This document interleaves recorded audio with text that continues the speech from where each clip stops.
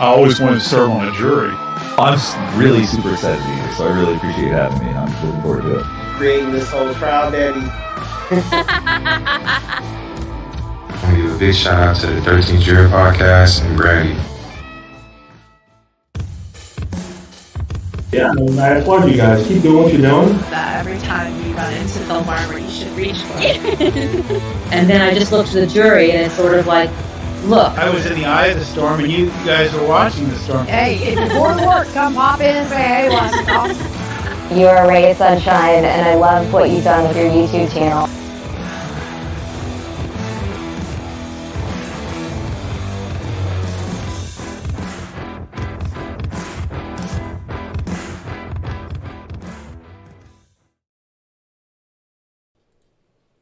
Okay, look.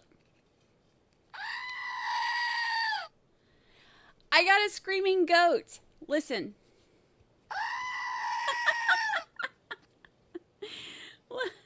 Hold on, we gotta do it one more time. I got a screaming goat. Hello, happy Monday, people. Happy Monday. I got a screaming goat.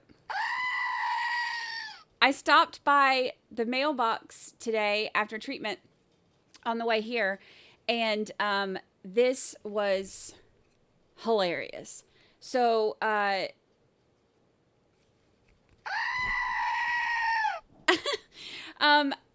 so thank you to whoever did this. I was just texting or messaging my mods, and I was like, y'all, I got a screaming goat in the mail, and I was like, I've literally sat here and hit the button and laughed by myself. Now Lucy's here, so now I'm technically not by myself anymore. It's hilarious. I've literally been by myself laughing. I sat in the car and laughed over this. Anyway, I opened it, so thank you. But there's a problem. It didn't say who the goat was from. So I need to know who to give credit to this for this because it's hilarious. And also, also, I got a chair that was sent to me, and I don't know who that's from either. So it was too big for me to bring in. So when my kid gets home, he's going to help bring it up for me. But I also got a chair, and I have no idea who that was from.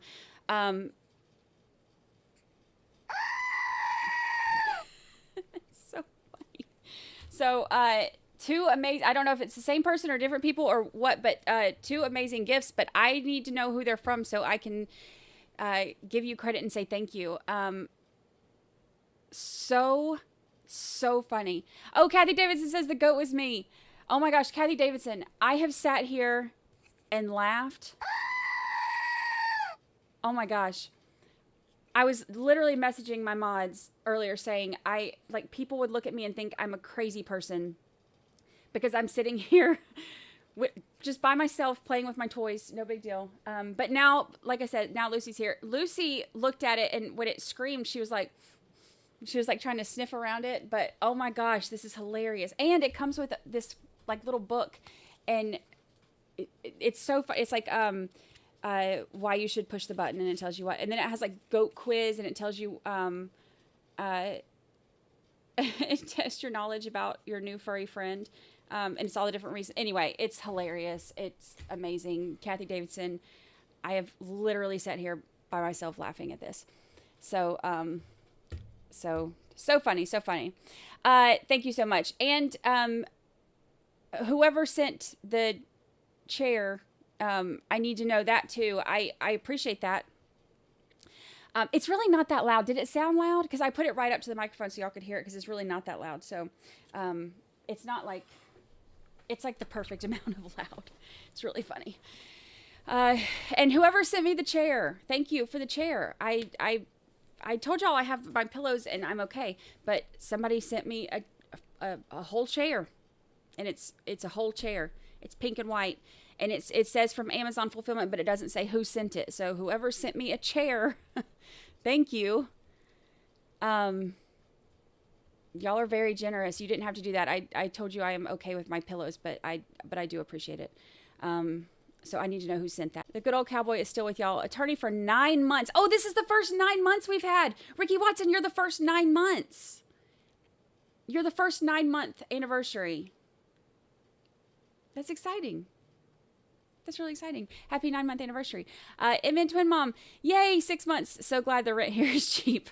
Good thing, because you live here now. Happy it's working.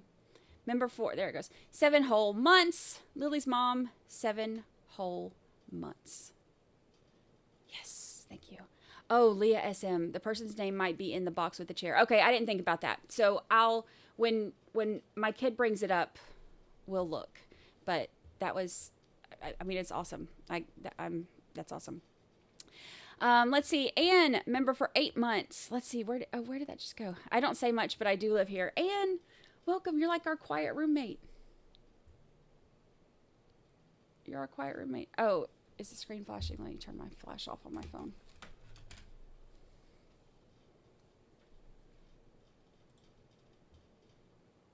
Okay, sorry. My flash is on my phone, and I have my phone sitting up, so it looks like there's lightning in the room, but it's not lightning in the room. It's just my phone blowing up. Sorry about that. It's not you. It's me. Let's see. So Anne, we got Anne. Queen Olive Ruth Ann, member for 9 whole months. Ooh, Queen Olive. Oh, look at the 9. So cool. Okay. Congratulations and happy anniversary to all of our people. So happy. Oh, Regina Crawford just gifted a membership too. Thank you, Regina Crawford. Let's see. Regina Crawford gifted a membership, and it went to Debbie Blair. Debbie Blair, good to see you in green. Thank you so much, Regina Crawford. Y'all are awesome. So today is a crazy day, huh? It looks like we have a lot of stuff to cover. I know that we have, let me pull this up. I think, let's see, let me pull this up. Oops. Don't do that.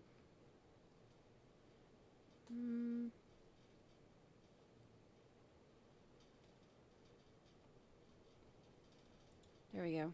Okay. Let me fix the volume. So we have a few things going on, y'all. We do. And make sure that our volume is boosted as much as we need it. There we go. All right. So I know that we have 2 things to cover today. We are doing the Alex Murdaugh hearing, and we are doing, of course, our trial that we are covering, which I know moves slowly. So we've been enjoying our speed trialing. So we're going to do both of those today. I started the poll to see majority wins on which one we're going to cover first. And we might have to go back and forth a little bit today, just because if we catch up on one and then one's in break, whatever, we want to do that.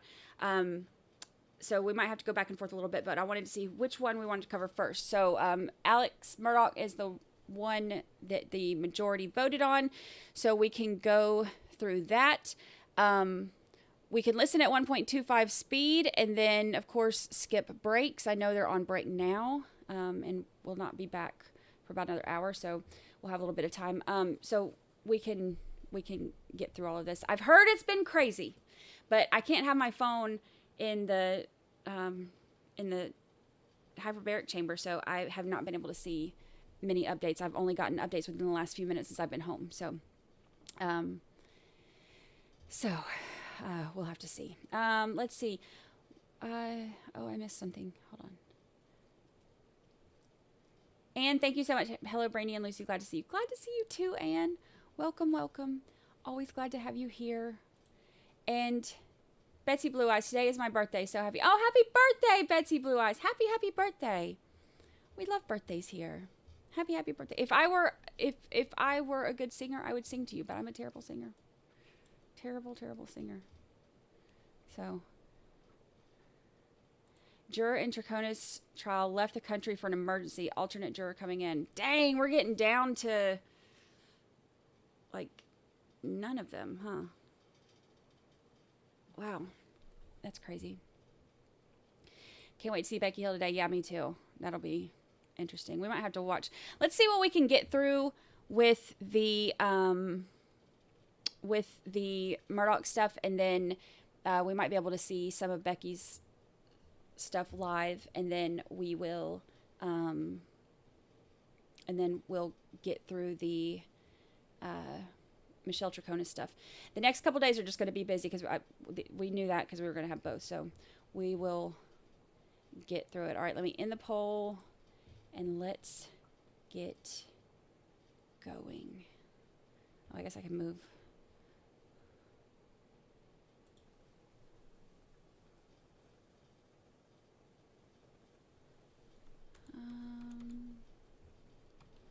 Bringing them in.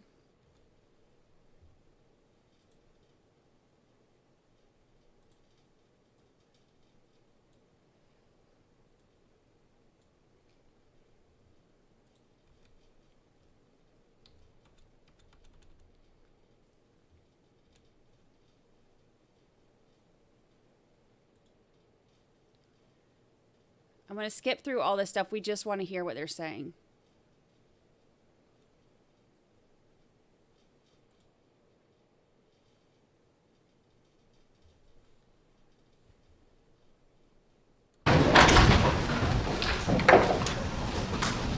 Good morning. Please be seated.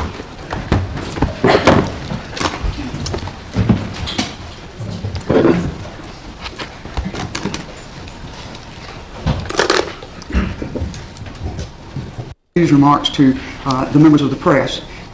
You have not been completely in accord with what I asked you to do last Friday, but you've all done me the great favor of obeying what I asked you to do with respect to the identity of the jurors, and I thank you very much for that. The first order of business after I give some preliminary remarks will be the examination one by one of the jurors. And what will happen is I will bring all of the jurors in to begin with, and they will be seated. I will make remarks to the entire panel. I will then ask that the jury be taken to their jury room, and I will one by one call the jurors and address them. And I will address them by a letter that I have developed rather than their number. Now, I realize full well that many of you who attended this trial for many, many weeks probably know these jurors. And I'm not making any further statement about what you do or don't do in terms of identifying the jurors. But I don't want any photographs taken of the jurors by the media. With respect to the rest of the audience, if you have devices, cell phones, iPads, or anything of that nature, please silence them. Please do not use them. The press is allowed to use their devices in order to make notes, but the press is not making any photographs either. I have a pool photographer as well as a pool court TV arrangement, and that's what will be used to photograph, and those materials will of course be fed and available to the press. I think if there's anything else. All right.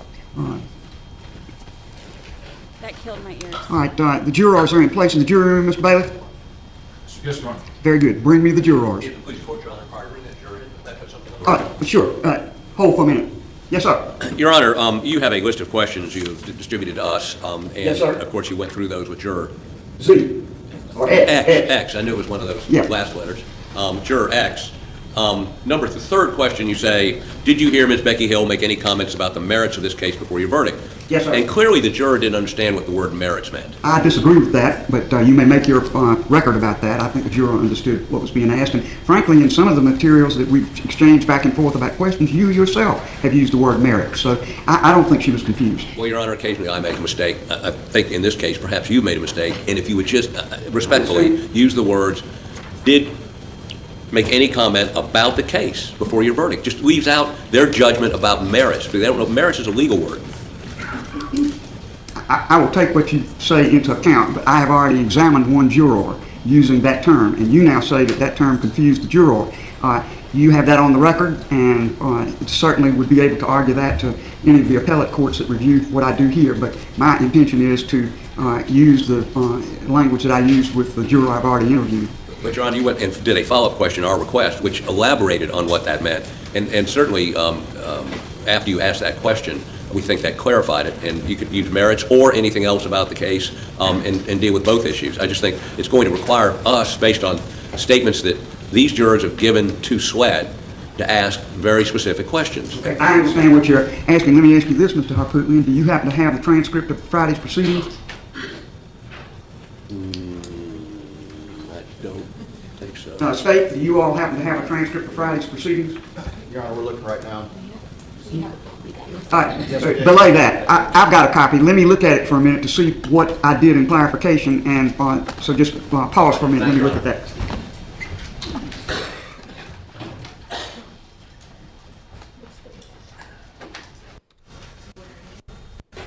I want to skip through and just get to the... And the only thing I know... Wait, there's follow-up. Okay. I love the way it says jurors. Okay, all right. I said this. I asked the attorneys for any further commentary about the questions I asked, and I have been asked to ask one more question, and I'm going to do that. I'm going to read you a memorandum by the state to counsel for the defense and then ask you about it, all right?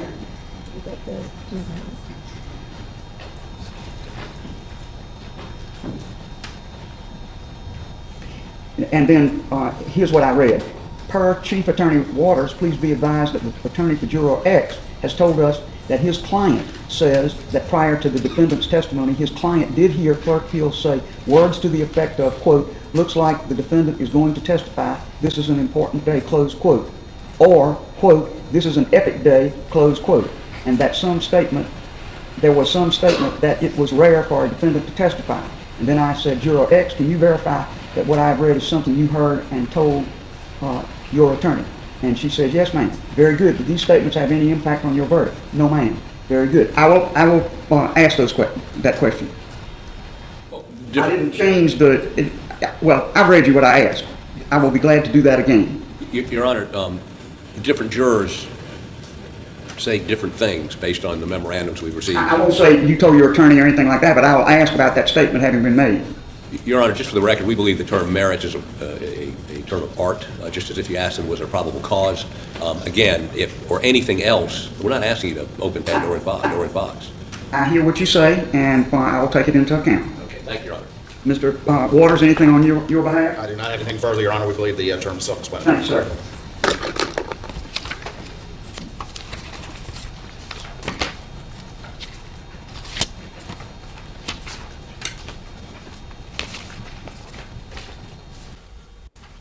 About this case before the verdict. I'll have to go to my screen to do this other, but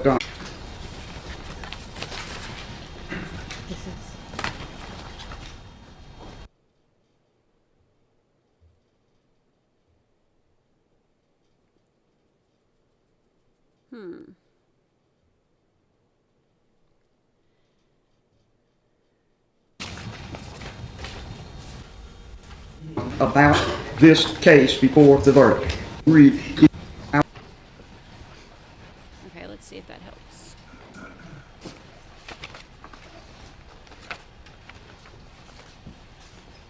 Yeah, it's buffering a lot. I'm having all kinds of issues with YouTube. I don't know why.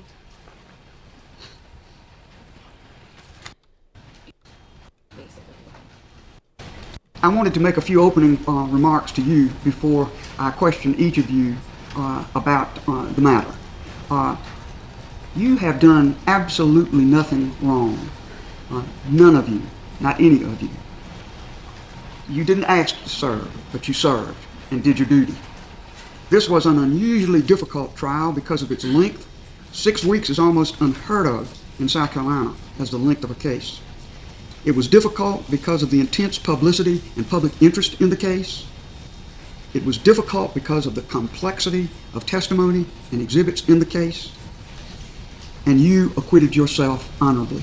So this question today is not about anything you did wrong. Please be assured of that.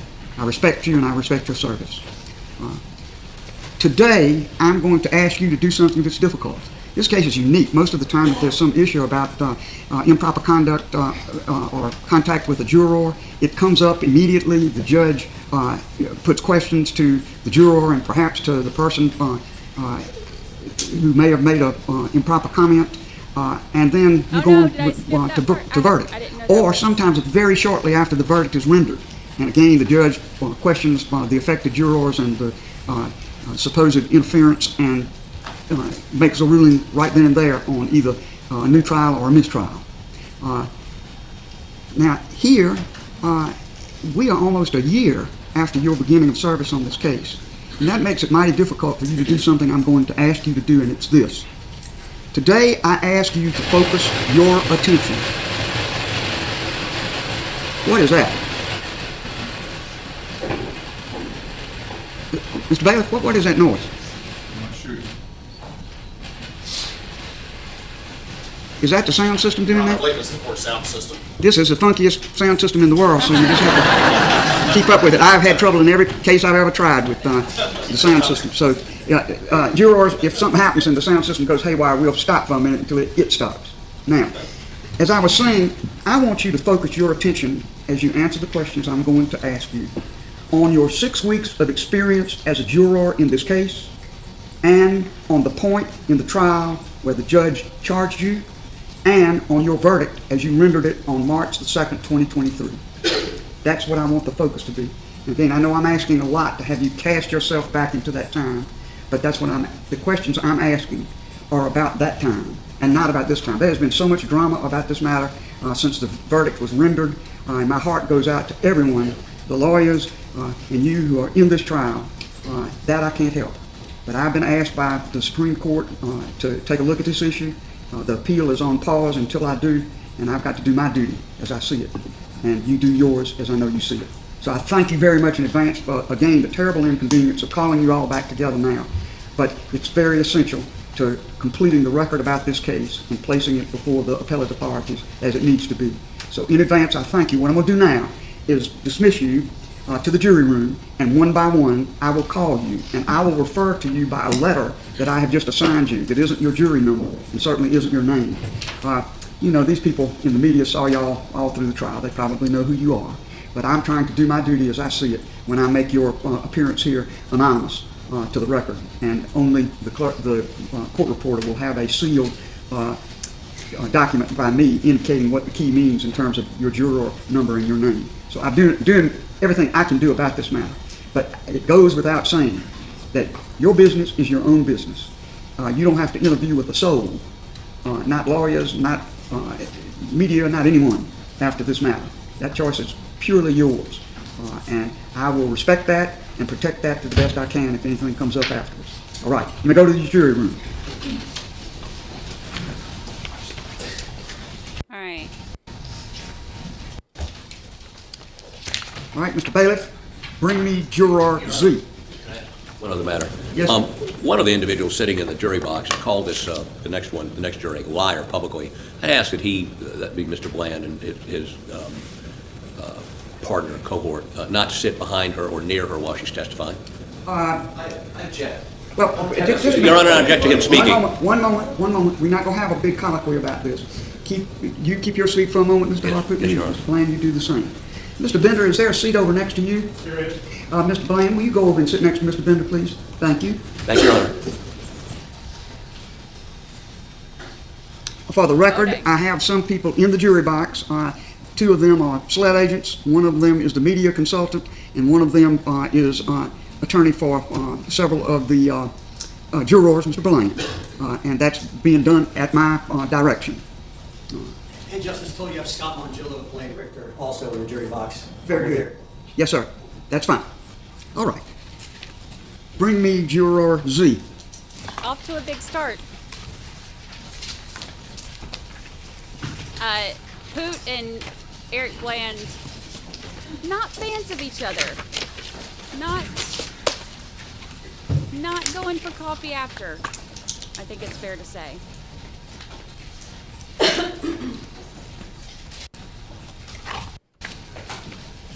After you are sworn, step over here to the clerk and she will administer the oath.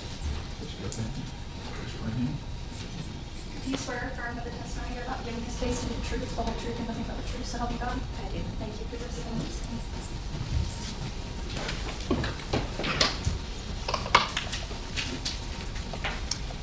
Juror Z, I will ask you some questions, and there are no right or wrong answers. The truth is what I seek, and that is the truth of what you experienced in relation to these questions at the State versus Murdaugh trial. You rendered a verdict on March the 2nd, 2023. That verdict was read in open court by the foreperson of the jury. And then the court said this: Madam Forelady and members of the jury, if that is your verdict of each and every juror, let it be known by raising your hand. The transcript then indicates that the jurors complied. The jury was individually polled, and each was asked, was that your verdict? Each juror answered yes. Each juror was then asked, is that still your verdict? And each juror answered yes. Was that an accurate statement about your verdict at that time?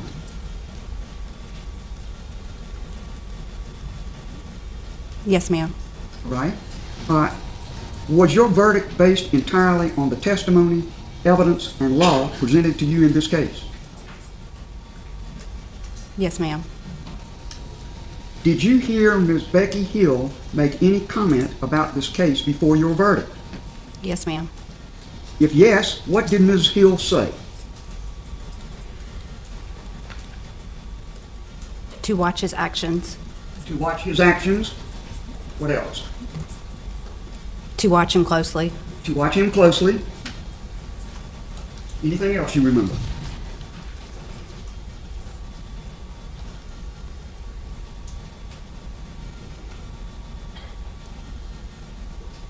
There is, but I can't remember. Okay, that's fine. And was your verdict on March the 2nd, 2023 in any way with any influenced in any way with any communications by the clerk of court, Becky Hill, in this case? Yes, ma'am. Yes, please. All right. Was your verdict influenced in any way by the communications of the clerk of court in this case? Yes, ma'am. And how was it influenced?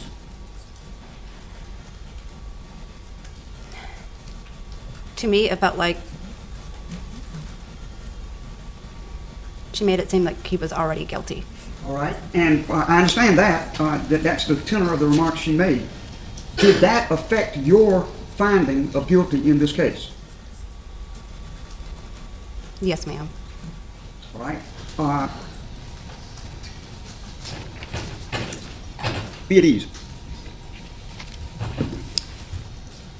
Those are my questions are submitted to the juror. Are there any reactions, further questions, and so forth? If there are, and you would like to voice them, I can ask the juror to retire to the jury room.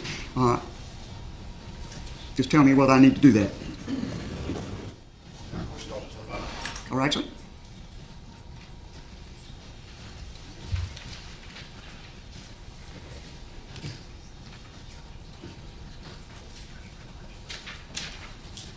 Your Honor, can we ask the juror we need to put some things on the record. All right. Take the juror to the jury room, please. So she said. So she's contradicting herself, though.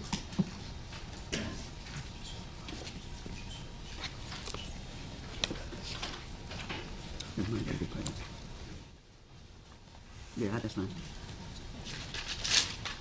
Mr. Waters. Yes, ma'am. Your Honor, in the affidavit that was given by this particular juror, paragraph 10 said, I have questions about Mr. Murdaugh's guilt, but I vote guilty because I felt pressured by the other jurors. We would request an inquiry as to that, which is how, when this motion was filed, she expressed the basis for her verdict, which obviously this answer is a little different now.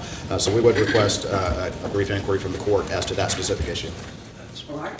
Thank you, Your Honor. Your Honor, as to two things. The first thing is, he is correct. She gave an affidavit. We would ask Your Honor to let her read her affidavit to refresh her memory of, she said other things. They're very detailed in here. We'd ask you to, and let me hand up to the court, a copy of her affidavit and ask you to have her read it before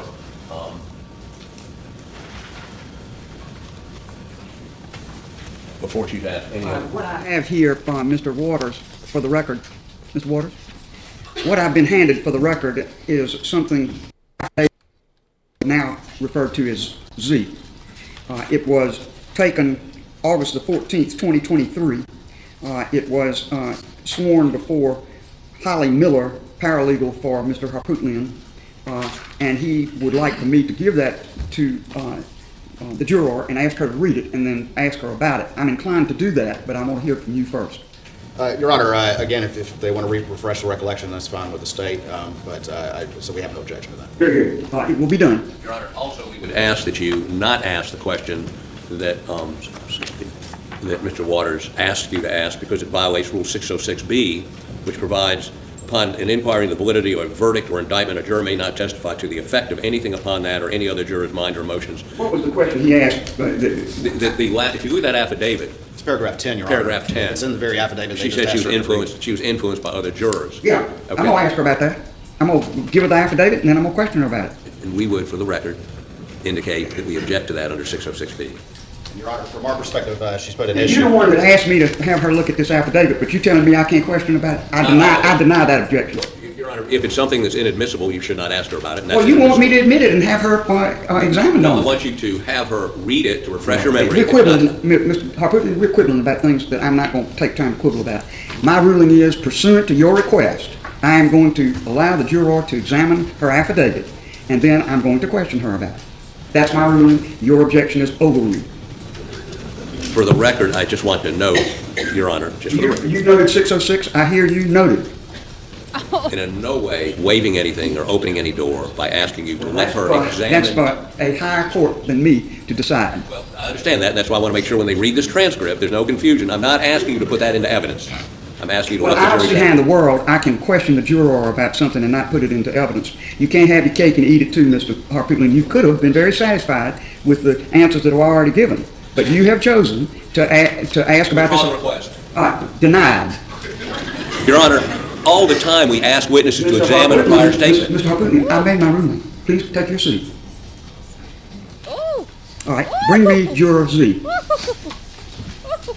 Get me another copy. It's in here. Yeah. It's in here. Mm-hmm. Yeah.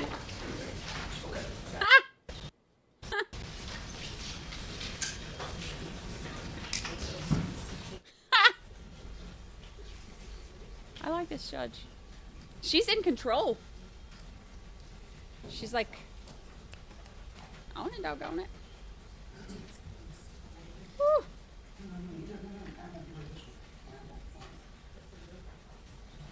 Sit down. She told you sit down. Sit down. That's right. Just joking.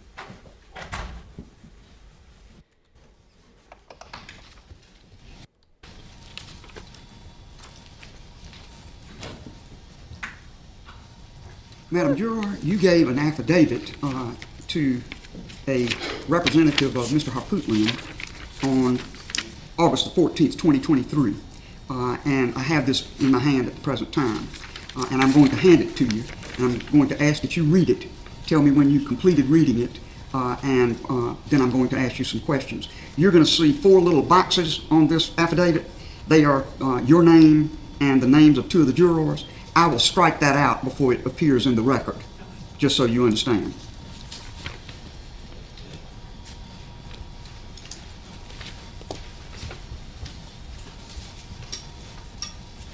Mr. Baird, please pass this to the juror. Take a moment to read this for me when you have completed reading. Yes, ma'am.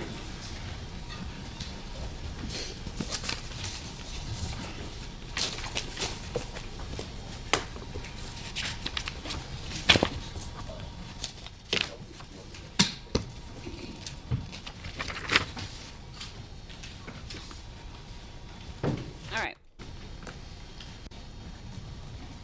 Sit down before you get in trouble again, Poot.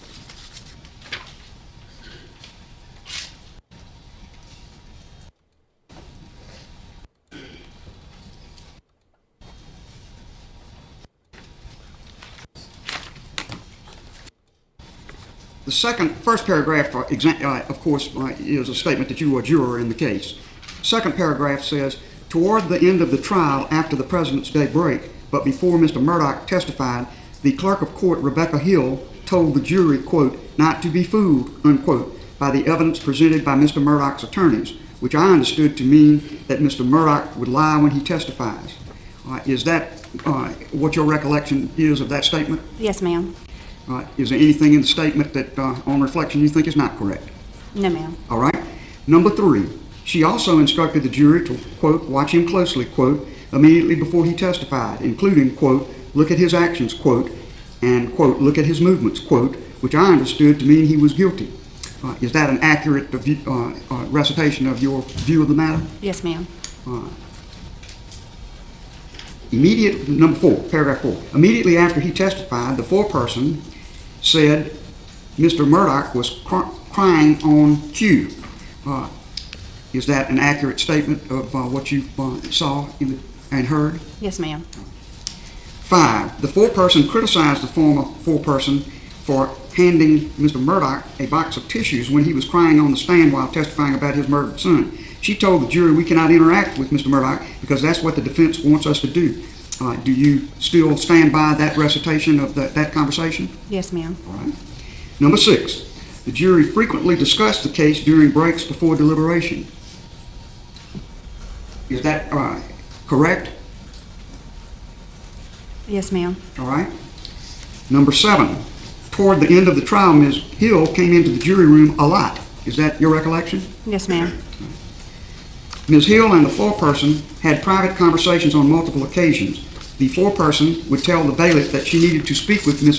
Hill. Ms. Hill would arrive, and then she and the foreperson would go to another room for a private conversation. The conversations typically lasted 5 to 10 minutes. The foreperson never said anything about the content of the conversation. For example, she never communicated logistical information after these conversations. This happened 2 or more times, more frequently towards the end of the trial.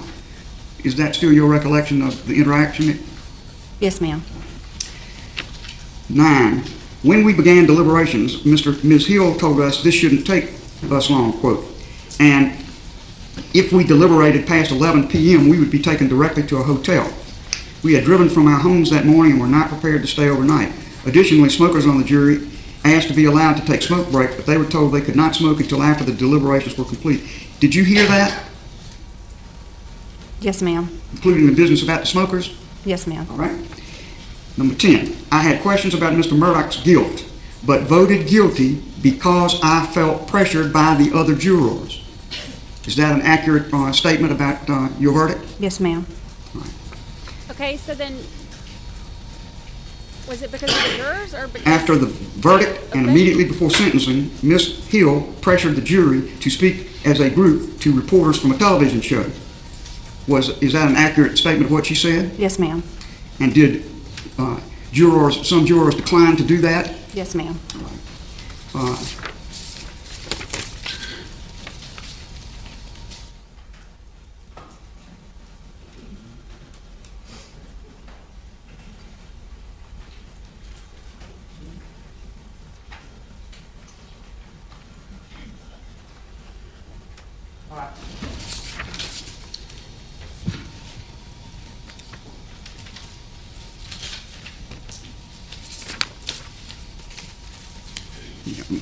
Where are my questions? Because now she's saying it was the jurors who, the reason why she voted guilty, even though she still had questions, which isn't uncommon, like, one juror changing their mind, multiple jurors, like you go in there and deliberate and change. Juror Z, I asked you previously, was your verdict on March the 2nd, 2023 influenced in any way by communications from Becky Hill, the clerk of court? You answered that question, yes. In light of what you said in the affidavit, which is I had questions about Mr. Murdaugh's guilt, but voted guilty because I felt pressured by the other jurors. Is that answer that I just read a more accurate statement of how you felt? Yes. Overruled. Yes, ma'am. All right. So you do stand by the affidavit? Yes, ma'am. Very good. Thank you. All right. You may go to the jury room.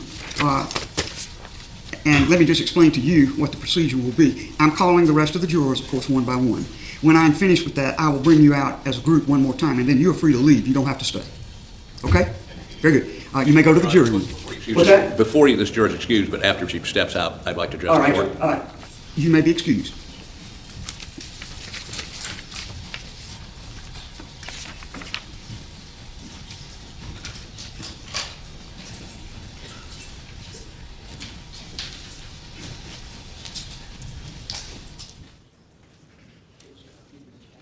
Up at the court if you want to make that use of the court's exhibit for this witness. That's good. What I'm going to try to do is redact as I did in the as you did in the document that you sent me, the identifying thing redacted now. He has an extra copy of the redacted. Oh, good. That's great. That would be wonderful. Show it to Mr. Harpootlian. I've seen it. Very good. Thank you. That's the one I will give to the court reporter, but I think you can see that I asked off of it. This is a court's exhibit 3. Court's exhibit 3. And Your Honor, just to be clear, that does still have the juror numbers in it. It does not have the letters. What I'd ask you to do, Elizabeth, is take off the juror numbers, just strike them through, and then where it says affidavit of juror and gives a number, just strike that out, and you can put in pen Z. Thank you.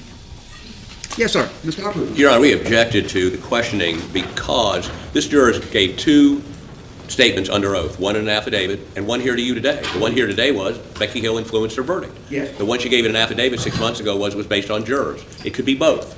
Your Honor did pick out the one in the affidavit from 6 months ago and said, is that a more accurate statement? That presupposes and suggests to her what she should say. And we believe that this juror's testimony, and Your Honor, I'm afraid what you're going to say is, well, she said the affidavit was more accurate than what she testified under oath here today, and therefore I'm not going to consider her testimony. And I think that's where we're heading here. I'd ask you to bring her back in, explain to her there's nothing wrong with it both being true. I decline to do that and overrule the objection. All right.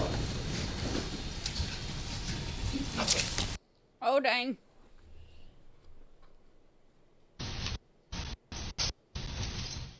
What happened? What's happening?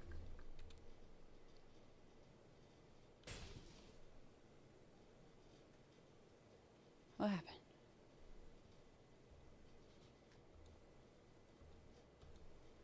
Dang.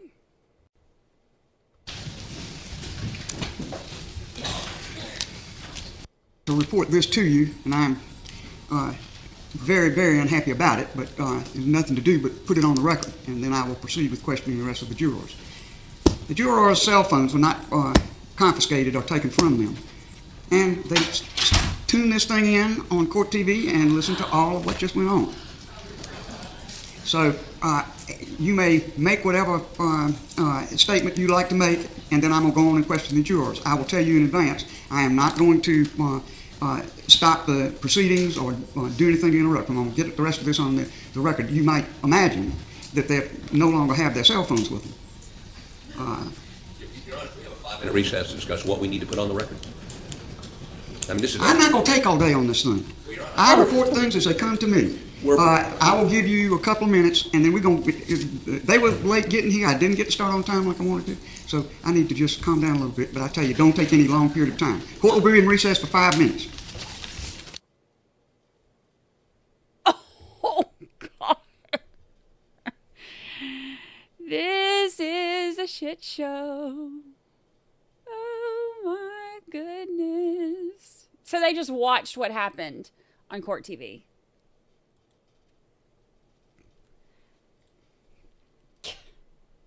Makes sense.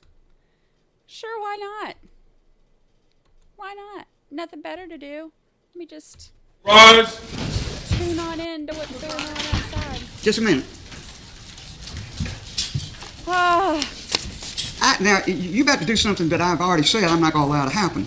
And that is, you've got standing next to you a member of the team that represents the juror. And I can tell you, Mr. Harpootlian, I made a ruling early on that when Mr. McCullough was in court, and when Mr. Bland was in court, that I was not going to allow the attorneys to participate in formulating the procedure for this hearing. But I have not indicated that I would not allow the lawyers for jurors to participate in this hearing. And so I'm not going to do that. I can just tell you that. And if what you want to do is by indirection tell me what the lawyers for the juror would say, I'm not going to accept that. Your Honor, my understanding is she'd like to approach to ask if the juror can be excused. No, not yet. Your Honor, I actually approached, Now, Mr. McCullough can be excused. There's still plenty of you lawyers and you can do it. I didn't want him to come to begin with, so I love him dearly, and he can go anytime. And I speak on behalf of Amy McCullough, his wife, when I tell you that. Your Honor, I actually was here to let both of them know that I was going to ask to approach to talk about a security issue All very right, quickly. well, come up here. Lord knows, I tell you what, Murphy's Law. What can go wrong will go wrong at the worst possible time, and Murphy was an optimist. Security issue. What is even happening? What is happening?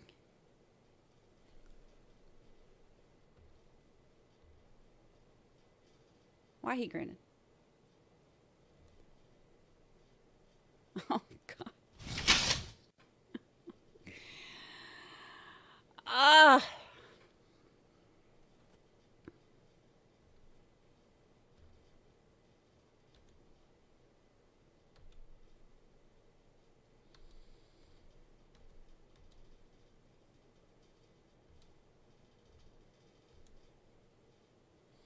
Quit talking. Eat your beef sticks and be quiet. Not a Murdaugh fan. It's no surprise. Dang, how long are they out? Oh, here we go. Okay. Please be seated.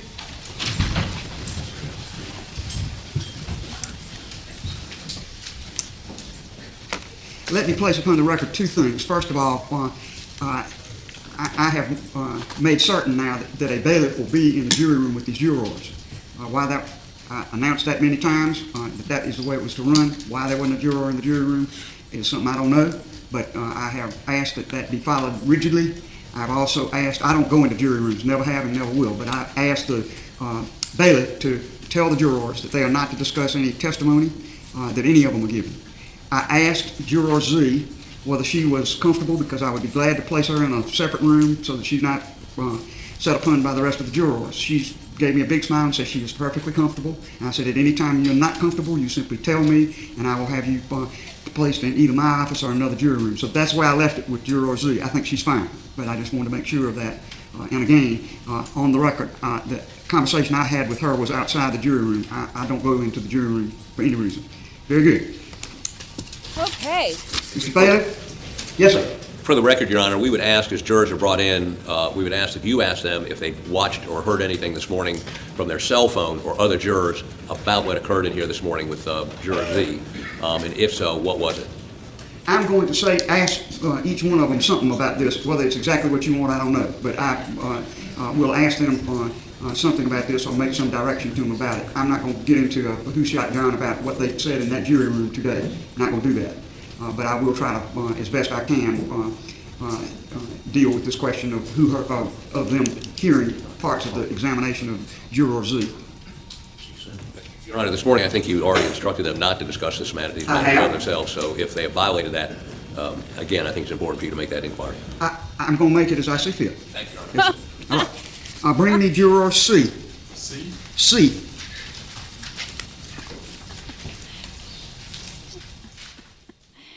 They wanted a new judge.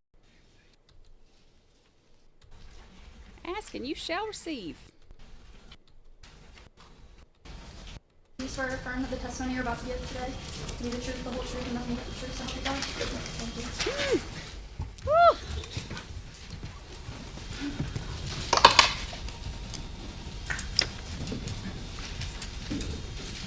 I will address you as Juror C because I've designated from your juror number at Colleton to letters of the alphabet. I am trying to protect the anonymity of the jurors as best I can.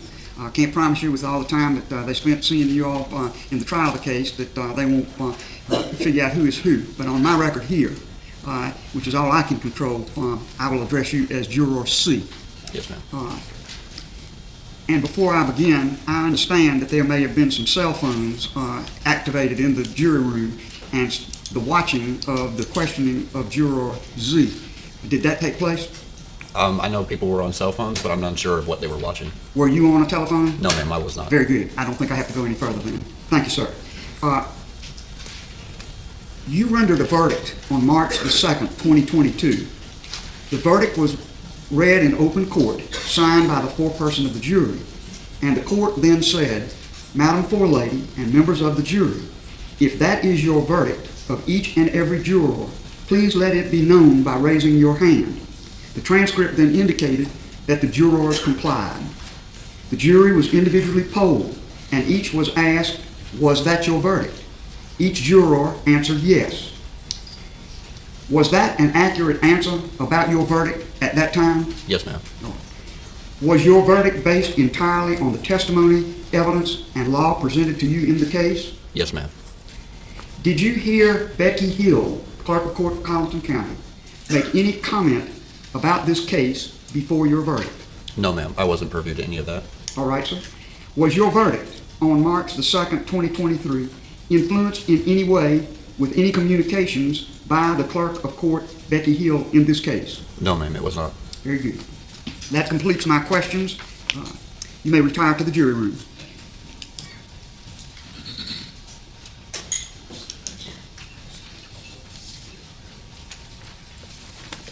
All right, so that one said nope. Designated the jurors by a letter, and people may know who you are. I will protect this record as Juror F. This morning it was brought to my attention that some jurors were perhaps on their phones listening or looking at a broadcast of the questions to the first juror I examined, Juror Z. Is that something that you know anything about or experienced? Yes, ma'am. Did you activate your own phone? Another juror did. All right. And will what you saw and what you looked at in any way affect your testimony as you're about to give it? No, ma'am. Very good. You rendered a verdict on March the 2nd, 2023, in open court and signed by the foreperson of the jury. The court then said, Madam Forelady and members of the jury, if that is your verdict of each and every juror, please let it be known by raising your right hand. The transcript then indicates that the juror complied. The jury was individually polled and each was asked, was that your verdict? Each juror answered yes. Each juror was then asked, is that still your verdict? Each juror answered yes. Was your answer an accurate answer about your verdict at that time? Yes, ma'am. Was your verdict based entirely on the testimony, evidence, and law presented to you in this case? Absolutely. Did you hear Ms. Becky Hill make any comment about this case before your verdict? No, ma'am. Was your verdict on March the 2nd, 2023, influenced in any way by any communications by the Clerk of Court, Becky Hill, in this case? Absolutely not. Very good. That's all the questions I have. I'd like to discuss the matter with you before we finish with this, Judge. You may go to your jury room and keep yourself ready. I don't know if I'm going to have any further questions, but as far as I'm concerned, the questions that I'm asking are at an end, but I need to consult with the attorneys before I can dismiss you. You may go to your jury room.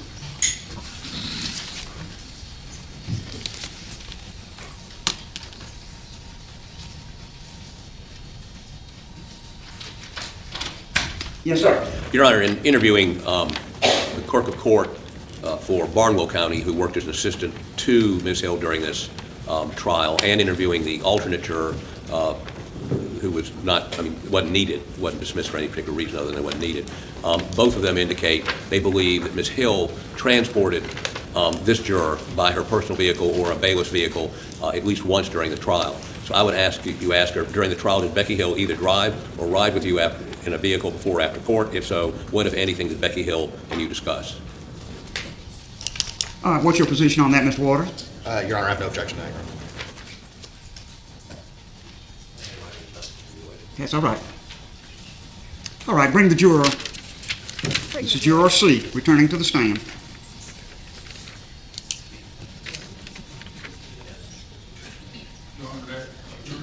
The same juror? Yes.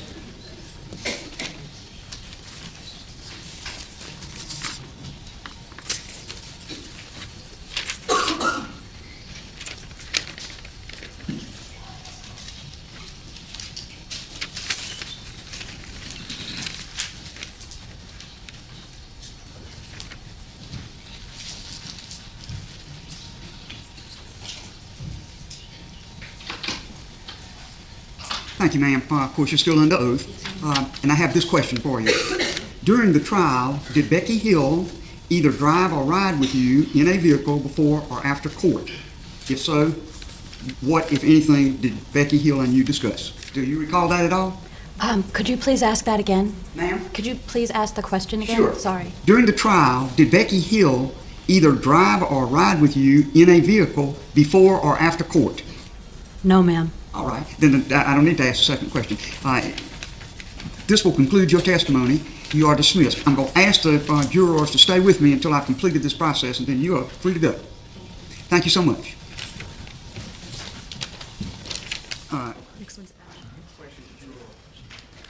Jurors. All right. All right. Mr. Harpootlian's question, Juror F, is court's exhibit number 4. She's sharp as a tack, man. Own it, doggone it. All right. Bring me Juror L. L as in Lima? L, as in Lima, yes.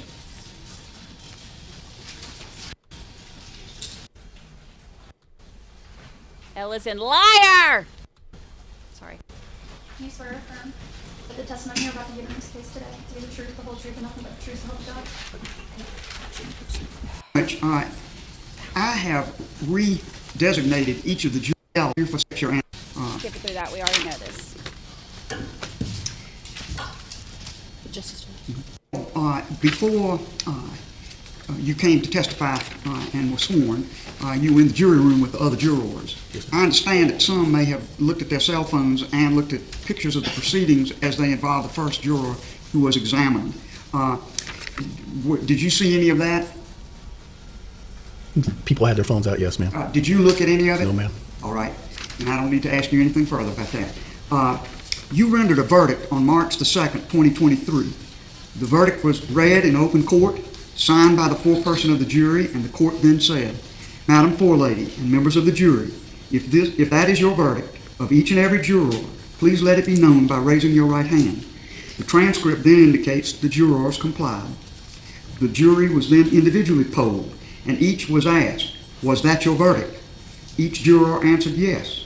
Each juror was then asked, is that still your verdict? And each juror answered yes. Was that an accurate answer about your verdict at that time? Yes, Madam Justice, yes. Was your verdict based entirely on the testimony, evidence, and law presented to you in this case? Yes, Justice. Yes, ma'am. Did you hear Becky Hill, the clerk of court for Colleton County, make any comment about this case before your verdict? No, ma'am.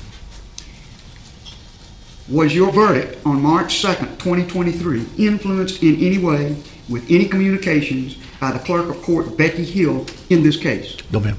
Very good. Juror L, thank you, and you are dismissed. I will send word back by the bailiff if there are any further questions. I always ask the lawyers that before I dismiss the juror completely and go to the next one. Please know that I will keep you in case there's anything I need to have the whole jury for at the end of this proceeding.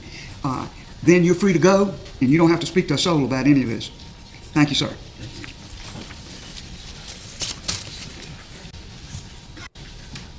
Very good. All right, Mr. Bailiff.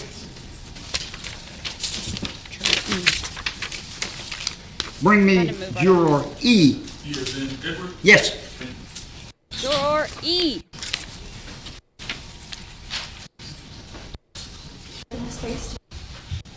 Designated the jurors by letter. Text your anonymity. I have these questions. Okay. Here we go. You rendered a verdict. Oh, yes. It was brought to my attention that cell phones of the jurors were accessed in the jury room for a time, and that some were able to examine the broadcast of the testimony of the first juror called Juror Z. Was your cell phone one of those activated to look at the proceedings? No, ma'am. Did you look at the proceedings on any other cell phone? No, ma'am. Thank you. Now, you rendered your verdict on March the 2nd, 2023. The verdict was read in open court, signed by the foreperson of the jury. The court then said, Madam Forelady and members of the jury, if that is your verdict of each and every juror, please let it be known by raising your hand. The transcript then indicates the jurors complied. The jury was individually polled, and each was asked, was that your verdict? Each juror answered yes. Each juror was then asked, is that still your verdict? And each juror answered yes. Was that an accurate answer about your verdict at that time? It was. Was your verdict based entirely upon the testimony, evidence, and law presented to you in this case? Yes. Did you hear Ms. Becky Hill make any comment about this case before your verdict? No. Was your verdict on March the 2nd, 2023 influenced in any way with any communications by the clerk of court, Becky Hill, in this case? No. Thank you, sir. That completes my questions. You may go to the jury room. I always consult with the lawyers to see if there are any further questions. If there are no, thank you. Me, Juror P, as in Paul. Oh, Paul. The testimony you're about to give in this case to be the truth, the whole truth, and nothing but the truth, so help you God? I do. Thank you.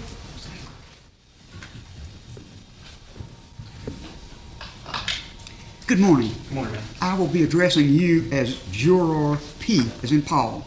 I've tried to redesignate the jurors without their number and, of course, without their name. Now, I realize you spent 6 long weeks hearing this case in open court because it's such a matter, and that Z was being examined, that some jurors may have had cell phones and accessed the proceedings. Did you have your cell phone? No, ma'am. Did you examine any cell phone broadcasts? There was a couple people that I have no clue what they were viewing. Yes, sir. Okay. Did any of this activity by other people in viewing this material have any impact on you in terms of your testimony today? No, ma'am. All right. You rendered a verdict on March the 2nd, 2023. The verdict was read in open court, signed by the foreperson of the jury. The court then said, Madam Forelady and members of the jury, if that is your verdict of each and every juror, please let it be known by raising your right hand. The transcript then indicates the jurors complied. The jury was individually polled, and each was asked, was that your verdict? Each juror answered yes. Each juror was then asked, is that still your verdict? And each juror answered yes. Was that an accurate answer about your verdict at that time? Yes, ma'am. Was your verdict based entirely on the testimony, evidence, and law presented to you in this case? It was. Did you hear Becky Hill, clerk of court for Clarendon County, make any comment about this case before your verdict? I did. Yes, ma'am. What did she say? It was the day that Mr. Murdaugh was taking the stand. Yes, sir. And she made a comment about watch his body language. About watch his body language. His body language, I see. Yes, ma'am. And what else? That's all I can recall. All right, sir. Was your verdict on March the 2nd, 2023 influenced in any way with any communications by the clerk of court, Becky Hill, in this case? No. All right. That completes my questions, Juror E. Or P. P. Juror P. Free to refuse to discuss business. I've tried to do the best I could to confine this thing, but I appreciate your service. Thank you, sir, and you may go to your jury room. Thank you, ma'am. Any questions by the state? Nothing from the state, Your Honor. All right, by the defendant? Nothing, Your Honor. All right. Bring me Juror O. O.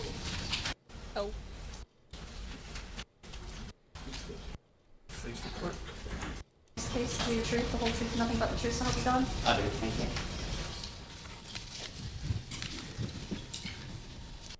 Your anonymity is best county and to preserve.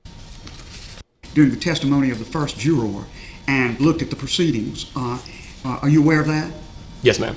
Did you activate your cell phone? No, ma'am, I did not. Did you watch any of the other cell phones? No, ma'am, I did not. Very good. You rendered a verdict on March the 2nd, 2023. The verdict was read in open court, signed by the foreperson of the jury. The court then said, Madam Forelady and members of the jury, if that is your verdict of each and every juror, please let it be known by raising your right hand. The transcript then indicates the jurors complied. The jury was individually polled, and each was asked, was that your verdict? Each juror answered yes. Each juror was then asked, is that still your verdict? And each juror answered yes. Was that an accurate answer about your verdict at that time? Yes, ma'am, it was.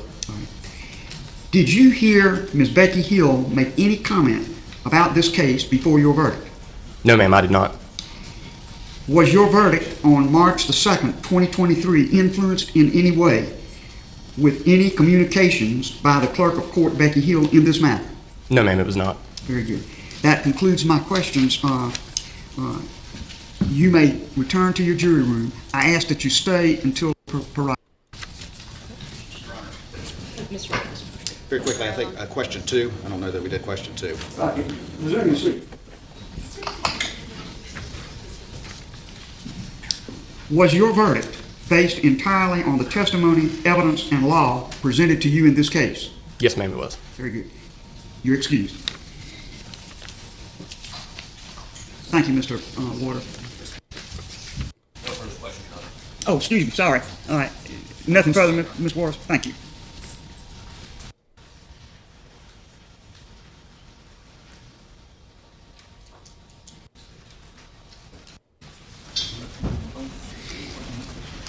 Do you swear or affirm that the testimony you're about to give in this case to be the truth, the whole truth, and nothing but the truth, so help you God? Thank you. Addressing you as Juror Y. I've tried to re-identify 6 weeks. You're completely free not to talk to a soul about this matter. That's always your prerogative.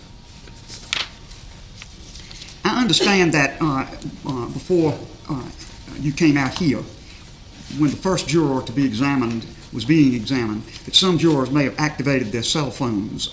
Were you one who activated your cell phone? No, ma'am. Were you aware that some cell phones might have been activated? I was aware after that. All right. So, did you hear anything about the examination of the first juror? No, ma'am. Thank you, sir. You rendered a verdict on March the 2nd, 2023. The verdict was read in open court, signed by the foreperson of the jury. The court then said, Madam Forelady and members of the jury, if that is your verdict of each and every juror, please let it be known by raising your right hand. The transcript then indicates the jurors complied. The jury was individually polled, and each was asked, was that your verdict? Each juror answered yes. Each juror was then asked, is that still your verdict? And each juror answered yes. Was that an accurate answer about your verdict at that time? Yes, ma'am. Was your verdict based entirely on the testimony, evidence, and law presented to you in this case? Yes, ma'am. Did you hear Ms. Becky Hill make any comment about this case before your verdict? Not to me, ma'am. Did you hear her make a comment to anybody else? Not that I'm aware, ma'am. All right, sir. So you don't remember any details of any conversation? No, ma'am. All right, sir. Was your verdict on March the 2nd, 2023, influenced in any way by any communications by the clerk of court, Becky Hill, in this case? No, ma'am. Thank you, sir. That completes my questions. I'm going to excuse you. Thank you so much. So far, it's just the one. W. But that one that contradicted herself. Affirm that the testimony you're about to give in this case to be the truth, the whole truth, and nothing but the truth, so help you God? Yes. Thank you.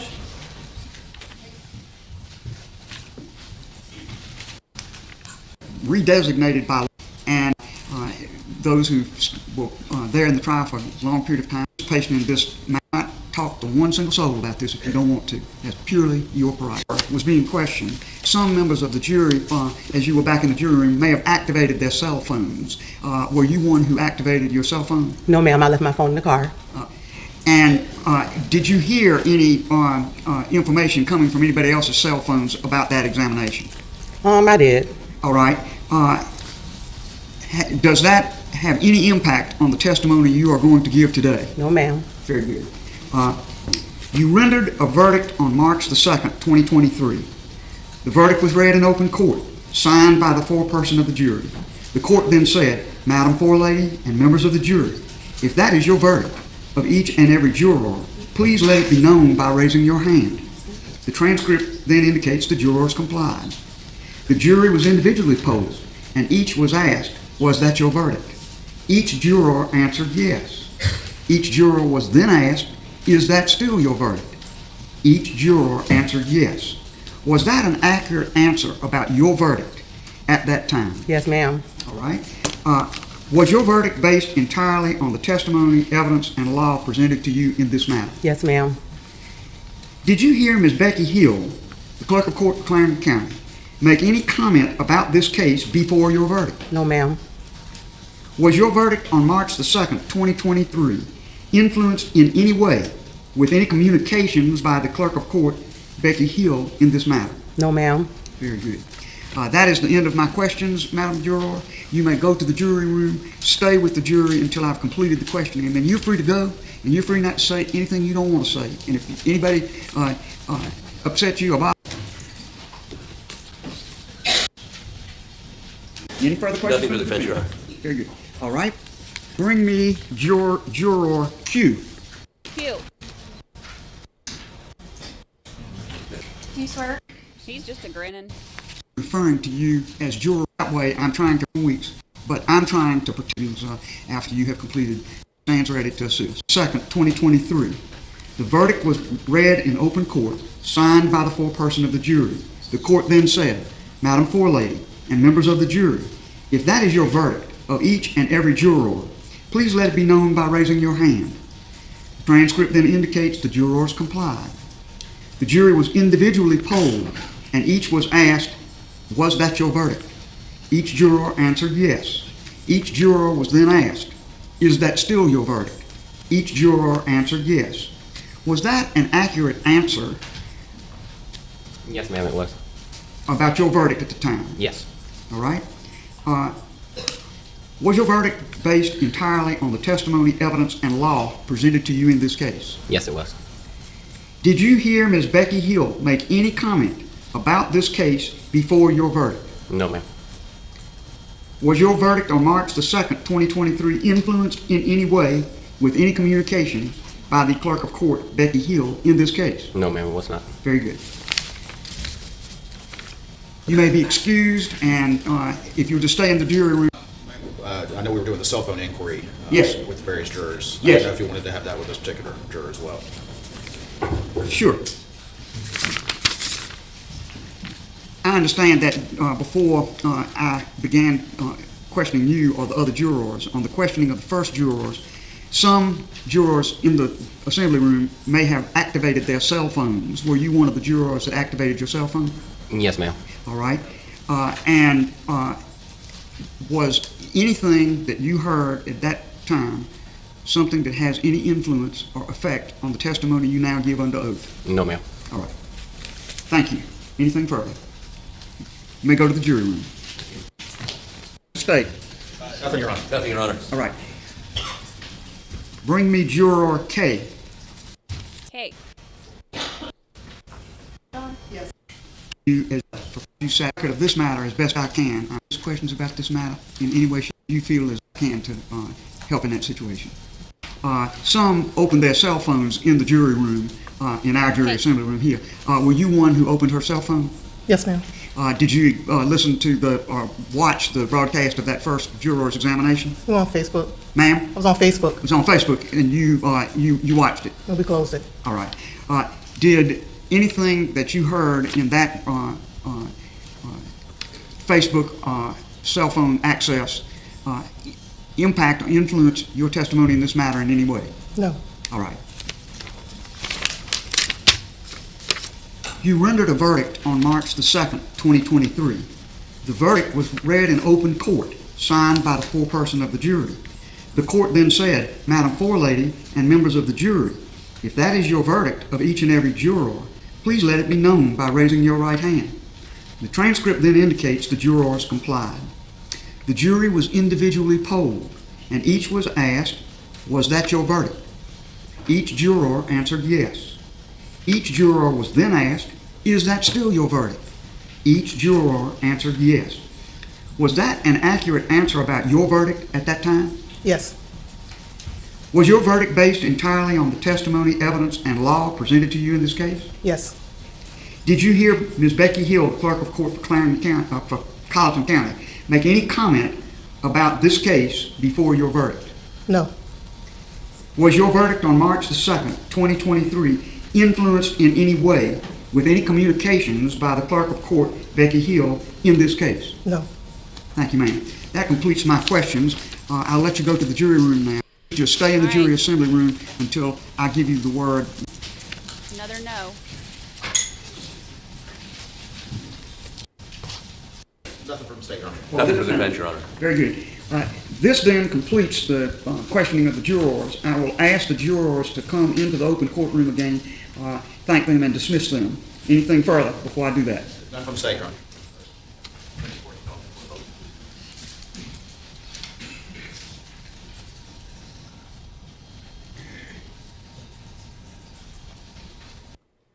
Be able to question Juror Z to follow up on what I believe the court is confused about.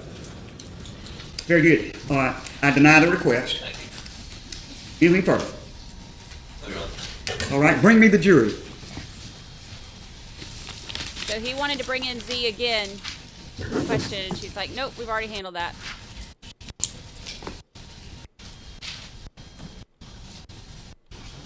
Ladies and gentlemen of the jury, that completes the court's examination of the jurors in this matter. I can only deeply apologize to you for having to inconvenience you so long after the trial of this case to come here, and I very much appreciate your candor. There are no right or wrong answers to the questions I asked you, but I think each of you, to the best of your ability, answered the questions, and I am deeply grateful for that, as is the state matter. If you don't want to, that's purely your prerogative, and I'll be happy to do so. Let them go. Clerk of court available? Yes, ma'am. It's my understanding she is, and stay prepared to call her when the court is ready.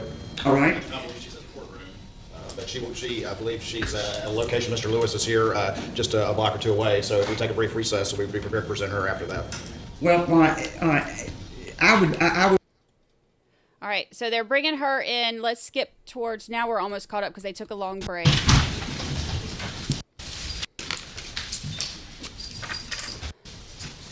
Ready to proceed? Ready to proceed. I think they're still getting the defendant ready to sit down. But very good.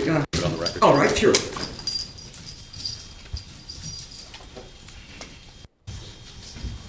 Standard by which you would... Yes, sir. Your Honor, we last week discussed the standard by which you would proceed during this proceeding and evaluate the evidence. We argued that you should use a case called Bremer. You rejected that. But under any standard, as I understand it, the burden of proof is on the defendant to show certain statements were made or certain conduct happened.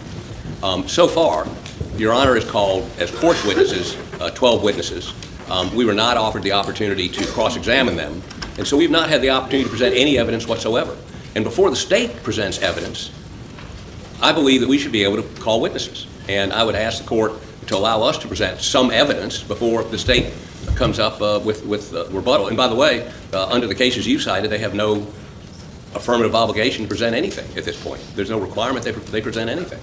So I would ask you to allow us to call a witness or two before you make a decision as to whether or not they need to call a witness. The state? Your Honor, we obviously have argued very extensively some of the cases, and I think the South Carolina jurisprudence is very clear that while an evidentiary hearing is appropriate, and that's what we're doing here, that manner of inquiry is purely within the discretion as the trial judge sees fit. This is not a criminal trial where we're here with a jury to present the normal criminal trial process. This is an inquiry that is very much directed by the trial court and what the trial court thinks is appropriate. And so the state certainly is comfortable with the inquiry the court is conducting. And my understanding is, as far as putting up Ms. Hill, this is the manner in which the court wanted that evidence presented, and so we're happy to comply in that regard. But we think that this inquiry is within your discretion, and we have no issue with the manner in which Your Honor is proposed to conduct it. Please, Court, Your Honor. Certainly the conduct of this hearing is within your discretion. What is not is who has the burden of proof. We do. And we can't meet that burden if we can't call witnesses.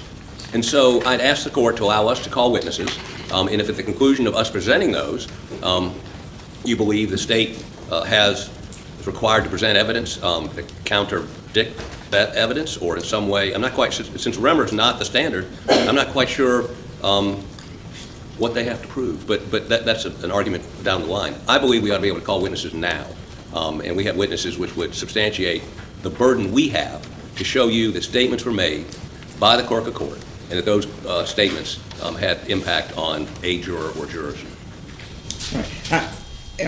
I've got a couple of reactions to that. Number one, the pretrial was the time to figure out exactly what we were going to do here. And I think it comes at the last minute for you to now come and say we want to present witnesses. You briefed the matter of witnesses. We had a long pretrial. After I made my rulings on what I thought the scenario was that should be used based on State versus Green, you lodged objections to that, but you did not offer at that time any information about who you wanted to call other than this lengthy filing in one of your briefs. It comes pretty late in time for, in my view, for you to do that now. Second thing is, I gave the defense a big break when I allowed you to be the cross-examiner and the state to be the presenter of Becky Hill. She's really a witness that each side needs to prove their view of what happened in this matter. The state puts her up to try to show that there was no impact by anything she said, and that some of the things your witnesses say were said, she says were not. So there's a conflict in the evidence there. I'm not going to rearrange the situation and go to any witnesses of yours right now. I'm going to see what Ms. Hill has to say. And then afterwards we can talk about whether there's any need for any other witnesses. Your Honor, just factually argue this with you. We did not understand, we assumed you'd adopt Remmer because that was... Well, I don't know why you assumed that. Because the South Carolina Supreme Court said very clearly that we do not go by the guidance of the 1950s case of U.S. v. Remmer. We do not believe that's what Justice Kittredge has said. They said it straight out, as clear as a bell can be, but I've ruled on that. Yes, ma'am. And, all I'm saying and the South Carolina Supreme Court's going to have plenty of chances to decide that they want to modify Green. Well, when we were somewhat taken aback by a ruling as a result, and that ruling came at a point where we didn't know what these witnesses were going to testify to. So we now, and by the way, you've set aside 3 days for this. What's the hurry? This gentleman is facing life with no parole. We should take this in a very deliberate way. He's got a 14th Amendment right to ensure that he had a fair trial. All these arguments should have been made before this time, Why? Mr. Bach. Well, Mr. Harcourt, I've told you how I'm going to handle this thing.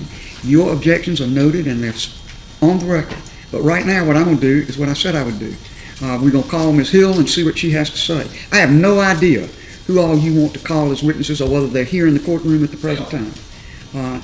But we'll get to that after Ms. Hill testifies. Yes, Your Honor. All right. Just let me bring it to your attention from this email.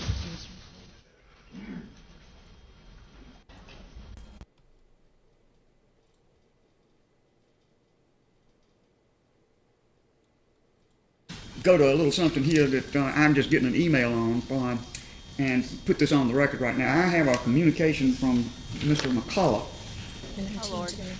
that's that is copied to Mr. Harpootlian, Mr. Griffin, Mr. Waters, and Attorney General Wilson. And basically says his client, Juror Z, wants to enhance the testimony she gave with some sort of affidavit that he wants me to look at, and I have looked at.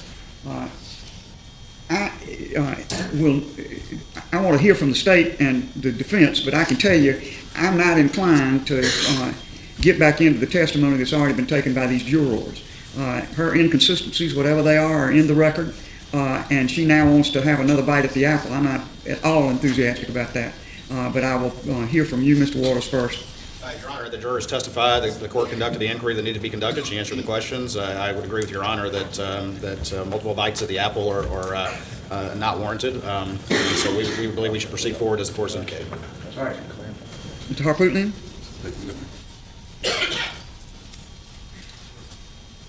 Your Honor, I'd note two things. The first thing is we asked to be able to examine this juror. You denied that request. Number two, she's not our witness. She's not Mr. Waters' witness. She was the court's witness and a juror that, and you commended all of them on their honesty. She's attempting to be honest. This process we're going through is an effort to seek the truth. This is the truth. I don't understand why it can't come in. I think I understand what your position is. So we'd ask you to make it a part of the record. You can say you're going to consider it. You're not going to consider it, but it should be a part of the record. Well, I'll give some thought to whether this thing should be a part of the record, but I can tell you this. Witnesses don't get to get on the stand and testify under oath and then seek to add or change or deal in any way with their testimony. Those questions were very open-ended questions. that asked for her responses, and she gave them. If they're inconsistent, she can't come up now and try to close the loop of consistency by some additional testimony. And I am not thinking about allowing that to be done. Your Honor, we believe, and we said at the time, the way you questioned her put her in a position of saying, yes, that was my verdict then. We think, and we couldn't examine her, and Your Honor, to say now that this affidavit doesn't accurately depict her position is to deny fact, the truth. You've already said that once. I know your position on that matter, but I decline to adopt it. All right. We'd make this an exhibit as a proffer for our case. This affidavit, we proffer it for our case. We have the burden. I'll give some thought to it. I'm not ready to deal with that right now. I looked at it just in the moment right before I put it on the record. I'll do some research about that, and we'll close that loop before the end of the day. Your Honor, again, okay, we have 2 more days. We don't have to wrap everything up today. Thank you. Yes, sir. All right. Mr. Waters. Thank you, Your Honor. The state calls Rebecca Hill. Oh, dang. All right, carry this Hill and bring it to the courtroom. Oh, dang.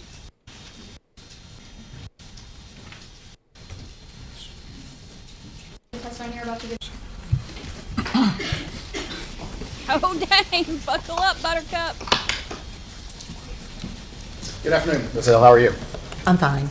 I want to get started, if you would. If you could state your full name for the record and spell it for the court reporter, please. My name is Becky Hill. Last name Hill, Hill. All right. And if you would, just give us, you're currently the clerk of court for Colleton County, is that correct? That's correct. And just very quickly, if you would, what year were you elected as clerk of court?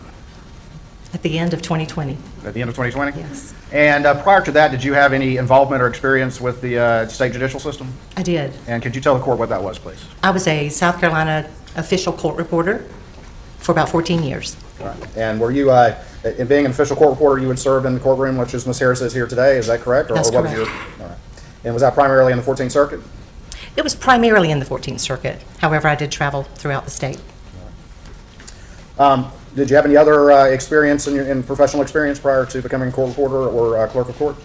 I was a court reporter freelance for 2 years before that. Okay. And then any other professional pursuits you've had over the course of your career? I was able to be a middle school teacher, and I worked for the Board of Disabilities for a few years as well. Let me go ahead and just kind of get straight to it.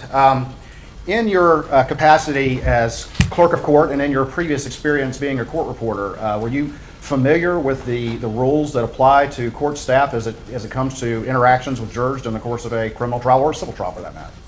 Yes. All right. And could you tell the court generally what those rules are as far as what contact is permissible and what contact is not permissible, just very quickly? The judge gives the law and gives the instructions for a jury, and the attorneys will state their opening statements, their closing arguments, and basically the clerk of court and anyone else, court reporter, we're there to, my understanding would be to make sure that everyone's taken care of. Do you need some Kleenex? Do you need some water? Different things like that, just to make sure that they're taken care of. Is it common for clerks of court to have interaction with jurors during the course of a trial to see to those various logistical needs that you just described? Yes. And did that happen in the Murdaugh case? It did. And can you give us an example of some of the logistical things that or other things that you would see to deal with any needs that the jurors may have? I mean, did you provide them food, coffee, make sure they were comfortable, things like that? Yes, all of that. All right. Provide blankets for them if they were cold? Our courtroom was very cold in Colleton County, yes. Did you provide them with aspirin or Tylenol if they needed, make sure coffee and snacks were available? Yes. Did you take lunch orders for them so that they were fed each day? Yes. At any time, did you interact with any juror in an attempt to influence their view of the facts in the State v. Murdaugh case? No. All right. Now I want to ask you some specifics about that and some allegations that have been raised. At any time, did you tell the jury not to be fooled by evidence presented by Mr. Murdaugh's attorneys? I did not. At any time, did you instruct the jury to watch him closely and look at his actions? I did not. At any time, did you instruct the jury or tell the jury to look at his movements? No. At any time, as the jury moved to deliberate, did you tell the jury this shouldn't take long? No. At any time, did you tell the jury that the defense case, watch out for the defense case, they're going to try to throw you off, or anything along those lines that was meant to influence the jurors against Mr. Murdaugh? No.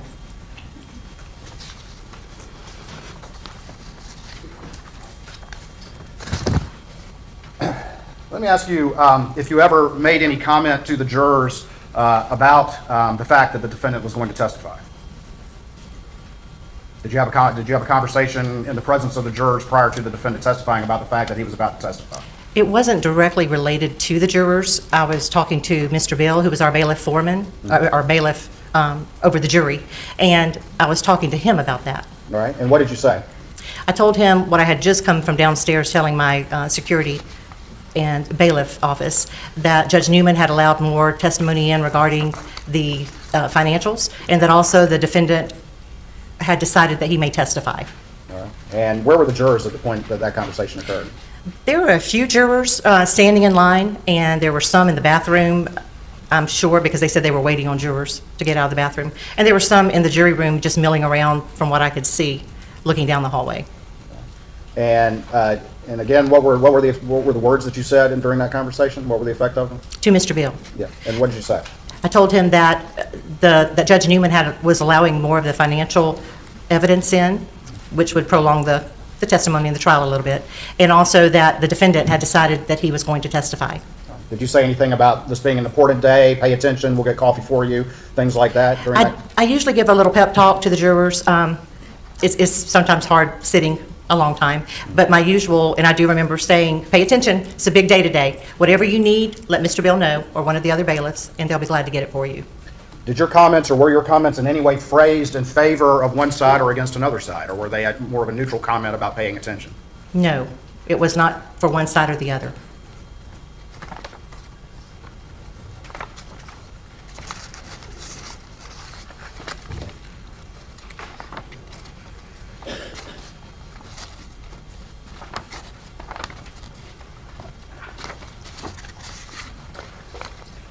Were you present when the jury went to the Moselle property to conduct the jury view? I was. All right. And was Judge Newman there as well? He was. During the time that you were on the property, traveling there, traveling back, did you have any conversation with the jurors where you made any comment about the substance of any testimony or any comment about the merits or the strength of the case? No, no.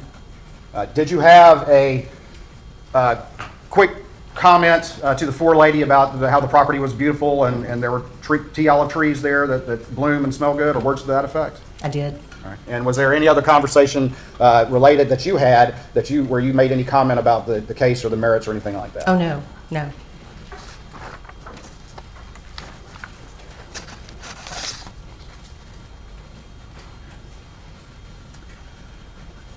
During the course of this trial, did you have a bailiff employee whose primary job it was to see to the jury and their security and keep them separate from everyone else that was involved in this trial? I did. And who was that? Mr. Bill Polk. All right. And he was ultimately the jury coordinator in this particular case? That's correct.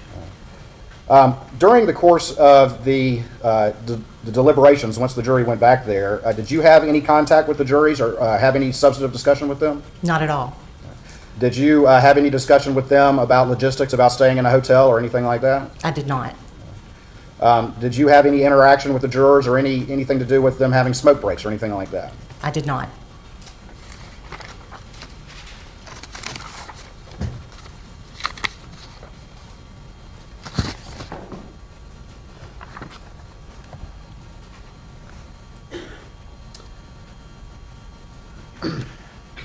During the course of the trial, did you have any discussion or interaction with the jurors about them giving any interviews to the media or making themselves available to the media? I'm asking during the course of the trial itself. No, not during the course of the trial.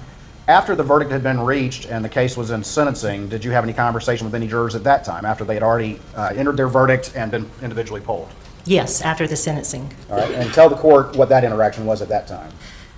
There were several outlets, news outlets, that wanted to interview the jury as a whole and really wanted to get them up to New York. And so I was trying to get a hold of all the jurors to talk about that. That was something we had not prepared for. Did you at all pressure the jurors to speak, or did you just tell them that it was their option to speak or not, and here's the contact information? I did not pressure the jury to speak. No. Did you advise them that it was their decision and their decision alone whether or not they wish to speak to the media? It was totally their decision. And did you advise them of that? Yes, yes.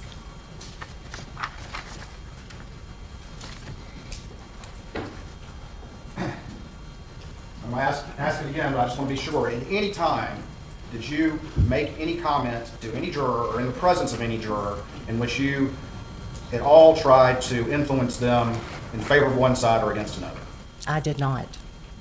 Did you understand, being a longtime court employee and clerk of court, that that is outside the boundaries of what is appropriate interactions with the jurors during the course of a trial? Absolutely. And at any time did you violate that rule that you understood? I did not. Court's indulgence, 1 moment.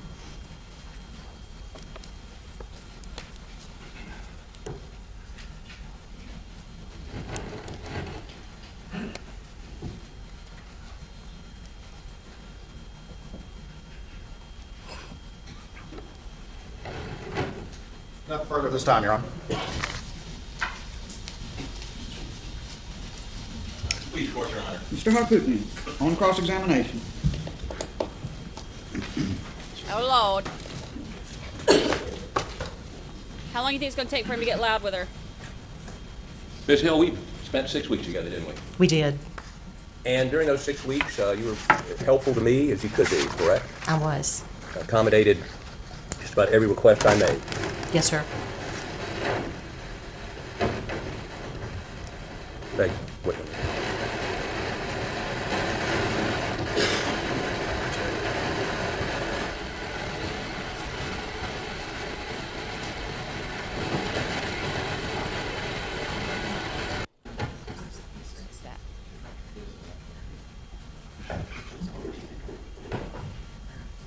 Oh, yeah. It was supposed to, I want to be sure you can be heard. That was the microphone that was supposed to, you're fine where you are, absolutely fine. Yes, ma'am. It was a stage microphone that was obscuring my ability to question the witness. Yeah, well, what I'm wondering is whether you can be heard without a microphone. Do we need to try to get a microphone up on this podium? Yeah, that would be good. You, but I assume. All right. I don't know who's supposed to hear this other than you, but I assume they can hear us. The court reporter, I'm sorry. She's more important, not as important as you. Yes, I agree. Oh, yeah, we're old friends, right? We spent 6 weeks together in a very pressure-filled situation, correct? It was a long 6 weeks. It was a long 6 weeks. And during those 6 weeks, you were helpful to me in a number of different ways, accommodating friends that I had that wanted to come watch the trial, for instance, correct? That's correct. You even allowed me to use the private restroom down on the first floor so I didn't have to stand in line with the rest of the people trying to get breaks, correct? Correct. So we have no animosity towards each other. You didn't do something to me and I didn't do something to you during that trial, right? Absolutely. Okay. Now, given that, I'm going to ask you some questions today that may indicate to you that I have some antagonism towards you. Let me disabuse you of that. I'm here doing a job representing my client. And you've been around the court system for decades, correct? Yes, sir. So you understand what we're doing here today. Yes. Now, let me understand a couple of things. I think, and I've read your book, some editions of your book. There's several. We got a bunch of emails in which you have drafts that you forwarded to your co-author, correct? Correct. Objection. I believe, I would object to relevance. I believe any draft she sent to her co-author with the book is beyond the scope of this inquiry here today. Overruled. You may proceed. Thank you, Your Honor. And in those drafts, you say certain things about the trial, about the process, which you later did not include in the final version. It's called editing, is that correct? I would agree with that. Okay. Now, let's talk about this book for just a second. When did you first decide you were going to write a book? I think a thought was there, a very fleeting thought, before the trial. Did you take any steps before the trial or at the initiation of the trial to begin writing this book or working with somebody on this book? Oh, no, sir. When did you and your co-author get together? It was several weeks after the trial. Okay. Did you talk to anybody about the fact you were going to write a book before the trial? There were several anchors and several journalists that I did speak with about the possibility of writing a book. I'm so disorganized, I apologize. Did you seek assistance in this trial from other clerks of court? Yes, sir, I did. And who were they? Rhonda McElveen, who is the Barnwell County Clerk of Court, and Renee Elvis from the Horry County Clerk of Court. And were they there with you the entire 6 weeks? No. I mean, how long were they there? How often were they there? Rhonda McElveen was there as often as she could be, probably several times a week. Renee Elvis helped me during the jury selection.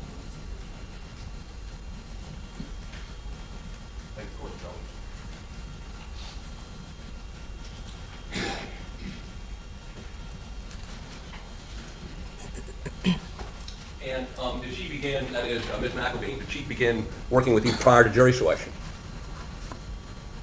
Can you repeat that question? We began jury selection, I think, on January 23rd, correct? Correct. Was she working with you or consulting with you prior to the 23rd? No, sir. Did you have any conversation with her about the trial? Not until she got to the trial on I can't remember the exact day she came. Okay. Now, is she a friend of yours? She was a friend, yes. Was? Well, she is a friend. Okay. Yes. She's done nothing to make you any less a friend? No, sir. Now, did you tell her about the time of the trial that you were going to write a book? That you had thought about and were going to write a book? I can't remember exactly. I think we did have a conversation about a book, possibly, in the future. And did you tell her you're going to write a book because you thought it would make a lot of money? Oh, no, sir. You never said that? No, sir. And did you tell her that you were going to write a book to make a bunch of money so you could buy a lake lot and build a house on it? No, sir. Okay. Now, did you ever tell her that you had given a juror a ride home, that you had accompanied Mr. Bill, what's his last name? Bill Polk. Right. That you and he took a juror home one night? Did you tell her that? Did you take a juror home one night? I didn't take a juror home one night. Did no, Mr. Polk and you take a juror home one night? No, sir, we didn't. Okay, you never gave a juror a ride in a car with Mr. Polk or without? No, sir. Okay. Now, also, during the trial, your daughter ended up on the Venari, is that right? She did. And she was coming up, and did you talk to me and Mr. Waters about putting her on the jury if at all possible? I'm not sure that we wanted her to be on the jury if at all possible, but I think the question was, would she make a good juror? And I said she sure would. Now, I don't think we asked you. I think you told us she would make a great juror, did you not? I remember you asking. Okay. I was considering putting your daughter on the jury. Yes, sir. And who does she work for? She works for Compass South. Did she work for the Sheriff's Department at some point? No, sir. Okay. Did she work in law enforcement at all? No, sir. Okay. Now, let me ask you this. How many jury rooms were there? We have 2 jury rooms in Colleton. In this trial, how many jury rooms did you have? 2. Okay, so the entire jury wasn't together at any one time? They were separated into 2 rooms? Yes. Okay. And when they're separated into 2 jury rooms like that, are they next door to each other? Are they down the hall from each other? They are next door to each other. Okay, but if you close the door to one, can they hear what's going on in the other one? Some women probably have very good hearing, and men too, but I would say probably not. Okay, are there restrooms in both of the jury rooms? There are. Okay. Are there 2 restrooms or just one? There's 1 restroom in each jury room. Okay. Were either one of those restrooms designated men and women, or did everybody use the same one? They were unisex. They were unisex. Okay. Now, prior to your testimony here today, have you met with the Attorney General's office in Swed? I have. On how many occasions? I want to say twice. Okay. And remember when the first time was? I think the first time was in September. Okay. And the second time was last week? Yes, sir. And that was in Walterboro? Yes, right. And you all spent about 4.5 hours together? I want to say maybe 2 hours together. Okay. And in those 2 hours, you went over your testimony here today? They asked me questions. Did they ever correct your answers or suggest you answer differently? Oh, no. No. Oh, So no. you just went through what you went through in 20 minutes here. It took 2 hours to go through when you were with them. There were times when I would step out of the room and come back in, but I would say we were there for about 2 hours. Now, You have described in your book your role as Switzerland, is that correct? Correct. Okay. And that is that you should not be in any way opinionated about what's going on in the trial, is that correct? That's true. Okay. Yet in your book you indicated a number of different points during the trial you had concluded he was guilty, is that correct? I think... Your Honor, I object to this point. I don't know if her conclusions in the book are in any way relevant to what occurred during the trial and whether or not there was any communications with the jurors, which is the sole issue that we're here for today, is whether or not Ms. Hill had any extraneous influence on the jurors. And so I think this is going a little far afield. We object to the relevance, Your Honor. Overruled. You may continue. Let me give you an example. You indicate riding back from Moselle that you and 3 other people were in a car and you all decided adamantly, I think was the word you used, that he was guilty, that he had killed his wife and son. Is that what you put in the book? I can't remember if I put that in the book, but if you say I did, then I will agree Did that with happen? you. We did have a conversation about what each of us thought. And all 4 agreed that he was guilty, correct? And none of us were jurors. No, trust me, I know that. But you had an abiding conviction, at least by the time of the Moselle visit, that he was guilty. And the other people in the car with you were bailiffs, were they not? No. Who were they? Some were not bailiffs. One was a court reporter, one was our security officer, head security, and another was a deputy sheriff. Okay. But the 4 of y'all rode out there, and based on what, and I mean, I can, you want me to read to you how chilled you were and how you felt that poor Paul and Maggie had been executed by him on that scene, that visiting the scene convinced you that he was a horrible, horrible murderer? You want me to read that to you, or you will concede that's what you wrote? I will concede that's what I wrote, but if I may, I would say that a lot of that is poetic license in writing a book and in making it sound like that. Okay, so some of it's poetic license, and some of it you just stole. You purloined it from that BBC writer, right? Your Honor, again, I object to not only the relevance, but the scope cross. I would object also under Rule 608. I don't believe that's appropriate cross-examination. Overruled. You may continue, Mr. Harpootlian. Did you steal part of the book? I did plagiarize, Okay, Mr. Harpootlian. that's stealing, isn't it? And it is, and for Okay. that I'm very sorry, and I have apologized. Okay. And that makes it okay? Oh, What I did, and I apologized for that. And part of the book is, you say, literary license, exaggeration? Okay, I just have to stop this for 1 second and say, he's like, oh, you apologize, and that makes it okay. But then when Alex is still in, like, he's like, oh, you stole a book and, you stole part of a book and you apologize and that makes it okay. He's coming at her like that. Alex stole millions of dollars from his clients who trusted him and he apologized and Poot's like, whatever. I wouldn't call it exaggeration. Okay. Now let me ask you this, is Switzerland, and you're saying this is happening while you're supposed to be Switzerland, you decided the defendant's guilty. And if Ms. McElmeen says that it's going to make you more money if he's found guilty, don't you think it's reasonable to assume that you may have crossed the line from time to time? Your Honor, I object to the form of the question, assuming facts not in evidence. Overruled. Can you repeat that question one more time, I'm Mr. not going to Harpootlian? repeat it. Let me just move on to something else. Let me ask you, you had interactions with some jurors, and I believe in a conference in the judges' chambers, you indicated that you had seen a post on, is it Walterboro Word of Mouth? Your Honor, again, I object. I think he's delving now into the Facebook inquiry. We believe, again, that that's irrelevant to the inquiry for Your Honor. I will allow limited, he's, as I understand it, trying to impeach her testimony and explore her credibility. And I think I've already told Mr. Harpootlian that I don't want a whole trial about the business of Facebook and the egg juror, but I will allow limited examination on this point. You may proceed, Mr. Harpootlian. Am I oversimplifying that? I mean, it's in your book. You saw something on Walterboro Word of Mouth, which appeared to you to be from the ex-husband of one of your jurors. Is that correct? Am I oversimplifying that? I remember reading one night something on Walterboro Word of Mouth, and when I was in the courtroom on a Monday morning listening to the judge and the attorneys talking about a matter, it sounded like it was relevant to each other. Okay. And you became aware somehow that this juror had a restraining order out for her ex-husband? She told me that herself. Okay. And tell me how it came for her to tell you about that. Where did she tell you? She was very talkative, and when I was instructed by Judge Newman to go and get her from out of the jury room with a deputy following me, She was talking to me all the way back to the judge's chambers, and she mentioned that there were restraining orders out when they had divorced. So how did the judge, who brought it to the judge's attention about this Walterboro word of mouth thing? I let the judge know, thinking that it could be related, Okay, and you let the judge know what? that I had read something on Walterboro word of mouth.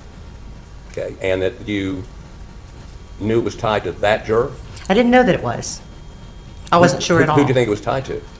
From what y'all were talking about at the bench, I felt like I needed to let him know, just in case it was related. There was something about an ex-husband and an ex-wife and somebody being on the jury.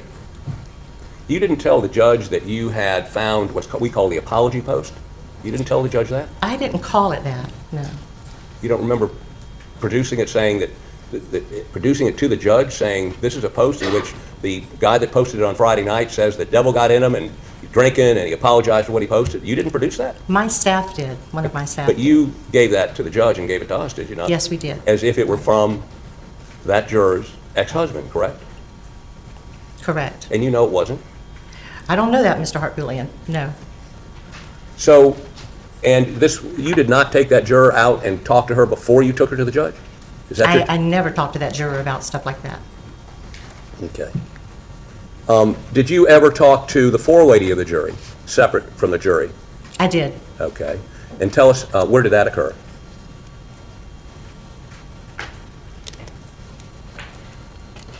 When I would go into the jury room and I would speak with the forelady, we would be in like the hallway, in the two jury rooms were side by side, and the opening to the jury room went out into the hallway, and we would be surrounded by the jurors at all times. Mr. Bill would be very, very nearby, or another bailiff as well, when we would speak. And what did you speak to her about? There were several instances. One was there was a juror who needed some feminine products. There was another time when Band-Aids were needed. There were times when Tylenol would be needed. Other than items that were needed by the jury's health object, did you ever discuss, did she ever discuss with you, if some issues jurors had emotionally or some issues with dissension in the jury room? She only told me that there were some loud jurors, and it made some of the other jurors a little upset, but other than that, that's... What did you tell her to do? I told her if it got out of hand to write a note to the judge, and that she could sign the note and get Mr. Bill to give it to the judge, and the judge would handle that for her. Okay. Now, you did publish a book after this trial, is that correct? We did. And you went to New York and took some of the jurors to the Today Show?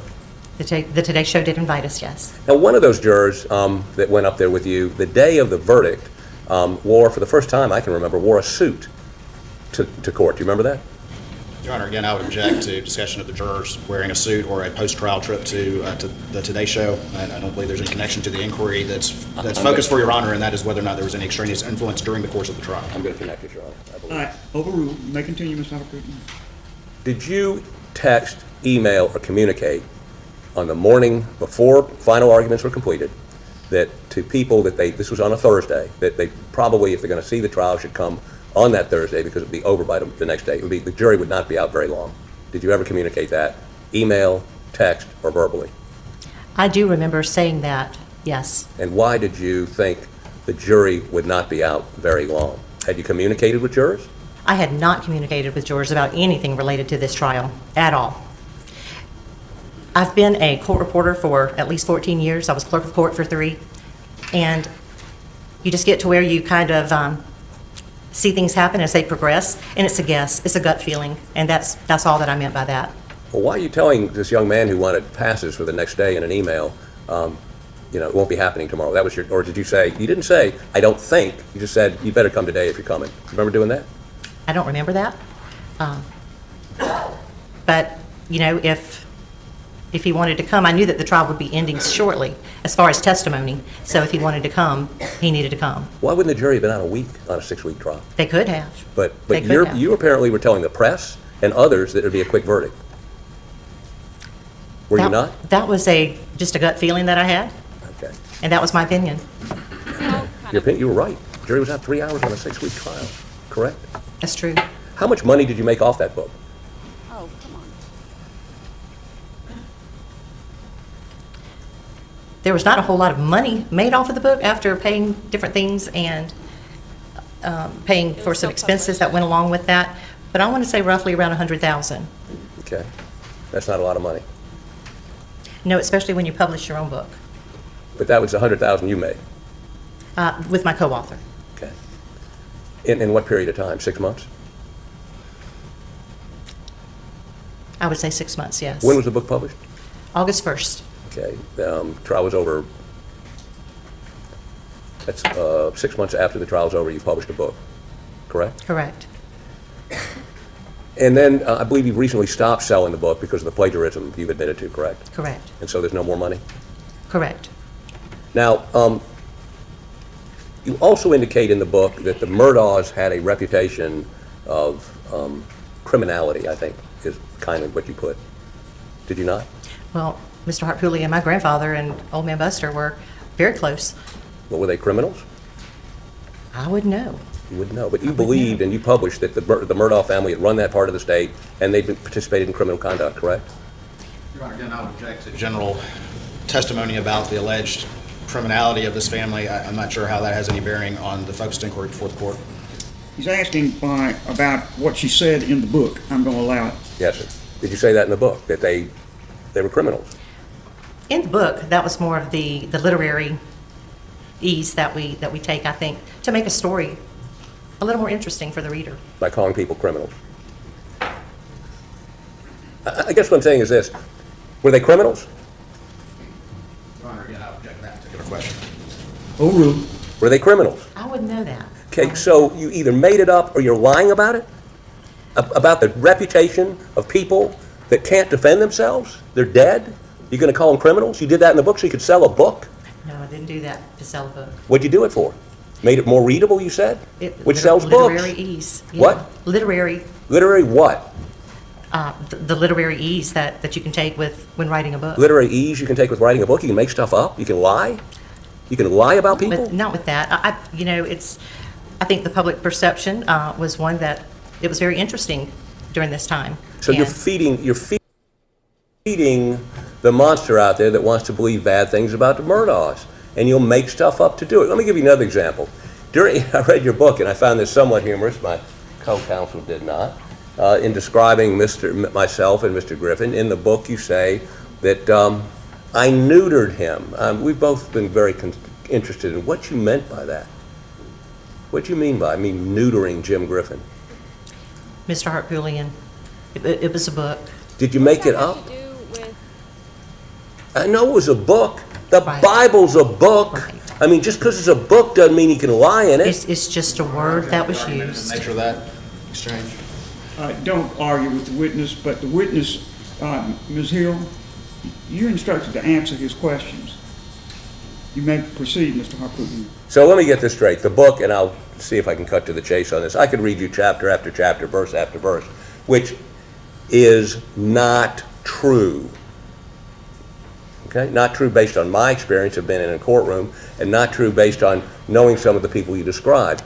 You say that is... Mr. Hartpoolian. I object. The counsel is just testifying right now as to his observations about the book. Question, Mr. Hartpoolian, please.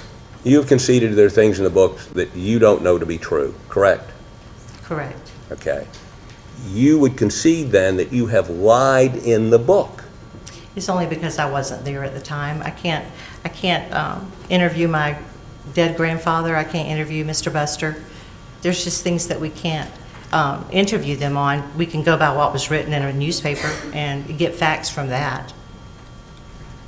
And take the inference that one of the Murdaughs was a pedophile. You could have printed that, and they're not here to contradict it. You could have printed anything you wanted and made it up to sell books. That's what this whole scheme was about, selling books. As you told Rhonda McElveen, if him being found guilty would sell more books. Your Honor, Isn't that true? I'd object to the argumentative nature of the question, the compound question, and assuming facts not It is a compound question. If what you're asking is what she told Ms. McElveen, go on and ask that, but don't precede it with Yes, Your Honor. testimony. Beg the court's indulgence for just a moment.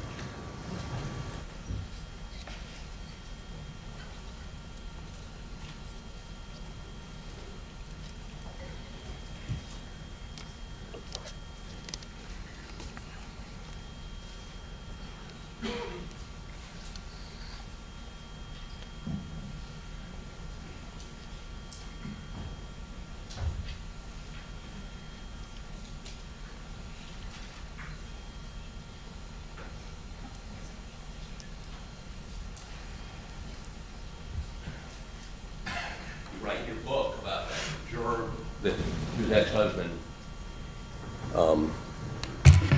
had posted something we now know probably wasn't her ex-husband. Did she have any other ex-husbands that you found out about? I have no idea. Well, he wrote, we learned later the ex-spouses hadn't seen each other in 14 years and she had 3 restraining orders against him. Did she have 3 restraining orders against him? I don't know. That's what she said. Okay.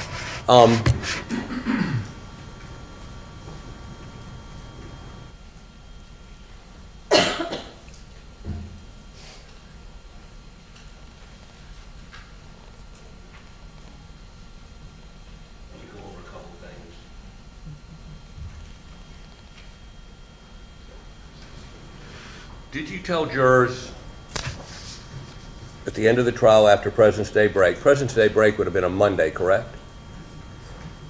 Correct. But before Mr. Murdaugh testified, did you tell the jury not to be fooled by the evidence presented by Mr. Murdaugh's lawyers? Mr. Harpootlian, I never talked to the jurors about any of the evidence Okay, the in this answer would be case. yes or no, then you can explain. Did you say that? No. Okay. Did you ever instruct the jury to watch him closely immediately before he testified, looking at his actions, looking at his movements? Did you ever tell the jury to do that? No. Did you ever tell the jury to pay attention to Mr. Murdaugh's testimony? To pay attention, not specifically to his testimony. I did tell the jury to pay attention. To what? Just generally in the hallway when I was speaking. Not to him? No. Just to any witness? Right. Okay.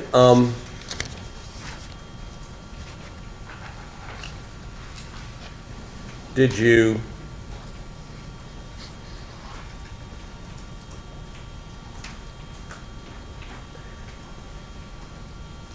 ever warn the jurors the defense is about to do their side? This is right before, right at the beginning of the defense case. They are going to say things that will try to confuse you. Don't let them confuse you or convince you or throw you off. Did you ever tell the jury that? No, sir. Okay. Did you ever tell the jury, if you get emotional, we want to see your face because that is what they want to see? Did you ever tell them that? No, sir. Did you ever tell the jury that Mr. Murdaugh was about to testify? I didn't tell the jurors that.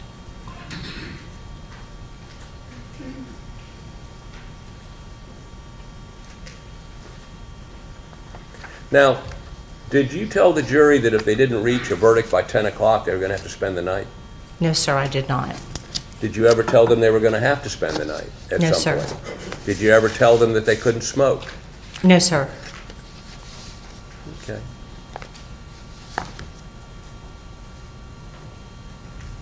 You got any other books in the works? No, sir. I mean, doesn't this make a good book?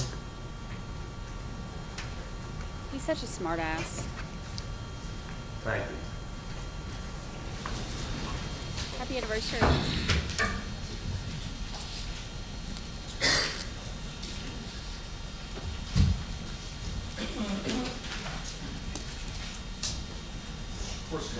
Yes, sir.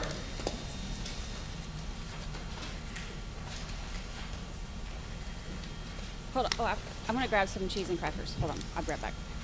If I don't eat, I'll get nauseous.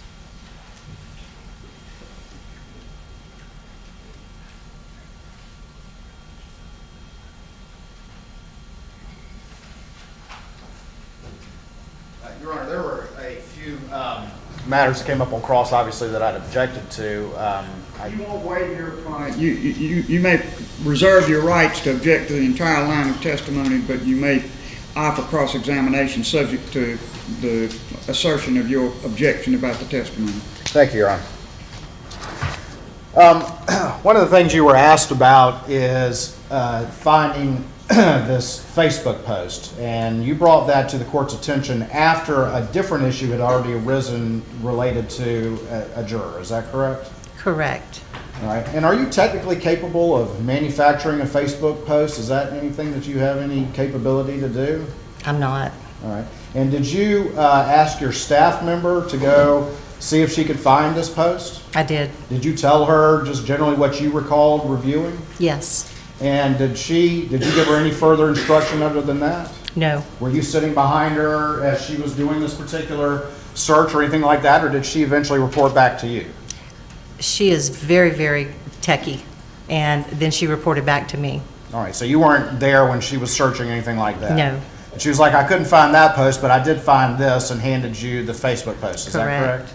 Correct. And then you provided that to Judge Newman, and ultimately it was provided to the parties. Is that correct? Right. Correct. All right. You were asked about conversations that you had with the forelady. Did those involve logistical issues and things like that for the jury? The conversations with the forelady was everything. There was nothing regarding the defendant and this trial. All right, so they were logistical issues, not anything to do with the substance of the trial. Is that correct? Absolutely, yes. Thank you, Shelby.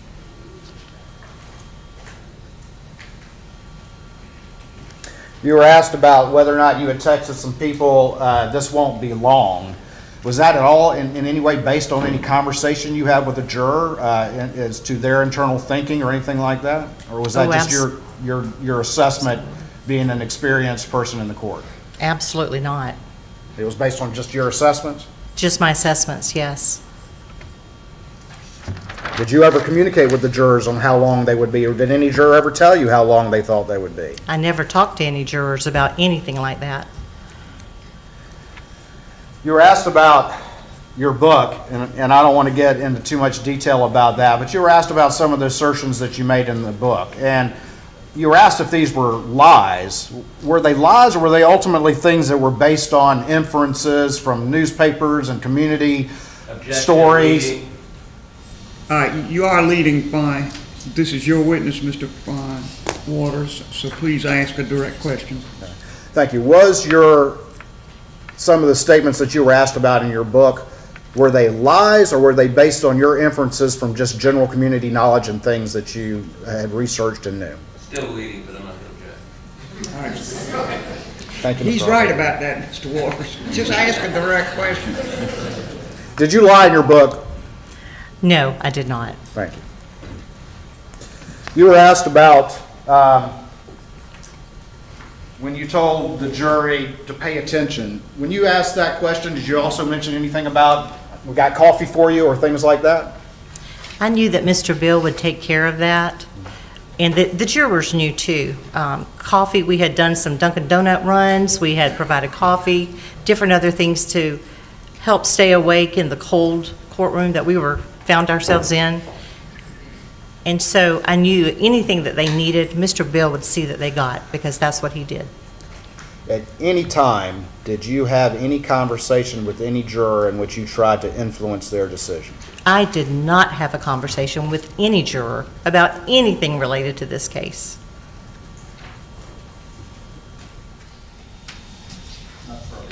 Nothing further, Your Honor. All right. Ms. Hill?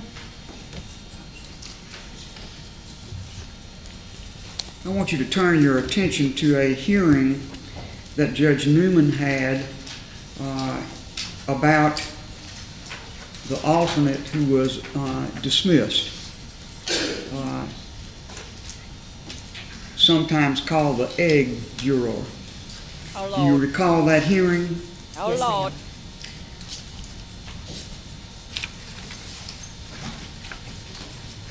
Those dozen eggs will live on in infamy.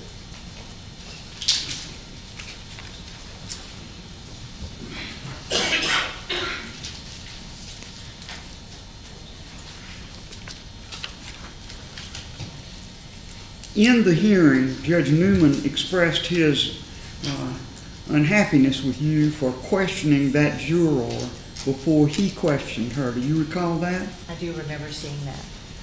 Well, then let's go back and talk about that juror. On examination in this courtroom, you said that she talked about a lot of things to you, but you didn't ask her any questions. But that's not completely accurate, is it? Yes, ma'am, that is true. Well, you asked her direct questions and that came out in the hearing that Judge Newman had. You asked her questions before she was even examined by the judge, did you not? Your Honor, I did not ask her any questions.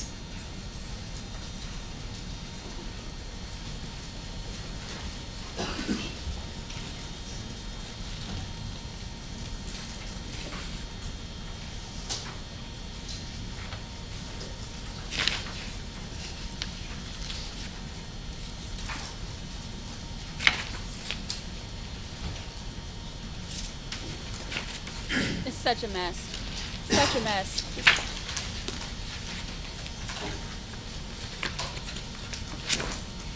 These meatballs are really good. I digress. The juror was examined by the judge in a hearing. Do you recall that hearing? It's the second hearing on this matter. I do recall that hearing, yes. And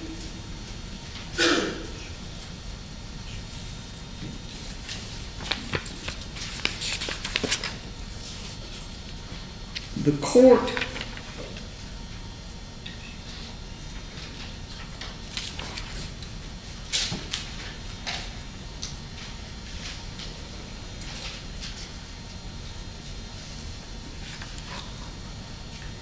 asked you about, the court asked this juror about postings on Facebook, did he not?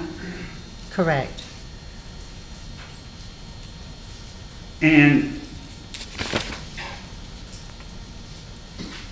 the juror said she gave Miss Becky my full access to my Facebook. And I put positive posts on it. I've done that for the past 3 years. Do you recall her testifying in that regard?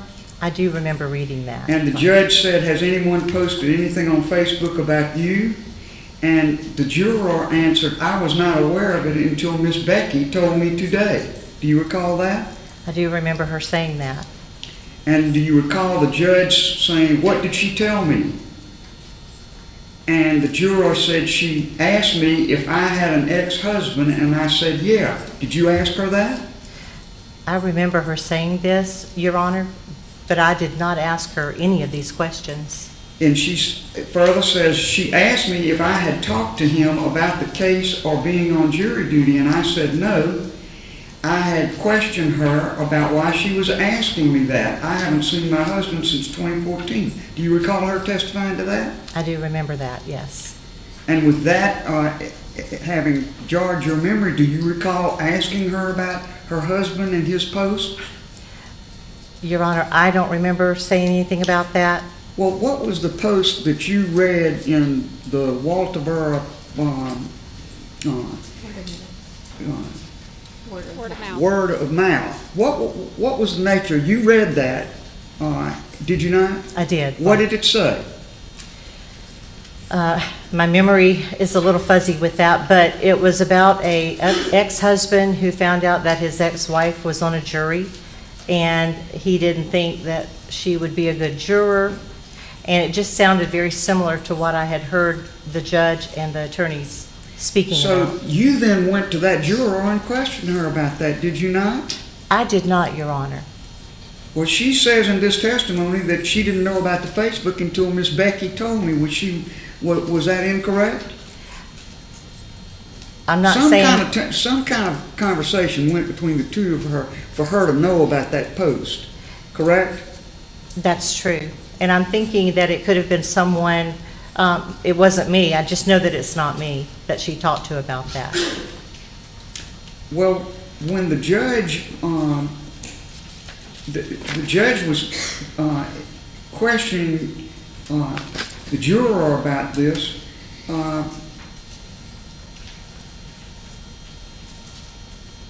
she also said that she had 3 restraining orders against him. And she also said,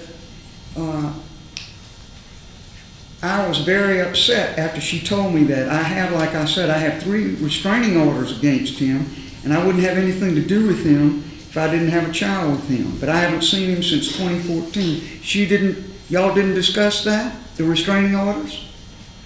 On the way from the jury room to the back chambers where the judge was, she was very scared. She was talking about the 3 restraining orders that she had out on her husband at the time that they were divorcing, and she was scared that he would be trying to get back in contact with her again.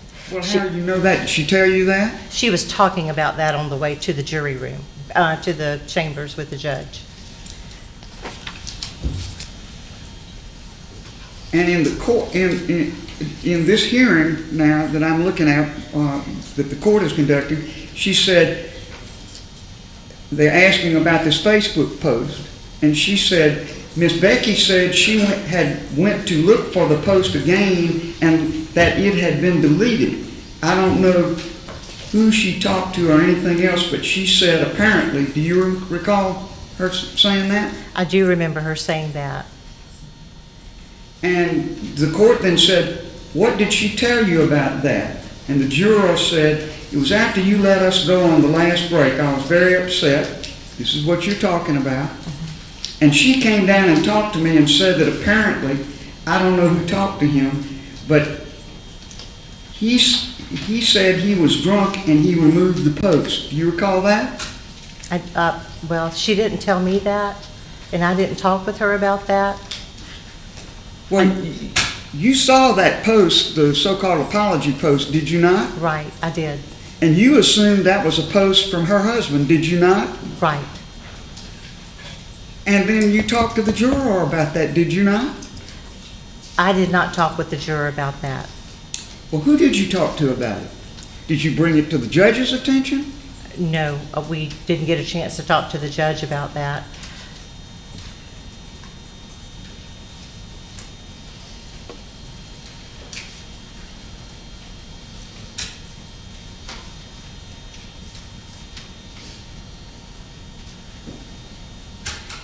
The court asked this juror, has the clerk discussed anything about the case with anyone on the jury?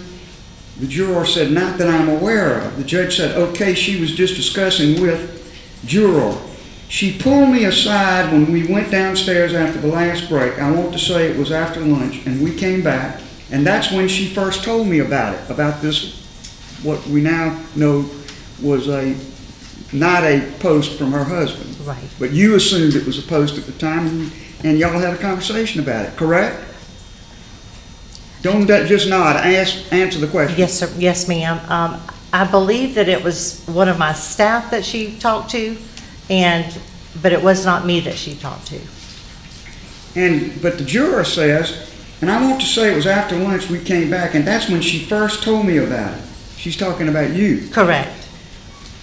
Then we went back into the court, and I never even got to sit on the jury.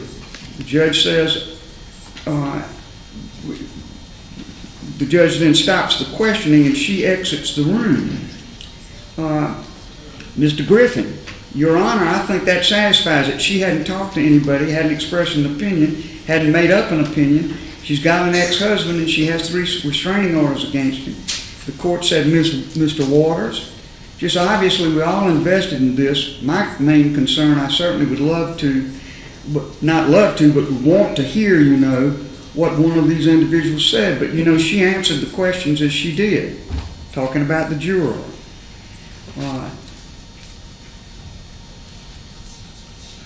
They then have a colloquy about this juror and whether this was really her husband that put this post in that you talked to her about and apparently talked with the court about at some point. Am I right? That's right.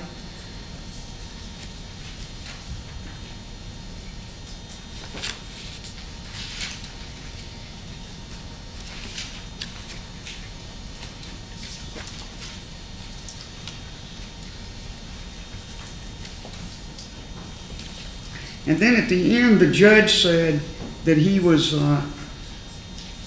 not too happy with your having talked to the juror before you talked to him. Do you recall the judge saying that? Yes, ma'am, I do.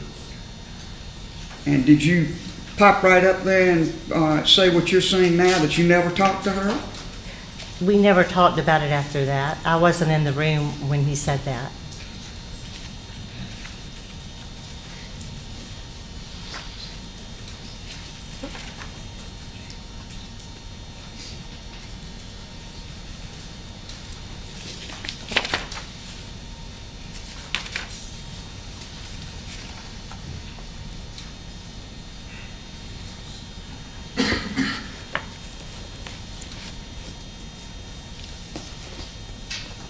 The judge brought up another thing right after sentencing that I want to explore with you briefly.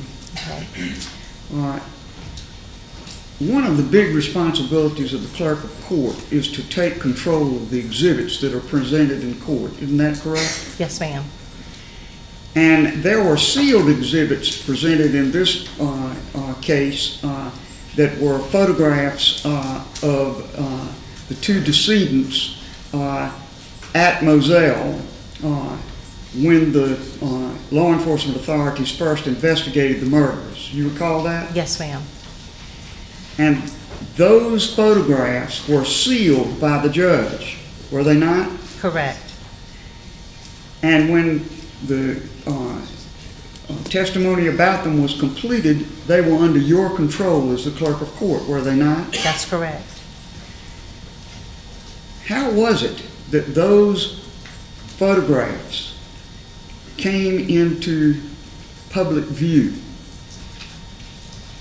Are you talking about after the... I'm talking about the fact he alluded to it on sentencing and said that he was frustrated about it and was going to try to look into it.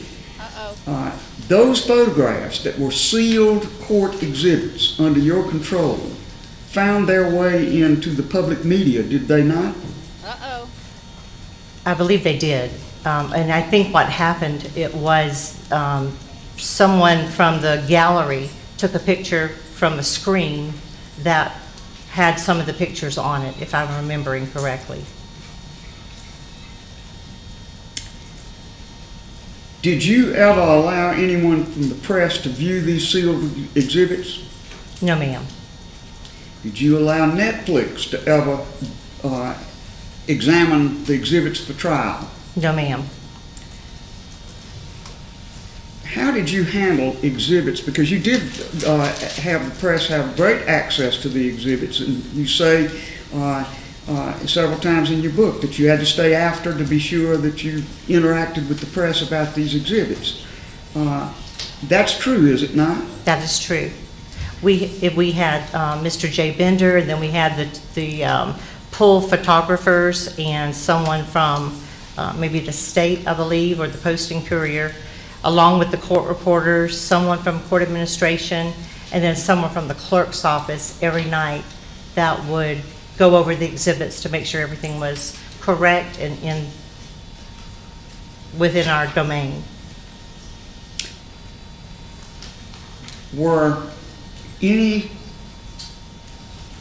press people ever allowed to view the exhibits, even the sealed exhibits that you had on file? No, ma'am. No, ma'am. What was the methodology for allowing them to examine the exhibits? How'd you handle that? I wasn't there a whole lot when we did this every night, but it's my understanding that the people that were involved with the exhibits, and especially the court reporters, and there was a certain time frame that they were allowed to take their pictures, and everything was, all of the pictures were looked at by the court reporters that were there and the lady from court administration, along with someone from my office and Mr. J. Bender, to make sure that everything was done correctly. What I'm asking is how you handled having them, the press, view these exhibits. If I remember correctly, the press, we had certain designated photographers and then someone, I think, from the state or the Posting Courier, and they were responsible for putting it out on a stream for the rest of the media to access. And would they do that by photographing the exhibits as they were in your possession after court was over that day? That is correct. All right. And how did you handle the sealed exhibits in terms of their availability when these press people are there photographing exhibits? They stayed sealed.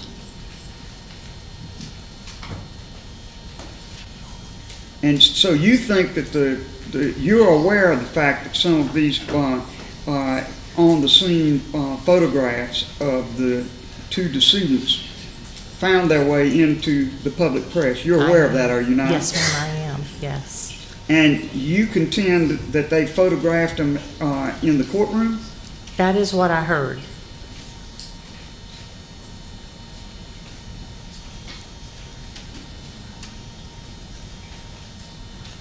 All right?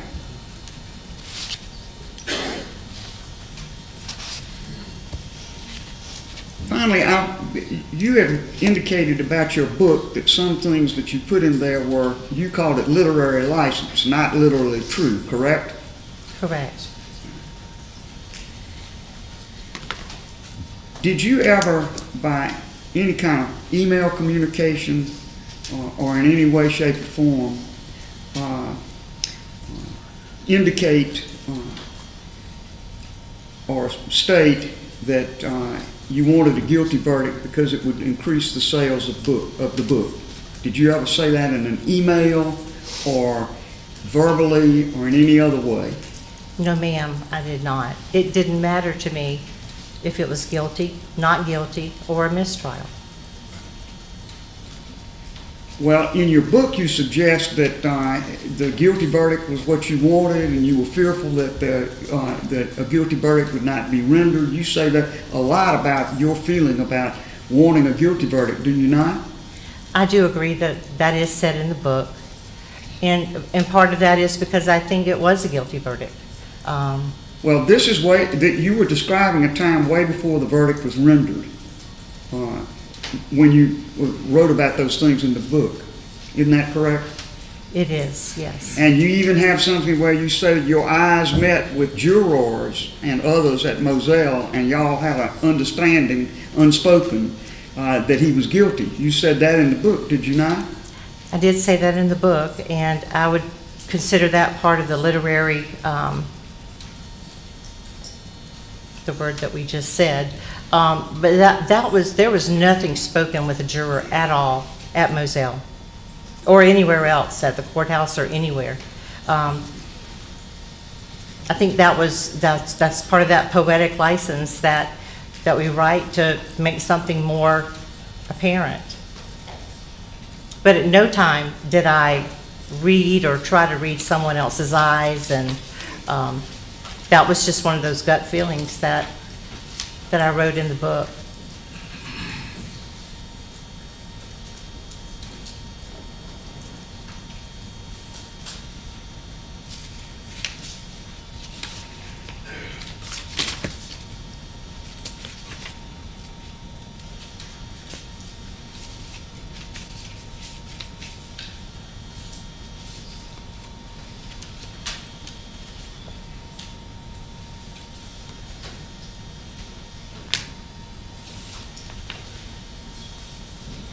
Very tense right now.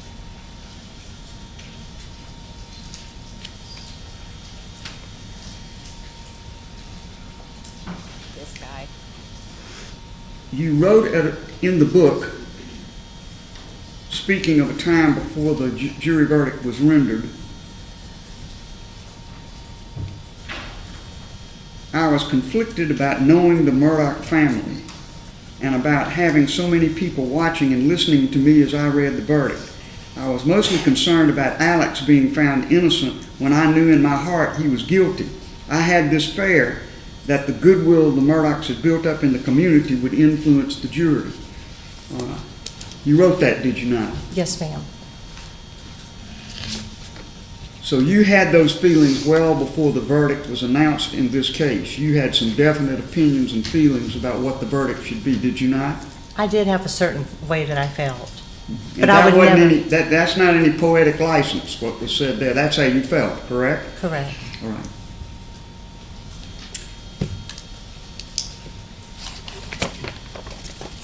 Those are my questions. Anything further from the state, Mr. Waters?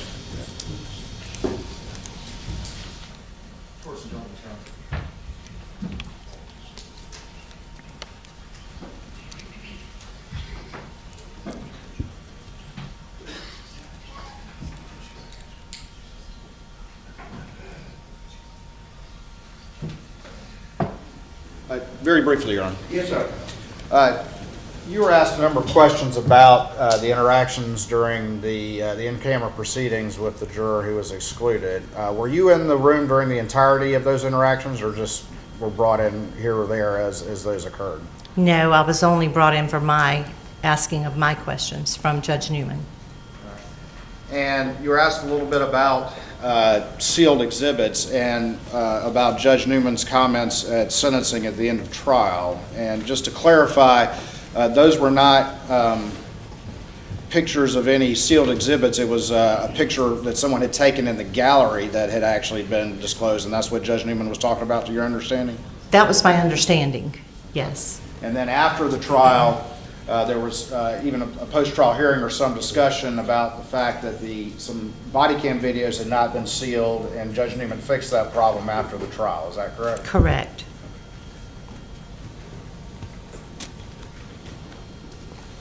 Nothing further, Your Honor. Just a couple questions. Mr. Harpootlian? Let me understand this correctly. You would agree that you did release all of the exhibits in this case, sealed and unsealed, to the Texas film crew. Is that correct? No, sir. No, sir, I did not release the sealed exhibits. What about to Netflix? Didn't you indicate to the judge they'd been mistakenly released and you're getting them back? As an error, when we realized everything, yes, those two did go, and Netflix had not even, they said they had not even looked at them. Did you get them back? We did get them back, yes. And what about a Japanese film crew? Did they get exhibits, the sealed exhibits? They did not get any sealed exhibits. What about NBC Universal? No sealed exhibits. But you do concede that Netflix did get sealed exhibits? They did it as an error. It wasn't Whose listed. error?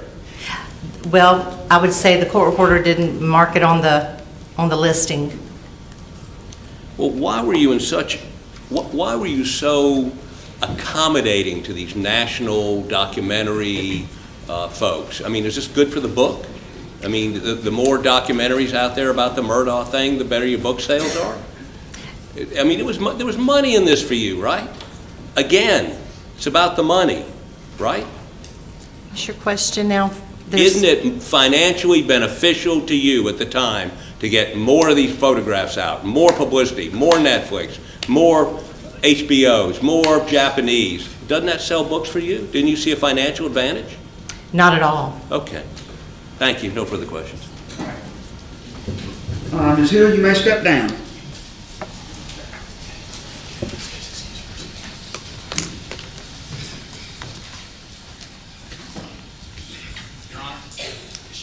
Let's hang on for a moment. Mr. Lewis. Is she excused from her subpoena? I just wanted to make sure she's now excused. Well, I want her to step down. Yes, she's still under subpoena. I haven't heard what's going to be said. Mr. Harpootlian still has some things he wants to raise about other witnesses and so forth. So what I would prefer is that she remain with you, Mr. Lewis, until we see what else is going to happen. You may step down.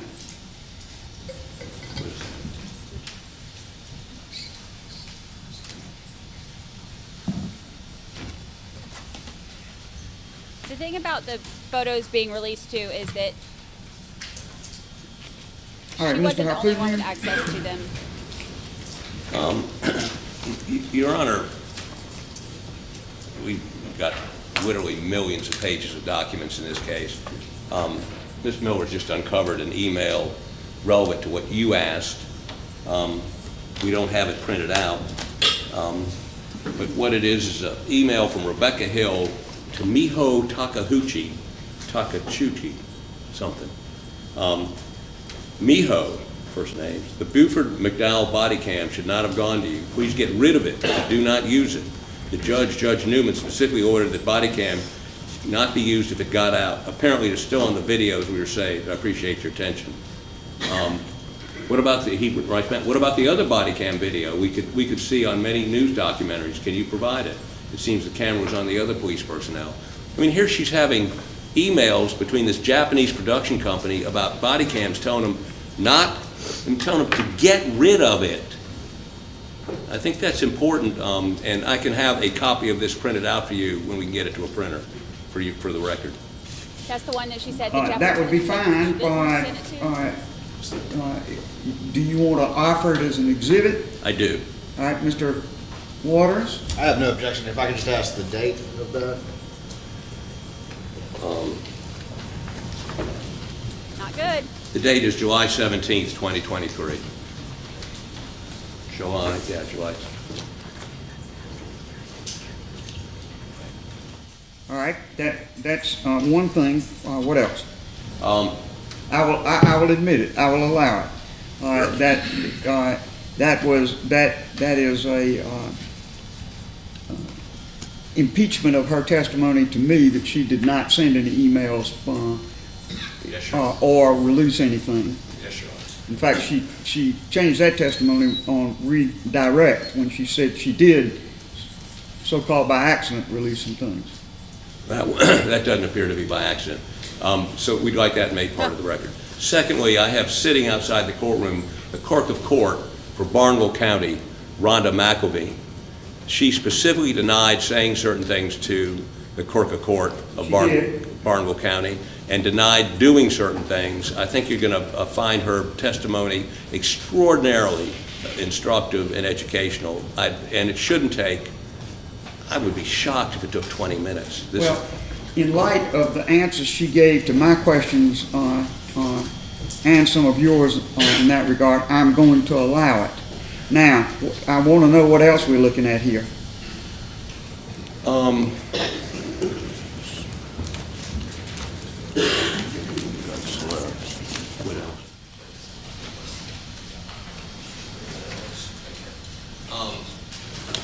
Do we have only one copy of this?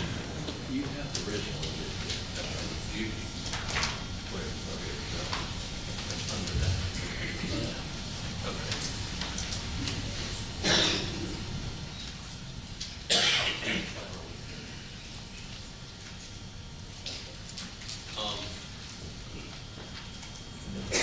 Your Honor, I want to hand up to you an affidavit from a witness we would propose to provide in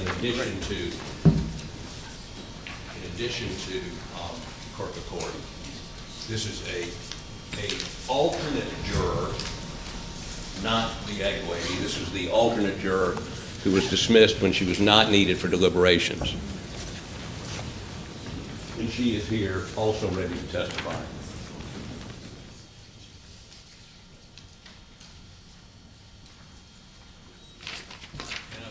Testimony would take about the same time as one of those jurors this morning. Sir? I would expect her testimony would take about as much time as one of those jurors this morning. This is your offer in refutation of the testimony Ms. Hill has given today? She denied saying any She of this. denies saying anything, that's correct. Yes, Your Honor. Now, is this juror, alternate juror, going to testify? She's here. Yes, Your Honor. She's sitting. Well, you just say she's here. She's available. Yes, ma'am. All right, Mr. Waters.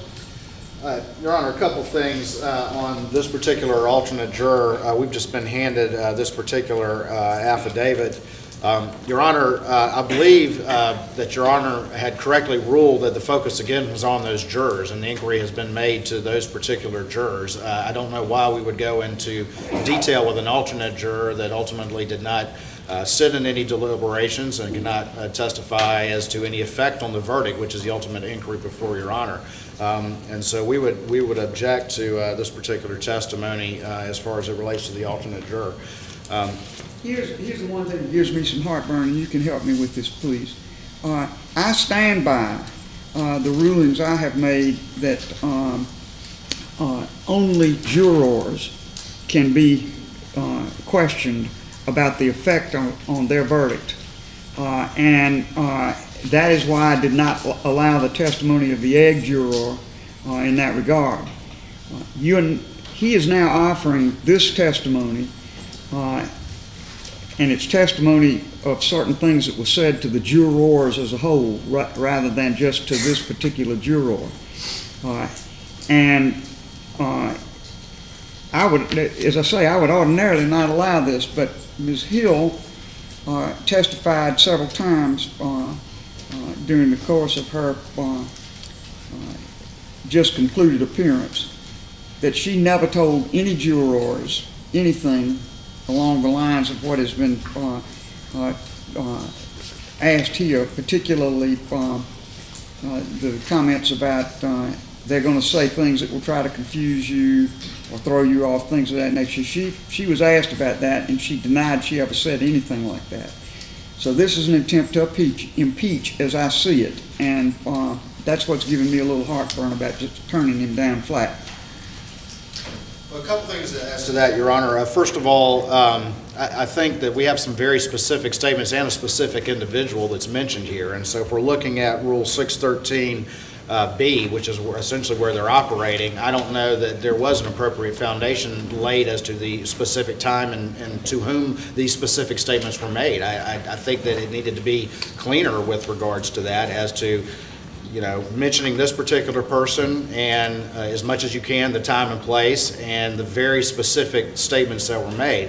I think Mr. Harpootlian, again, we had these general allegations and kind of went through those, but I don't know that now that we've just been handed this affidavit, that they were set forth as an appropriate clarity that's required by 613B. So I think there's a failure there. Mr. Waters, look for a minute at paragraph 3, 4, 5, 6,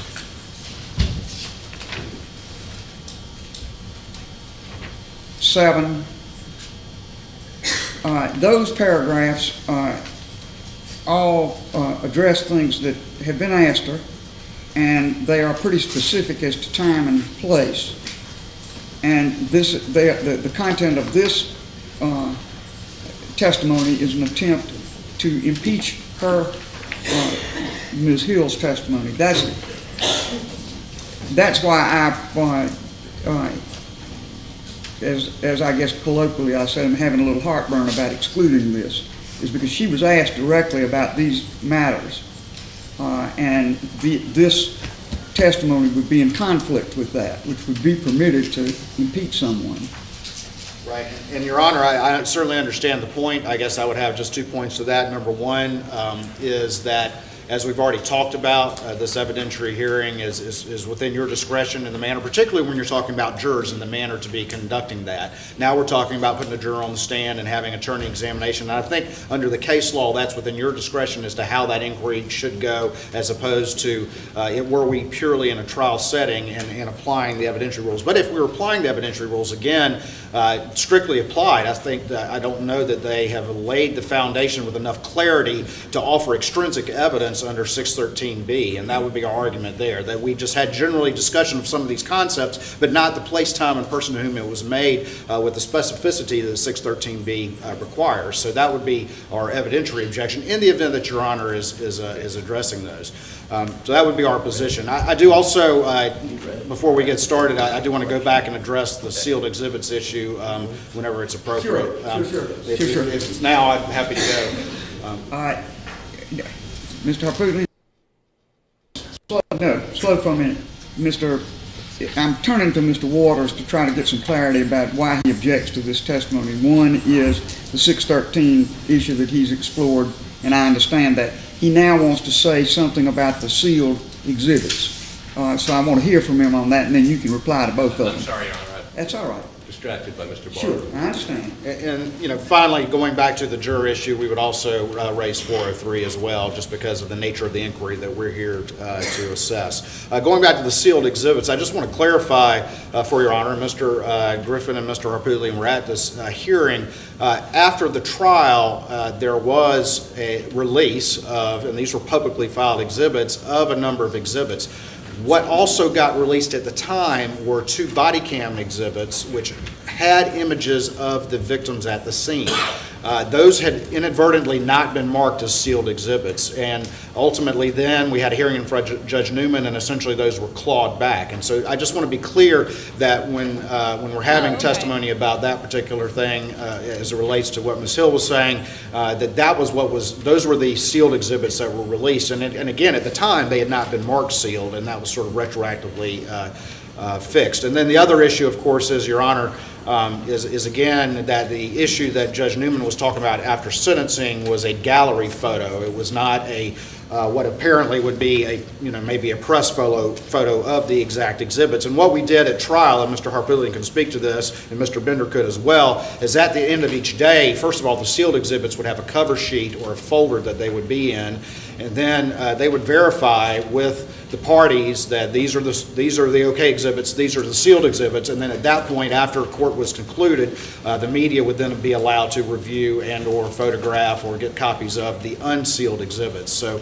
that's just how the procedure was working at the trial. That's very helpful to clarify this, because I now see this in perspective that there were that the materials that were photographs at the scene or depictions at the scene of the two victims, what you're telling me is that those were inadvertently released after the trial by, I guess, it would have to be by the clerk of court. She's the one that had them.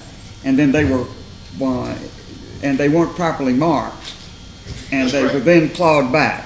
Yeah, they were the two body cam videos, and so in those videos, it weren't physical images, but they were the body cam videos, and then in those videos you could see the victims at the scene. Right. And those two exhibits, to my recollection, were the only two that should have been sealed, but they, in fairness, were not marked sealed, and that's how they got released. The second we realized it was a problem, we took care of it and clawed those back. Well, that clarifies that issue for me, so I frankly, that puts my mind at ease about what happened there. Now, Mr. Harpootlian, I'll come to you momentarily. Anything else? No, ma'am, Your Honor. Okay, now, Mr. Harpootlian.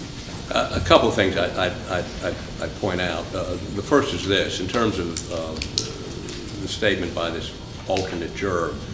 She was interviewed by Sweat on video, said exactly the same thing as she's saying in this affidavit weeks, if not months ago. So they know exactly what she said. I can assume they reviewed it. By the way, I asked, basically read from this affidavit as I cross-examined the clerk, and she denied each one of these statements. The second piece of that is this. I know. It's on that basis that I'm even pursuing the idea of your offering something by way of impeachment. So I understand that. And secondly, as to the sealed exhibits, I think we're going to hear testimony from Ms. McElveen that may elaborate on your concerns based on our interview with her this morning. All right. Well, here's what we're going to do. It's about 3 minutes of 3, which is when I generally take my afternoon break. I'm going to adjourn the court or recess the court, and we come back at 3:15. And I will allow you to offer Ms. McElveen and the alternate. I want to make it clear that they will be offered on what we've talked about, matters about which Ms. Hill testified that you think are impeached by Ms. McElveen's testimony and that you think are impeached by the alternate juror's testimony. So and the alternate juror's testimony, as I look at it, is the part about which impeachment would lie would begin at paragraph 3. Yes, ma'am. I have that. So do you understand what I'm saying? Yes, ma'am. Can I make you one other offer? Yes, sir. Today and today only. Egg Lady is across the street. Well, no. If you want to put her on the stand. No. I've made my position quite clear about that. I think we've got in the record what is needed in terms of what she says, Ms. Hill says, and what Ms. Hill says she says. I agree. We did not intend on calling her. I just didn't want you to miss the opportunity if you wanted the opportunity to examine her. Thank you, Mr. Harpootlian. All right, court will be in recess until 3:15. They want Egg Lady up there so bad. So bad. What a mess. What a mess. Lord of mercy, what a mess.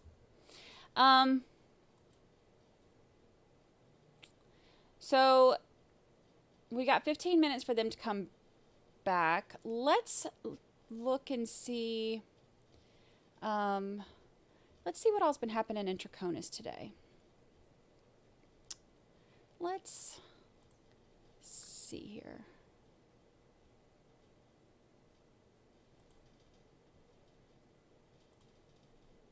Let's see here.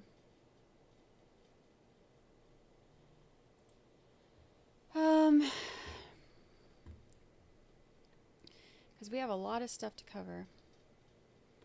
Let's see.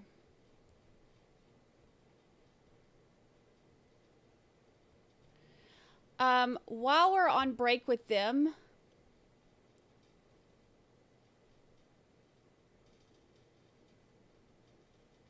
apparently there were some issues with the jury this morning, or a juror this morning. And the message was that juror number 62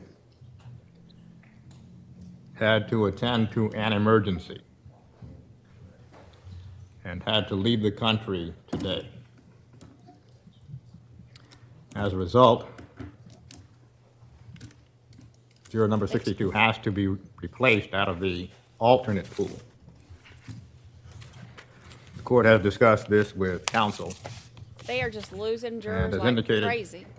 that it would have Madam Clerk draw the name of an alternate to replace juror number 62. Now, if counsel wishes, they can inspect the names of the jurors who are in the alternate pool who have been included in that draw, if you wish to do that. Another one bites the dust. Attorney Felsen, Attorney Shonor. So now there's Do you wish to two inspect the names in the draw? No, Your remaining Honor. alternates Familiar with those names. Thank you. and 6 Madam regular Clerk, you jurors. can draw a name and just indicate the alternate juror's number, but not the name.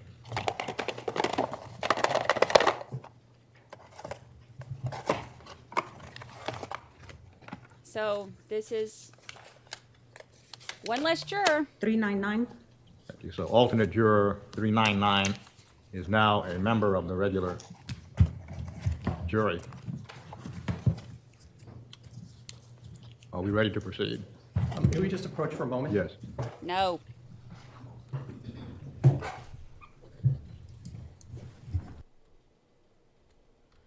don't guess we get to hear any of this. So, I heard there was a juror issue this morning, so there you go. We are down another juror.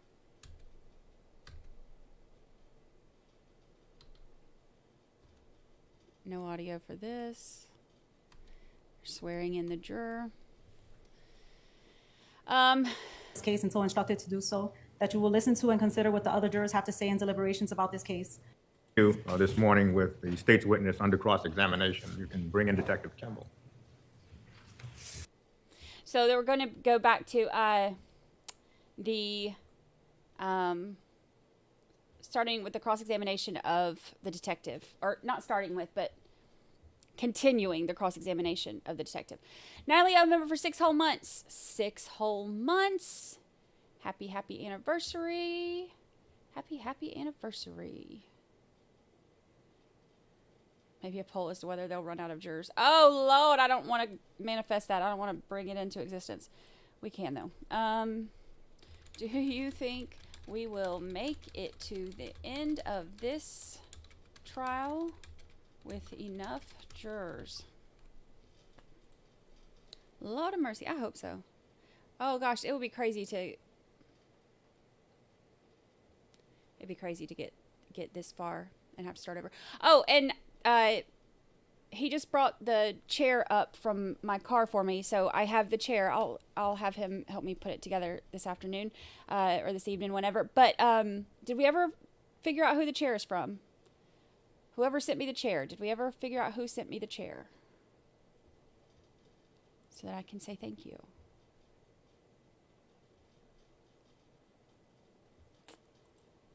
Still don't know who sent the chair. How many alternates are left? There are 2 remaining alternates. and 6 jurors. Crazy. All right, we've got about 15 minutes. Y'all want to watch a little bit of this while we're waiting? So we don't have to do it all after. Recall that weather.us map that I showed you? Yes. I realized it had central time. He realized it had central time. What was the very first thing that I pointed out? I was like, oh, it has central time. On there. I don't know if you noticed that. I noticed that. I took the liberty of going back to weather.us to get Eastern time for 11:59 on the evening of May 23rd. I'm going to put that up. I understand that there's no objection to Exhibit L. That's for 12:59? Yes. For 1 a.m.? Judge, I have no objection to defense L. Welcome, new Defense member. L admitted as a full exhibit. Welcome, welcome. If we could just put that screen on for a second. All right. So if you look at storm tracking from weather.us and you see that the red lines indicate the direction of storms, you see that? Yes. Right. And you see, if you look, you see the map we see up on the wall there, you have the Connecticut border way up at the top there. Yes. And you see the storms heading south, correct? According to those red lines, the moving direction. You see down at the bottom? Yes. And red means heavy storms, correct? Yes. And if I could just have the, point it at the screen for a second. And you see that West Hartford is right here and Farmington is right about here, correct? Yes.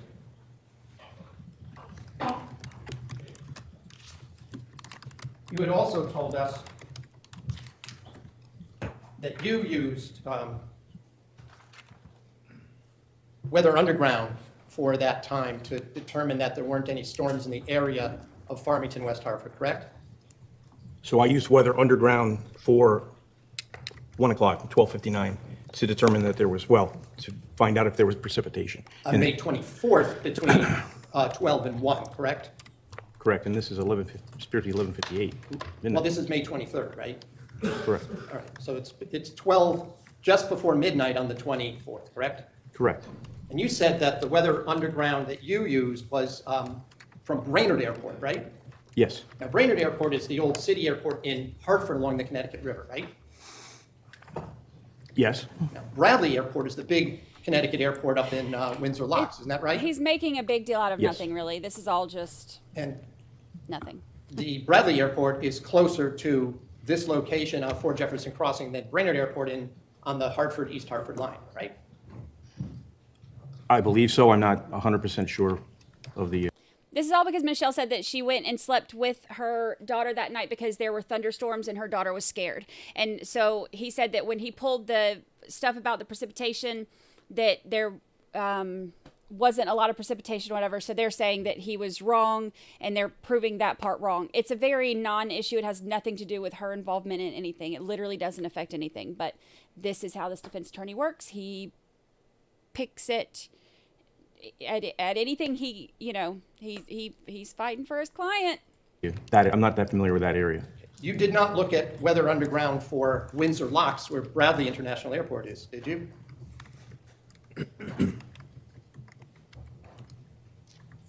Trying to remember.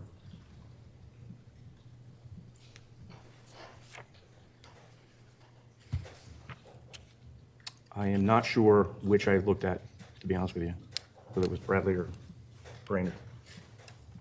All right. Do you recall, though, whether you looked at the one from Bradley? Would looking at a document perhaps refresh your recollection? Yes.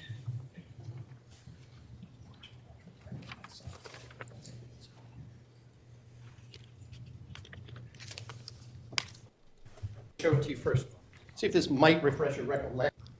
Let's skip through. I love speed trial, and we skip through some of this dead space. Thunderstorms in the area, including heavy thunderstorms that early morning of between 12 and 1 a.m., right? I think her daughter was like 12 or Can I something. look at that one more time? Sure. Don't quote me on that. Thank you. I'm trying to remember, but I don't know for sure.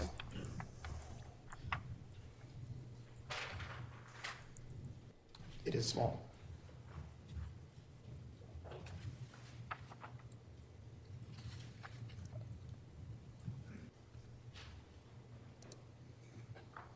You had a chance, and I'll mark this for ID, please.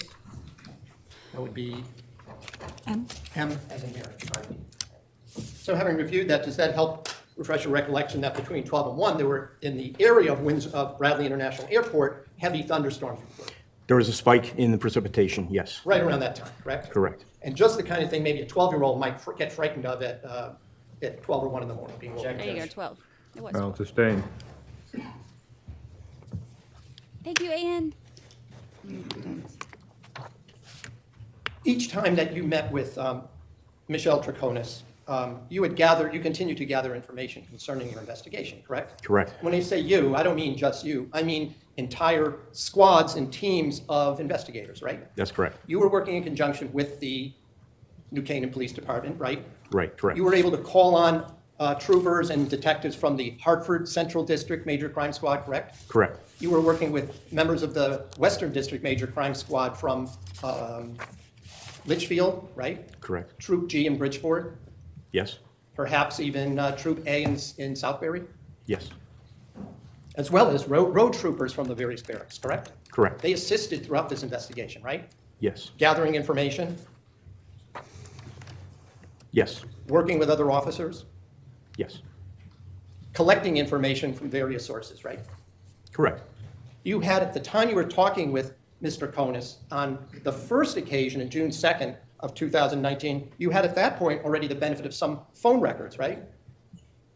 Yes. You had Mr. Dulos's phone records, right? We had Mr. Dulos's phone, the Cellbrite report from his physical handset, yes. And Cellbrite is a program, right? Isn't that what that is? You're calling it Cellbrite. We're not talking about Celebrite as like celebrate. It's a computer program, right? Yes. And it's used to be able to open up and look at things that are on a phone, a cell phone, right? Yes. You can look at phone calls, right? Yes. If they exist still, text messages, Yes. internet searches, Yes. photographs that have been taken with that device, Yes. photographs that may have been downloaded to that device that someone else sends, Yes. emails, Yes. as well as geolocation, that is GPS location for various points where that phone activates, correct? Yes. In addition, by the time you were talking with Ms. Troconis, you had some video surveillance, some of which we've already seen, correct? Yes. Some of it was from the cameras you pointed out and talked about from Albany Avenue in Hartford, right? Yes. Some were Ring doorbell and other home surveillance devices that residents had, correct? So you say when we spoke to her, I'm assuming this is the second, during the first interview. Yeah. We eventually definitely got Ring doorbell. I'm not sure on which specific date we got some of those videos. So I don't know if we had them at that point, Counselor. You also had some interviews by that point, correct? Oh, yes. Especially, I had already asked you, and I'm not going to get back into it, but members of the Farber family, correct? Yes. You'd also had obtained some forensic information besides the cell phone, right? Yes. You had some lab work done, right? Yes. You had some initial reports about DNA, correct? Correct. And you had assembled all of that information through the various members of law enforcement in order to know what you were going to ask Ms. Troconis on June 2nd, and again on June 6th, right? We formulated a game plan for questioning her, yes. That's what you're asking. Right. In other words, you actually came up with some kind of I won't call it a flow chart. You had points you wanted to cover. Isn't that right? Fair to say yes. You had talked to the state's attorney's office as well, right? Yes. You did not share the information. Well, let me rephrase that. You didn't share all of the information that you had with Ms. Troconis, did you, when you talked to her? No. You did share some information, correct? Yes. And some of the information that you shared with her turned out to be inaccurate. Isn't that true? Fair to say yes. As a detective, we started to get into this, but I wanted to explore this a little more. You have actually been trained in investigative techniques, right? Yes. At least when dealing with adult suspects and adult witnesses, you are allowed to make up stuff, aren't you, to them?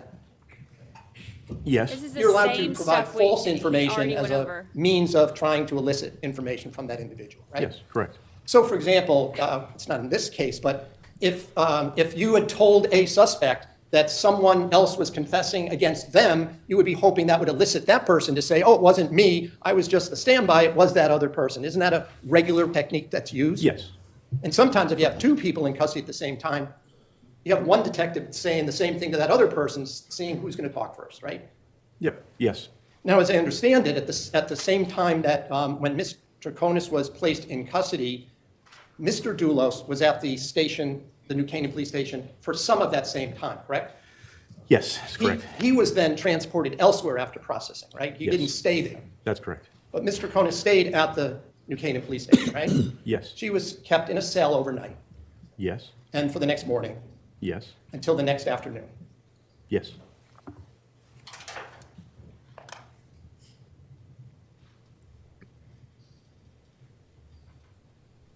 When you told Michelle Troconis that you had information that there were 30 stops along Albany Avenue disposing of garbage, you have conceded in a question to Mr. McGinnis that that was inaccurate, right? It wasn't a true statement, was it? It was inaccurate, you're correct. It was an inaccurate statement. Someone had told you that it was 30, or was that just a technique to come up with a... Order, all rise. Whoa. But you... Scared the crap out of me.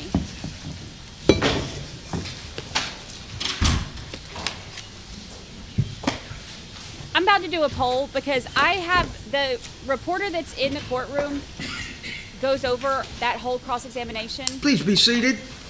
So I'm about to do a poll about that.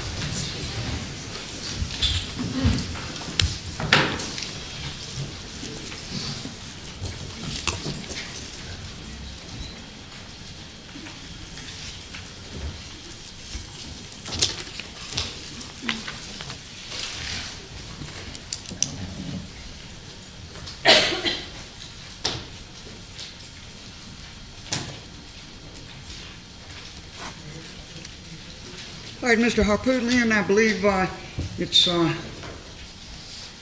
you to present your witness. Yes, ma'am. Please be... Rhonda McElveen.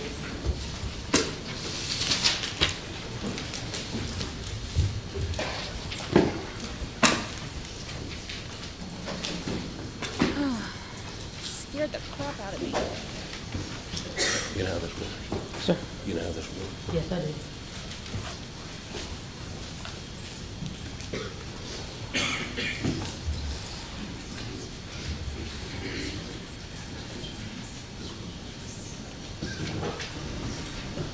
Do you swear or affirm that the testimony you're about to give in this case to be the truth, the whole truth, and nothing but the truth, so help you God? Yes, ma'am, that's what I'm here for. I'm going to check this. Thank you. Please have a seat on the witness stand. State your full name for the record, and please spell your first and last name. Rhonda McElveen, RHONDA-MCELVEEN.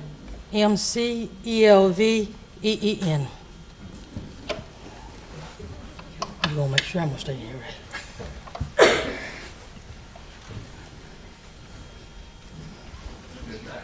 Yes, sir. Say your name for the record, please, so I can make sure I can hear you. Rhonda McElveen. Your Honor, can you hear? Okay. I can't hear you great, Dick. I can hear you, but I would doubt that anybody post the lawyers would hear you. Is that better? No? Is that thing on, Mr. Bailiff? I think this is the mic for the other courtroom. This is the mic for the next door. I don't want to get into the thing going. Well, I can speak up. haywire, I'll just speak up. How about that? I have a big voice. I'll use it. It's just not on at all, though. No, it's on. Is it on? Yes, ma'am. Okay. All right, Mr. Harpootlian, you may proceed. I'll speak a little louder if that helps. Say your name again for the record, please. Rhonda McElveen, And Ms. McElveen, what do you do for a living? Clerk of Court and ROD for Barnwell County. Clerk of Court in what? Register of Deeds, I have 2 titles. 2 titles. And is that an appointed or an elected position? Elected. So you're elected by the people of Barnwell County. Yes, sir. And how long have you been the Clerk of Court of Barnwell County? This is my 16th year. 16 years. And I'm running again, sir. You're up this year? 24 is? Yes, sir. All right. Don't think I'm allowed to plug that, but you have been the clerk for 16 years. You're up again this year. Now, do you know the clerk of, well, back up for just a second. Do you hold any position with, is there a state organization of clerks of court? Yes, sir. I'm actually the president of the South Carolina Clerks of Court and Register of Deeds. Okay.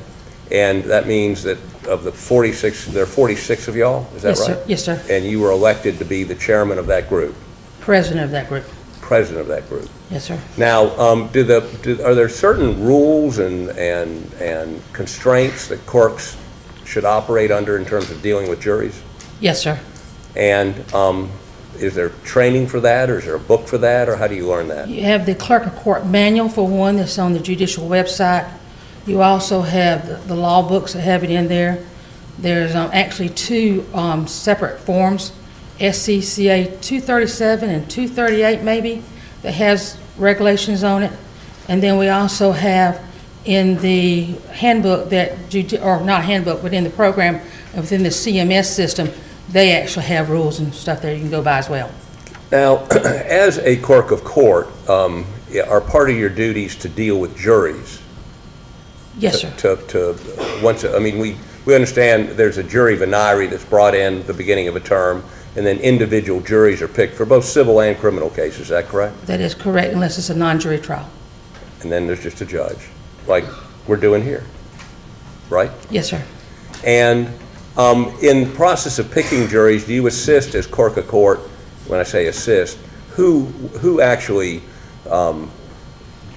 picks the jurors out of a hat, or whatever the process is? Well, actually, the first process is you draw a jury by computers through the CMS system, and then summons are sent out, and then once we come to court, we usually do a roll call. We see what everybody's doing, what their jobs and everything, to help the attorneys to decide which jurors they would like to get. They have so many strikes, etc.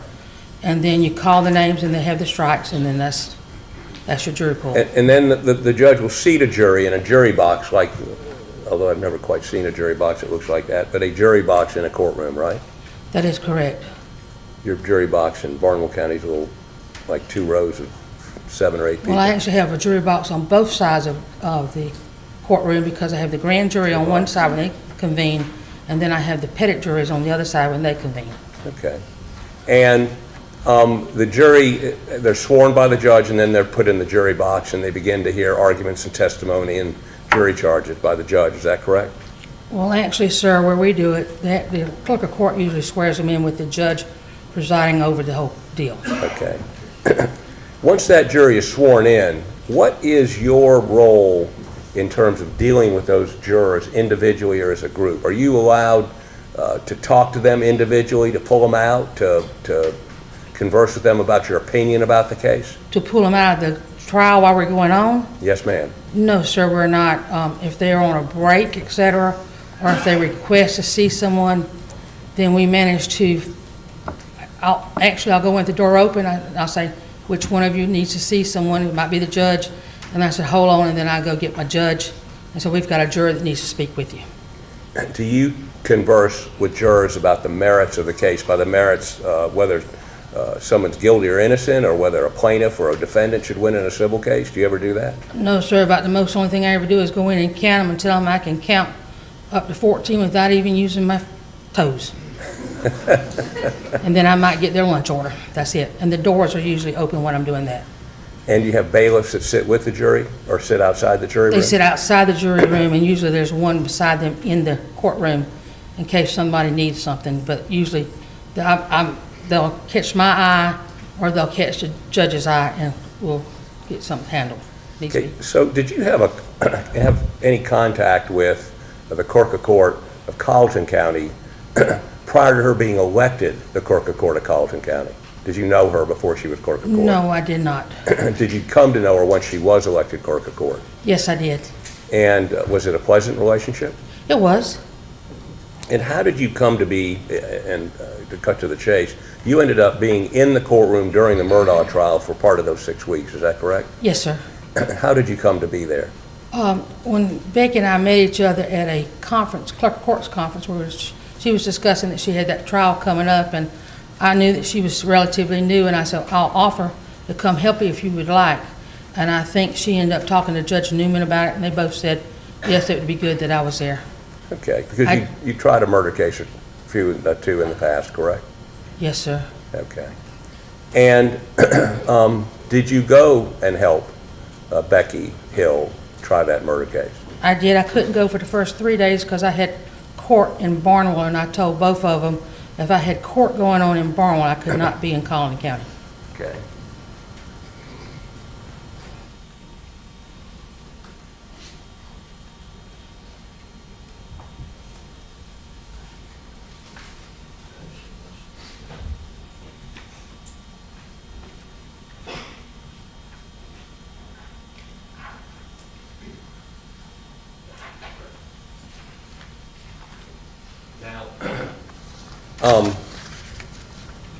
To your knowledge, had Ms. Hill ever been the clerk of court that managed a murder trial prior to this? Not that I'm aware of, sir. So this was her first murder trial, as far as you know? As far as I know of this magnitude, I don't know if they had one before then or not. Okay. Now, when did y'all, I mean, initially, what were you talking about in terms of logistics and how you did it and all those sorts of things? Yes, sir. During that, before the trial, before we ever picked a jury, did she ever discuss with you that she was going to write a book? Yes, sir. And She wanted to write a book. Yes, wanted sir. to write a book. Did she indicate what the book was going to be about? About the trial? About the Murdaugh trial? Yes, sir.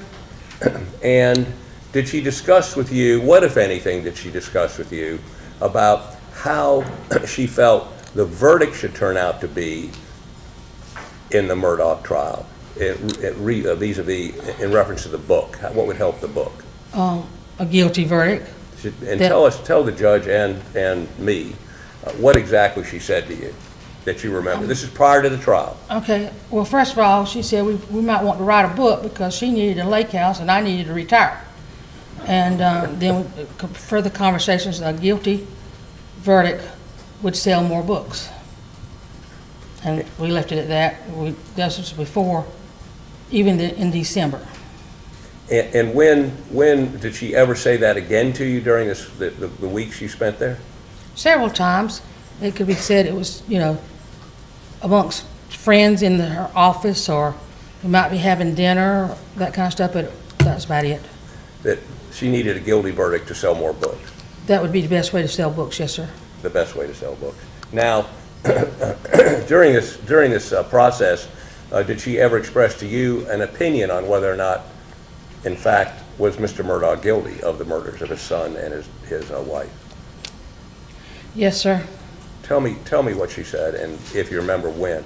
I don't exactly remember when. I know it's over half of the trial had already happened, but the evidence was coming forth that it looked like he might be guilty, and she made a comment that a guilty verdict would be better for the sale of books.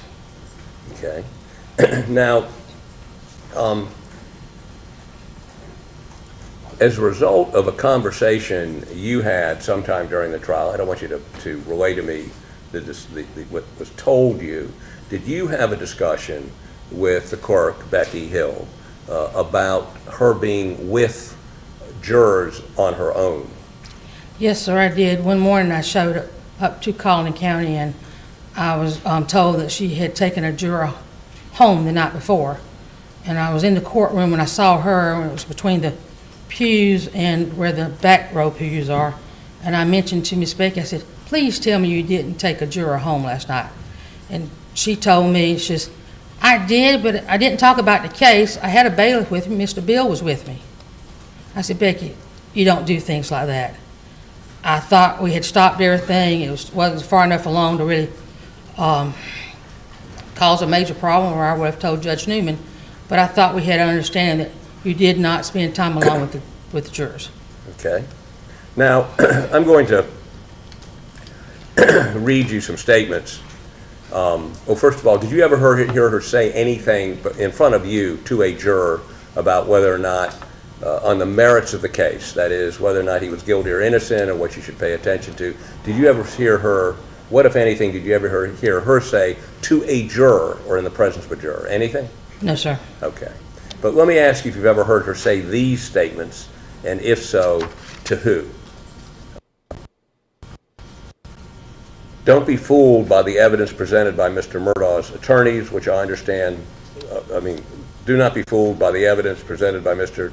Murdaugh's attorneys. You ever heard her say that? Your Honor, this time I would object. This witness was specifically called as a Rule 16.3B extrinsic evidence. I think we've covered the two grounds that would be permissible for her to testify to, and I believe then that should be the extent of her testimony, so we would object to any further extrinsic evidence as improper impeachment and also irrelevant. I think that the issues that were raised with the prior witness have been covered, and that was the express reason that this witness was called, and Your Honor allowed the testimony.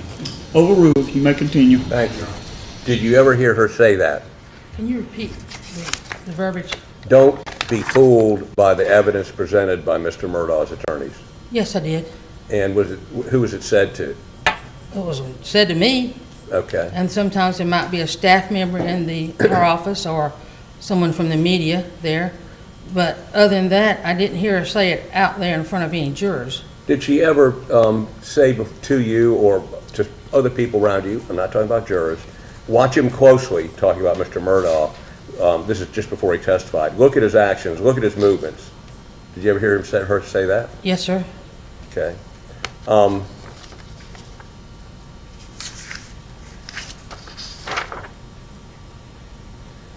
Did you ever have any conversations with the bailiff, Mr. Bill?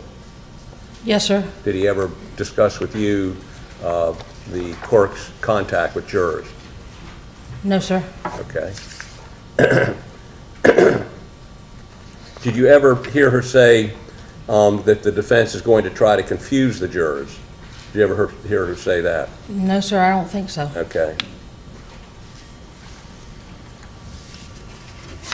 Now, let me deal with one last area. Let me see if I can simplify this. There was a setup in the courtroom. Pardon me, I've got a little frog in my throat. And I'm fine, thank you. I think so. I'll share my bottle over here if he wants part of it.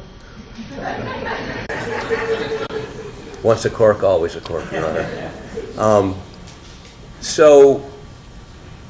And I was there, you were there, this judge was not there. And prosecution tables over here, defense tables over here, judges up here, and then there's a rail behind which the clerk was. And because of all the massive electronic equipment we had there with big screens, there was an area over on my right facing the judge. And then I think you were located in that area right between the judge and that area, is that correct? Talking about in the well area? Yes, ma'am. Okay, yes, sir. For Now, the most part, now sometimes I was out there with the screen. Right. In the gallery. Right. But there was a screen on which you could see not only what the gallery back there could see, but the images that only the jury was supposed to see that were under seal. Is that correct? That is correct. Now, there's a woman named Rhonda Ryder, correct? Rich. Rich. And tell me who she is. At the time, we did not know who she was. The first time they were there, we didn't know. Then she came in Miss Becky's office the night before, and she asked if she could have another seat in the courtroom for the next day. And Miss Becky said yes. And she says, and what's your name again? And the only reason why I remember Rhonda, because, of course, my name being Rhonda. And the next day, Miss Rich was sitting, I don't know how to tell you, but she was sitting. Do you know where Doug was sitting? Yes, ma'am. All right. I know, Judge, you don't know where Doug was sitting, but anyhow. But Doug was the audiovisual guy, and he had access to the unscreened, the unsealed images, correct? Yes, sir. And she was sitting right next to him, right? Yes, sir. Okay. In that little part. And so she could see the body cam, she could see the unredacted corpse pictures, the autopsy pictures, all the photos that the judge had sealed, correct? Well, no, the only thing she could see was what was being put up at the time. Right. But Okay. as they were put up, she could see them. Right, but they tried their best to seal it where you couldn't, but you could still see it there. I didn't see any of those, Right. okay? But she could see them. Right, and Doug was really having a problem with that And I can also tell you that our court reporters didn't know who she was either, okay? Okay, and she turns out to be a writer, correct? Yes, sir, after I found out, yes, sir, And her name is Rhonda Rich. correct. She was given access to areas that only court personnel should have had access to. Right, but then we broke, and then she moved her in the well with me. She was about on my left, and either Elizabeth or Mike was on my right. And I noticed she was taking notes. And I asked her what was she doing, taking notes. She says, I'm a Sunday school teacher. Well, I immediately covered up everything I had. You don't trust Sunday school teachers? So- You don't trust Sunday school teachers? Let me just, there's too many preachers in my family on both sides, okay? So, you determined she was not a Sunday school teacher, and later learned that she was a writer writing about the Murdaugh case, correct? Now, I don't know if she's ever a Sunday school teacher or not. There's just, I don't even know where she goes to church or anything, so I can't tell you that answer. But I did find out that she was a writer because shortly after she was put there, and evidently after I covered everything up, shortly after that, Judge Newman asked for a recess so we could find where people were going to be working. And that's when she put Miss Rich out in the gallery in control of that screen. And she ended up writing the foreword to Becky's book, is that correct? Yes, sir. Okay. And Becky gave her access to area only court personnel should have had, is that correct? That is true, but now I'll be honest with you, sir. There's been a couple times when we had other people that were sitting on that side where we weren't planning on seeing sealed documents that day. Right. But there were some other people that sat there, but nobody that actually sat in the well that wasn't court people. Okay. Thank you, Court's indulgence. Mr. Waters, on cross-examination. Thank you, Your Honor. Just like that, 1 second. Oh, okay. Judge, do you have an extra bottle of water up there by any chance you're willing to share? Oh, Miss Elizabeth Scott's one, thank you. Great.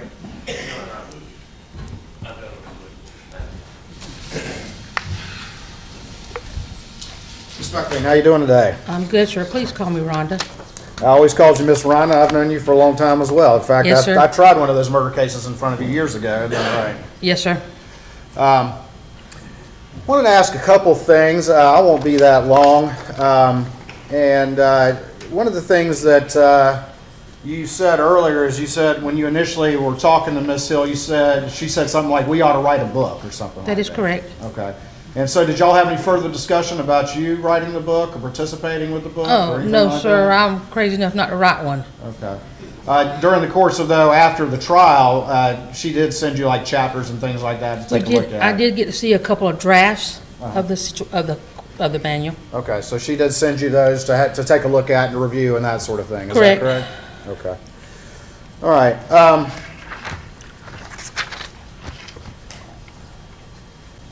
And you were asked, and again, Your Honor, just to be clear, I'd made some objections. You do not waive any objections by cross-examination. They are all preserved. Thank you, Your Honor. You may proceed.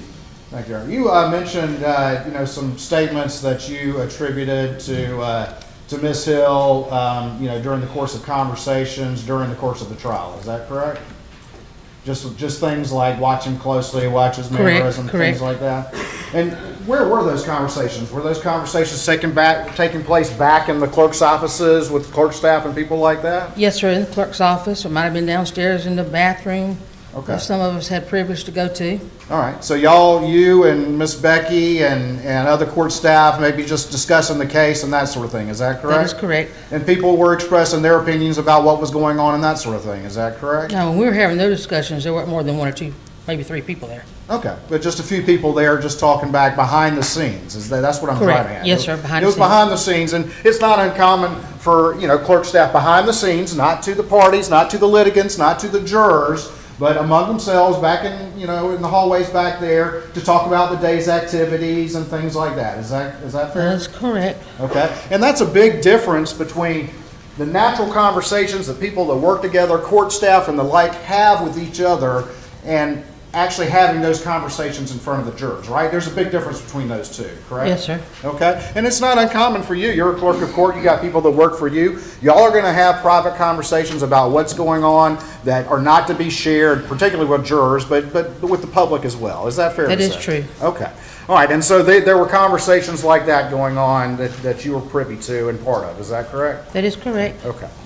All right, and you mentioned a little bit about, well, let me ask you this. So there are all these conversations going on, and that's natural. That happens, private conversations with court staff behind closed doors. But you never once saw or observed or had anyone tell you that any of those conversations were being shared by Miss Becky with any juror. Is that right? That is correct. All right, and if that had happened, if you had observed anything untoward or improper going on at this particular trial, you would have immediately gone to Judge Newman as part of your obligation. Is that correct? That is correct. And you never did that because you never observed anything like that. Is that correct? That is correct. Okay.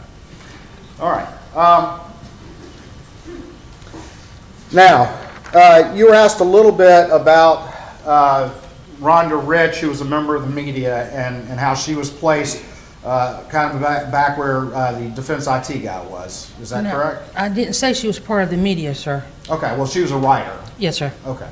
All right, and then you said that eventually, though, Judge Newman stepped in, and then she was moved out into the gallery in charge of the screen out there. Right, but I don't know. I thought Miss Becky moved. I'm not saying Judge Newman did. Okay.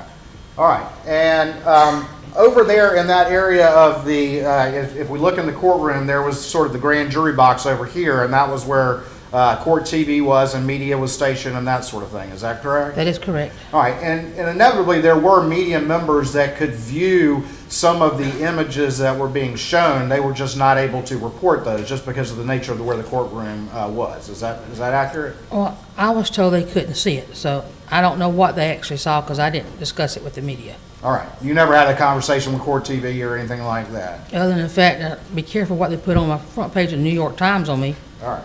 All right.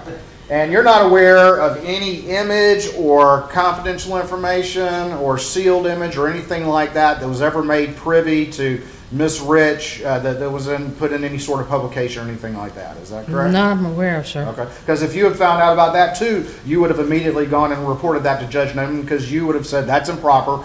That I need to go report to the judge, correct? Correct. And you never once saw anything during the entire course of this trial that caused you to say, you know what, I got to go talk to Judge Newman. Something ain't right about what's going on here. Is that correct? That is correct. And you would have done that without a doubt if you had seen that, correct? Yes, sir. All right. Now,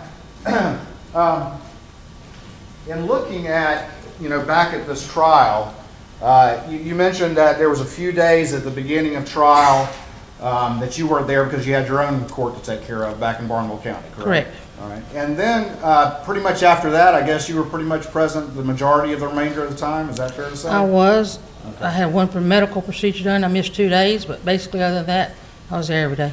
All right. And there was a period of time, though, during the middle of the trial where Miss Becky had a medical issue and had to be absent from the courtroom for about a week or something like that. That is correct. Okay. And during that period of time, you were present and functioning as the lead clerk of court during that period of time. That is correct. All right. So the reality is that you were present for probably as much, if not more than anyone in the clerk's function during the course of this trial. Is that fair? Yes, sir. Okay.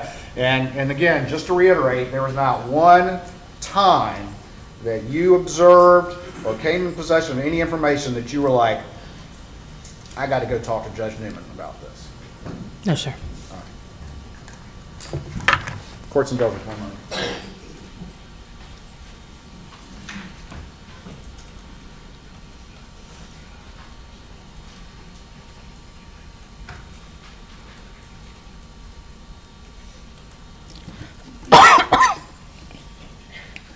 There's our coffer.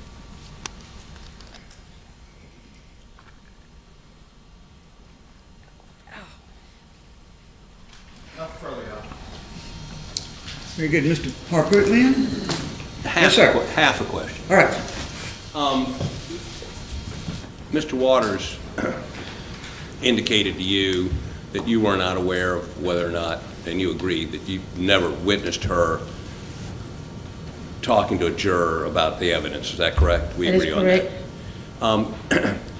Do you know, but she did admit to you that she had been with a juror alone in a car for some period of time when you confronted her with that, is that correct? Yes, sir. And did she indicate to you what she talked to that juror about while they were alone in the car?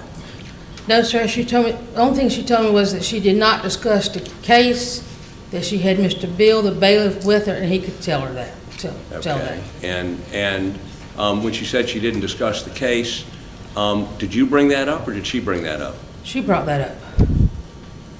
You didn't say shouldn't be with him because it's frowned upon? I did tell her that I would caution her on doing that because the perception of dealing with the jurors one-on-one is not tolerated. Is not tolerated. Thank you. Thank you, Ms. McElveen. You may be excused. Thank you. All right, Mr. Harpootlian, call your next witness. Your Honor, we would call juror 741. I know you're not going to. Well, that's right. She's an alternate. That's all right.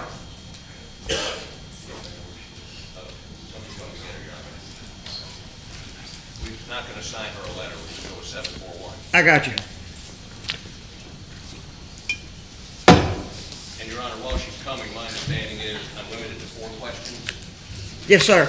I have a copy, and I have given the court reporter a copy of this affidavit with the name obscured and the number, I think, as well. So, but the affidavit that supports this testimony that you're about to offer is Court's Exhibit 5. Other than a little factual background about her getting picked for the jury and how long she was on the jury and That's then she fine. got excused. That's all we intend on asking these 4 questions. All right, sir. Unless Mr. Waters asks. Sure. I mean, they'll have cross-examination. I'll be crossing, so. He would definitely open the door. All right. He's limited to the 4 questions initially, is that? Yeah. No, sir. He's just telling me that's what he intends to do. Sometimes you can hold lawyers to that, and sometimes you can't, Mr. Miller. Yes, ma'am. Thank you. I intend on only asking her those 4 questions. That's fine. It doesn't have to be In the building. Yeah. the numbers. Yeah.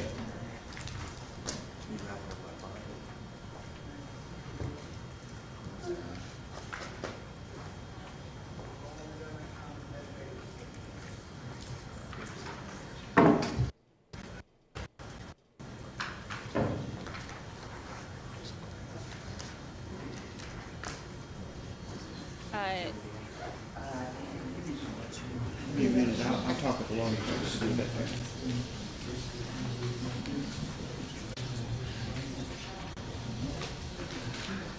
Do you swear or affirm that the testimony you're about to give in this case to be the truth, the whole truth, and nothing but the truth, so help you God? Yes, I do. Thank you. Please have a seat and please stand. This is the hearsay affidavit, the one that she wouldn't sign, I believe.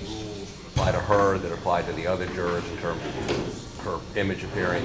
That's correct. There'll be no photograph made of this particular witness who was an alternate juror in the matter.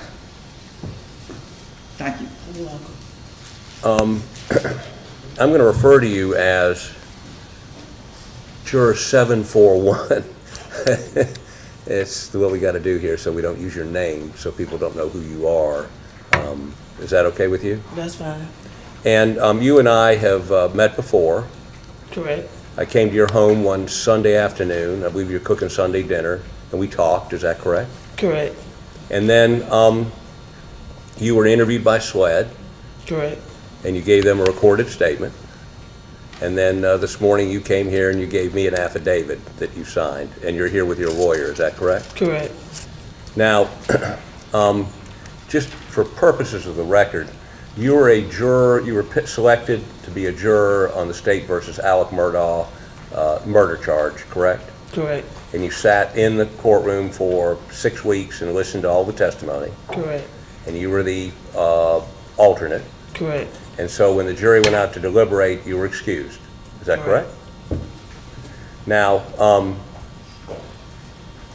I'm going to go through a series of questions based on your affidavit, okay? Okay. Which you signed this morning, which was based on our initial interview with you and your interview with Sweat. This is basically the same thing you told Sweat, is that correct? Correct. In your affidavit, you say, before the defense put up their case, Object to leading. Sir? Leading. Overruled. Go ahead. Thank you. In your affidavit, you said, before the defense put up their case, Ms. Hill told the jurors, quote, "The defense is about to do their side. They're going to say things that will try to confuse you. Don't let them confuse you or convince you or throw you off," unquote. Is this true? Did Ms. Hill say That's that? exactly what she told us. I'm sorry? That's exactly what she told us. Okay. The next thing you say is, Ms. Hill made the above statement warning the defense would try to confuse us in the presence of all the jurors as we had assembled in the same jury room. Is that correct? Correct. Now, y'all were initially in two We was jury... in two separate rooms, and when she came in, we all went in one room. Okay. Paragraph number 5, Ms. Hill said, "If you get emotional, we want to see your face because that is what they want to see." What does that mean? She said, "Don't get nervous. Don't be afraid to show your emotions because that's what they want to see." Who wants to see? I don't know who she was speaking of. I'm assuming the court. Okay. And then number 6, Ms. Hill also informed us Alex Murdaugh was going to testify, but I don't recall exactly what you said. All the jurors were assembled in one room when she made that comment. Exactly. She told you that Alex Murdaugh was going to testify. Exactly. Did you know before that he was going to testify? I think we knew that he was going to come up. I think he was supposed to do it the day before, but he didn't. And I knew he was going to be the last person that afternoon. Okay. During the visit to Moselle, juror number 826 and I walked to the scene together. Then juror 826 began walking with the clerk of court, Becky Hill. I could tell they were talking. I could not hear what was said between them. Is that correct? Correct.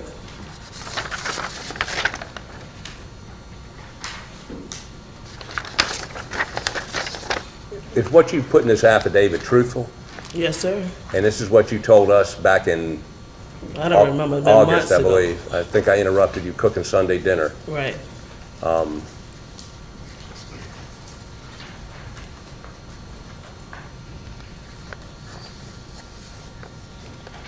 right, thank you. Please answer any questions defense may have for you. Mr. Waters. Or Mr. Maddox. Thank you, May please, Your Honor. This is such a mess. Good afternoon, Ms. Good 741. afternoon.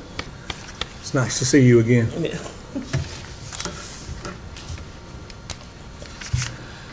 When's the first time you talked to Mr. Harpootlian or Mr. Griffin or any other attorney? I can't tell you exactly. It's been months. It's probably been September, August. It's been months. Okay. And were they the first attorney to talk to you, or was there somebody else that talked to you prior to them? Any other attorney? No, I think he was the first person I talked to. You sure? I think. It was so many people trying to call me, and I was trying not to be involved, so I can't quite remember. But he was the first person I'd seen. First person in person? Yes. Okay. So when he came to your house? Yes. Mr. Harpootlian came to your house? Yes. Okay. And at that point, was Miss Holly with him? Holly, do you mind raising your hand? You see Miss Holly? Yes. Okay. And was anybody else with him? Yes. He was. Mr. Griffin? Mr. Griffin. Thank you. And you gave them a statement then, right? Right. Okay. And did they record you? I mean, were they audio or video recording you? Did they say we'd like to record this? No. They didn't? But neither did the people that came out. They didn't. I didn't know I was being recorded by them neither. I'm not trying to fuss. Oh, okay. But is there an audio recording of your conversation with them that you know of? No. Did they say? None that I know of. No. Okay. So you don't remember them saying? No audio recording. We're required to tell her for recording her under rules. We didn't record her. He's on cross-examination. Mr. Maddox? Thank you, Your Honor. And at that point, and that was again, do you remember, you said you think, was that around the end of August, 1st of September when they first came and talked to you? Roughly? Roughly. Okay. I don't want to. And you told them basically everything that you've told us now, right? Yes. Exact same thing? Exact same thing that I told them. Nothing less, nothing more? Yes. So, Mr. Harpootlian, and you didn't sign an affidavit back in September, or when you talked to him the first time? No. And why not? Because he was just coming out to talk to me. He just was asking questions. It wasn't nothing officially. He had, so. When you say nothing officially, I don't know what you mean. He was just coming out to ask, he was just asking questions about what went on during the trial. It wasn't. Well, did they ask you to sign an affidavit that day? No. Okay. Did they ask you to sign an affidavit any time right after that? No. Did they never ask you to sign an affidavit until this week? No, I was supposed to meet with them a couple of occasions, but I was having my own personal issues and I couldn't come. Okay. Well, I'm sorry about that. No problem. So you told them at this first meeting, back at the end of August, 1st of September, that y'all going to hear some things that will throw you off. Don't let it distract you or mislead you. Is that what you said? That's what, I didn't say that. That's what the clerk of court told Yeah, me. I'm saying that's what you said to them. I'm sorry. Okay, and where did that take place? She would always stand like on the outside of the jury room, like in between, like on the outside. She would never really come inside the jury room. So there were two rooms, right? Yeah. Okay, one room, and then the other room separated it, correct? Right. And you couldn't hear people talk in the other room, could you? No, that's why when she came, everybody came in one room. Okay, so in this comment you said she made, did she bring everybody out in the hallway? Some people was in the hall. That's why I said she was standing right at the head of the door. Standing at the head of the door. Right. Was Mr. Bill there? Your bailiff? Yeah, he would be standing in the hallway. He's all out there, right? Right. And then she said in front of everybody, the defense is about to do their side. They're going to say things that will confuse you. Don't let them confuse you or convince you or throw you off. She said that to everybody. She said that to everybody. So everybody could have heard. Everybody could hear it.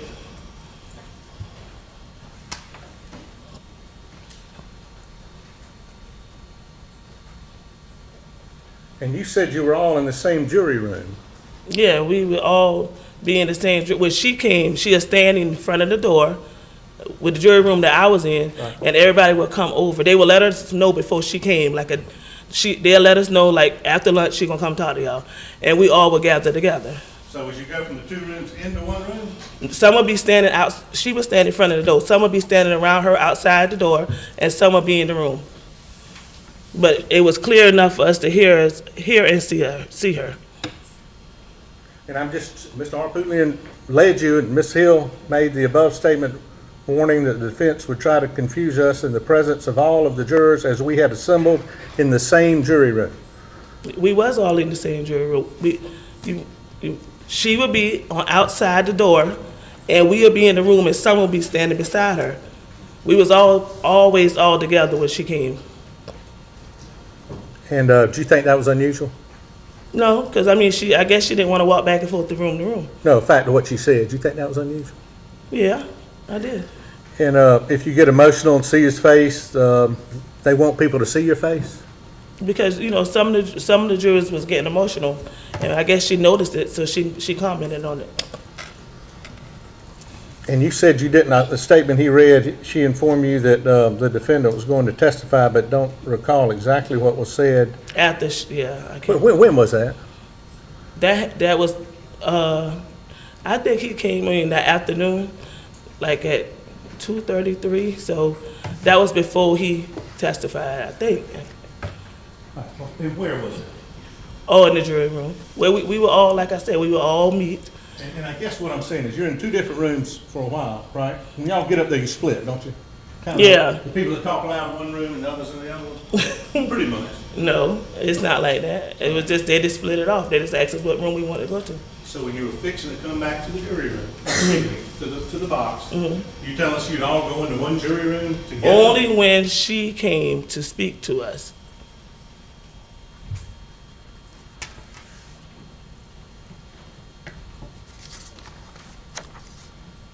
And Mr. Harpootlian asked you about, I believe, number 7 on the affidavit. And when did you sign this affidavit? This morning. Okay. And when's the last time you had talked to Mr. Harpootlian? No, I haven't talked to him since he came to my house. Or any of them before today? No, I haven't talked to him since he came to my house. Talked to anybody else involved in this case before today, since then? No, He was talking to my lawyer, Okay, and who was that? Sean Wilson. Okay, and when had Sean Wilson talked to you? He's been my lawyer Since when? since 2021. Okay, when Mr. Wilson talked to you about this case and what you told Mr. Harpootlian prior to, All right. They apparently don't object to this, but I am very uncomfortable with your asking what her lawyer told her. and I won't go into content, I was just looking for timing. Well, she's told you a couple of times that he was her lawyer since 2021. Was he your lawyer for this? For what you mean for this? Well, like being a juror? For being a juror? Yes, ma'am. I didn't have he was always my lawyer. You didn't hire him for this? No, I didn't hire him for this. But he had talked to Mr. Harpootlian about your affidavit and your testimony today, hadn't he? Is that a yes? Yes, he was looking over the paperwork. He was looking out for me because he's my attorney. And when was he looking over the paperwork? Oh, I guess ever since September, October, I wasn't really keeping up with it, to be honest, because I'm. So do you know if he's talked to Mr. Harpootlian this week? Yeah, he talked to him today. Talked to him today? We was together. Who was together? Me and my lawyer. And Mr. Harpootlian? Yes, when I went to go sign the affidavit. Okay. Where'd you sign it? At his office. At whose office? Mr. Harpootlian's office. Your Honor. I was supposed to. I would object. Okay. This meandering, I mean, there's no jury here. It's you. And I don't know what this is. How about help it a little bit? I think we got all the information. Yeah, all right. I think he's going to move on. Thank you. Yeah.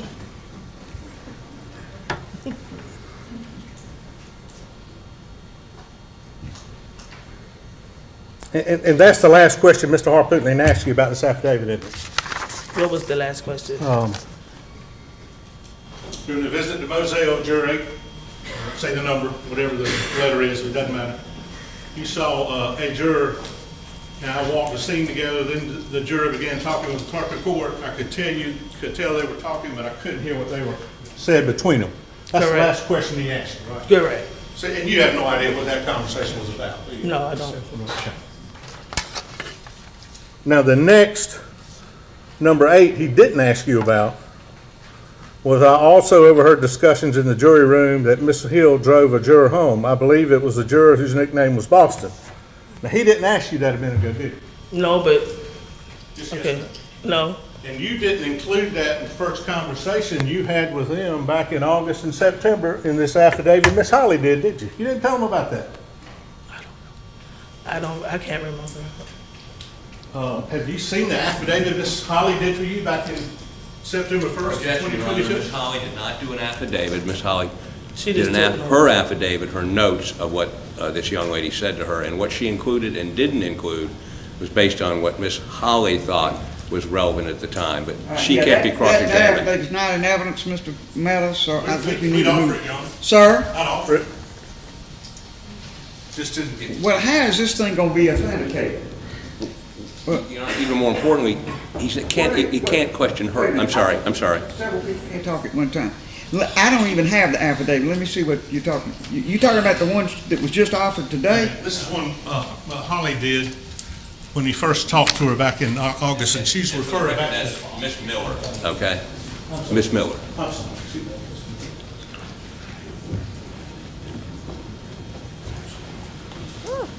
This is Ms. Miller's affidavit about what she thinks Ms. This juror said. Yes. I'm not going to allow this, Mr. Meta. I don't see a whole lot of difference between this and what's been said in the affidavit that has been offered by Mr. Waters, but I'm not going to allow that. Okay, thank you.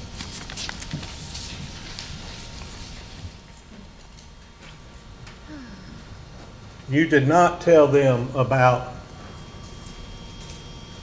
hearing that Miss Hill had driven a juror home back when you met with them in September, did you? I can't remember.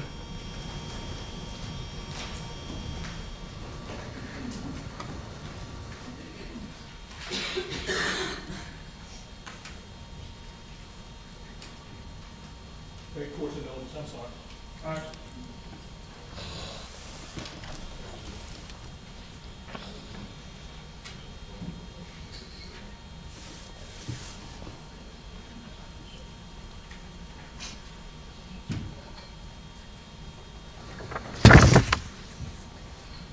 Who is Boston? She was a juror on the trial. I don't know her, but that was the nickname they gave her. I don't know her first name. And what, if anything, did you know or convey about Boston? She was a juror on the case, just like everybody else. Anything else? No. Nothing. Ma'am? No. Okay. So again, Mr. Harpootlian didn't ask you, but when you, in the affidavit of today, I also overheard discussions in the jury room that Miss Hill drove a juror home. I believe it was a juror whose nickname was Boston. Is that something was added after your lawyer was with Mr. Harpootlian today? I don't know if I added it. We talked about it today, but I don't know if I mentioned it in September or not. But I know it. We've ever talked about it, wasn't it? Your Honor. No, it's not. No reason to raise objection. The first thing is, Mr. Meadows, I'm going to caution you one more time about this. You cannot talk over a witness. The second thing is, you don't need to be marching all back around here. You talking only to me, not the jury or anything else. So let's slow down, and this is repetitive of questions that have been asked before. If you want to take this tone with her, I don't know exactly what you're trying to accomplish. I'm not trying to take tone. I apologize. She knows that, and I'm sorry. Well, you're just talking to me. This is not some drama thing for the jury. I know. I'm sorry. All right. Well, let's finish this thing up. The only reason I did it, what he hadn't asked about it, and it to me is the key issue here. They're trying to say was different. Mr. Meadows, I mean, you lecturing to the witness or to me or what? Please don't do that.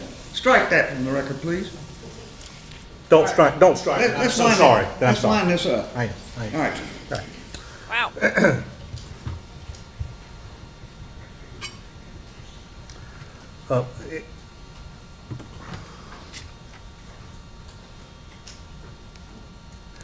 In number 9 in the affidavit, that before the jury began deliberating, I heard a member of the court staff say the deliberation shouldn't take long. I don't remember specifically who made it, but it was made in the presence of the entire jury right after closing arguments in the jury room. Correct.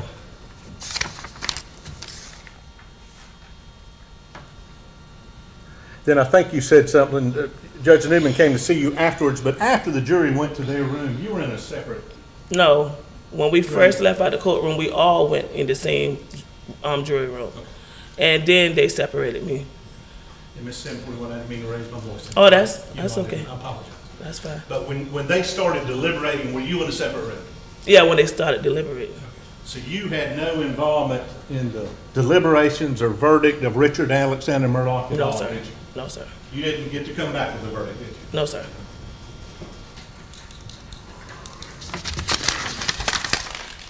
Have you read Miss Hill's book? No. Okay. And I noticed your interview. I did watch it. And I think Mr. Radford, back there, you can raise your hand, kind of, Radford, I think came to your place and interviewed you. Right.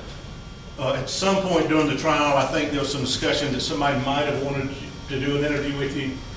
Yeah, that's what she said. Okay, and then after the trial, I think there was some discussion, somebody, since you weren't on the jury, they may not have wanted to interview you. You remember that, roughly telling an officer that? Yeah, that's not what she said.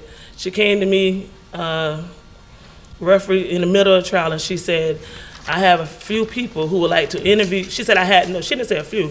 She said, I have a lot of people that's inquiring to interview with you. She said, but I'll have to get with you after the trial. But after the trial, she came back in the jury room, and she started handing out cards. And she handed everybody cards but me. And she was like, I don't have any cards for you for an interview because no one wants to speak with you. That's what was said. And did, I mean, you weren't happy with that, were you? Yes, I was. You were happy with that? I don't need to be interviewed. Dave Portugal. Okay. So Becky told her nobody would want to talk to her. Briefly, Your Honor. Mr. Meadows just asked you series of questions that I'm not sure I've heard before. Who approached you during the trial and indicated the media would want to interview you? Miss Hill, Miss Hill? Miss Hill herself. Just you or all the jurors? They had, I think it's the day they had the bomb threat, and I think that was the day. And she approached me. You? Me, by myself. By yourself. And where were you? That's the day in the lunchroom when they had the bomb threat. We went to the middle school. I believe that was the day. The middle school. And she came over to you and said what? That she had some reporters that was reaching out to her that wanted to speak with me. To you? Yeah. Not the whole jury, to you. Was there anybody with you at that time? No, it was Did just she me. indicate why they wanted to speak with you? Just you? No, Did she indicate what reporters? no, Did she ever talk to you about doing interviews with the media after that? no. But you indicated she brought some cards at some point? She brought cards in to hand to the jurors Before? after After? the verdict was read. Cards of media people? Yes, sir. Did she tell you she was writing a book? No, Did she indicate to you why it might be good for her if you did media interviews? no. But she had a conversation with you in the lunchroom of the I middle believe school. it was the lunchroom. I by- think the day of the bomb threat. The day of But the bomb threat. I'm 100% sure she came to me and she told me that in the middle of the trial. Was there a bailiff with her or just No, her? it was just her. Pulled you over and said, hey, I can make you famous, I can put you on TV. She said she had media that wanted to talk to me. That's what she said. Okay. I hyperbolize, I apologize, Your Honor. Yes, sir. That's all I have. All right, no further questions, Mr. Harpootlian? No, Your Honor. Very good. Thank you very much, ma'am. You are excused.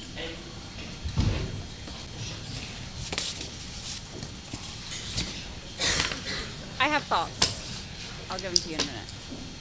All right, Mr. Harpootlian, that it? I need to put one matter on the record, Your Honor, and that is it. All right. As soon as I'm told what to put on the record. All right, sir.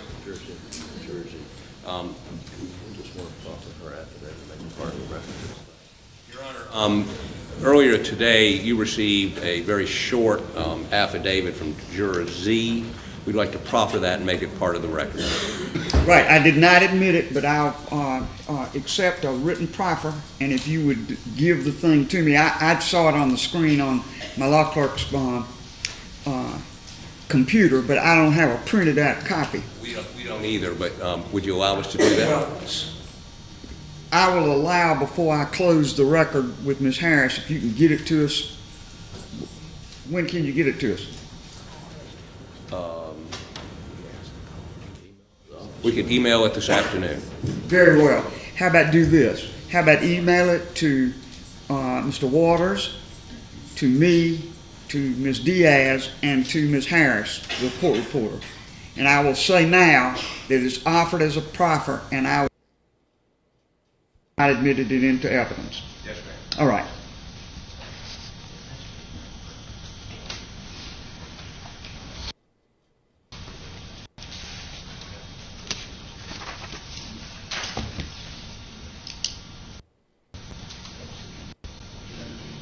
I don't know why their feed keeps doing that. Your Honor, we referred to earlier on a email to the Japanese television folks. I do have copies of that. I'd like to make that part of the record. All right, but hand it up to me and let me see it. And also, of course, to Mr. Waters.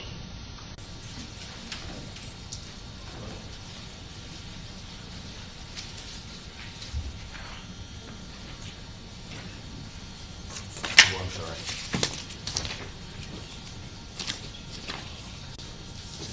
I got two of these, Mr. Harpootlian. I'll give you one back. Thank you.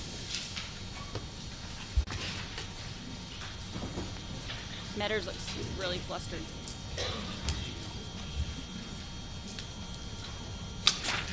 We did, yes.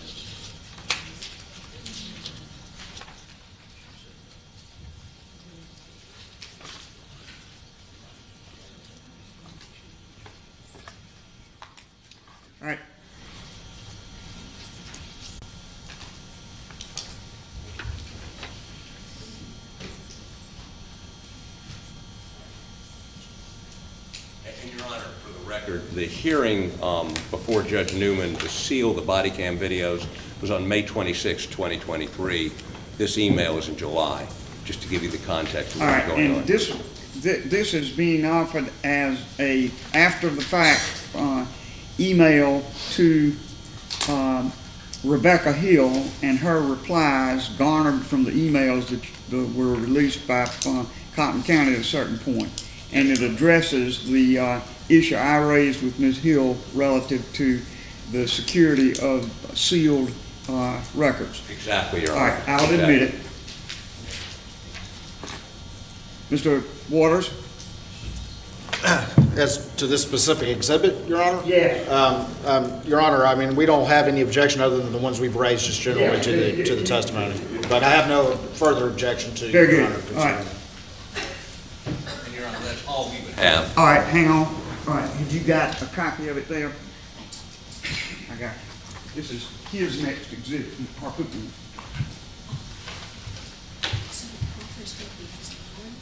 Proffer is his one. So this is two. All right, the proffer is your exhibit one, Mr. Harpoon, and this, which I have admitted, is your exhibit two. Thank you, Your Honor. All right.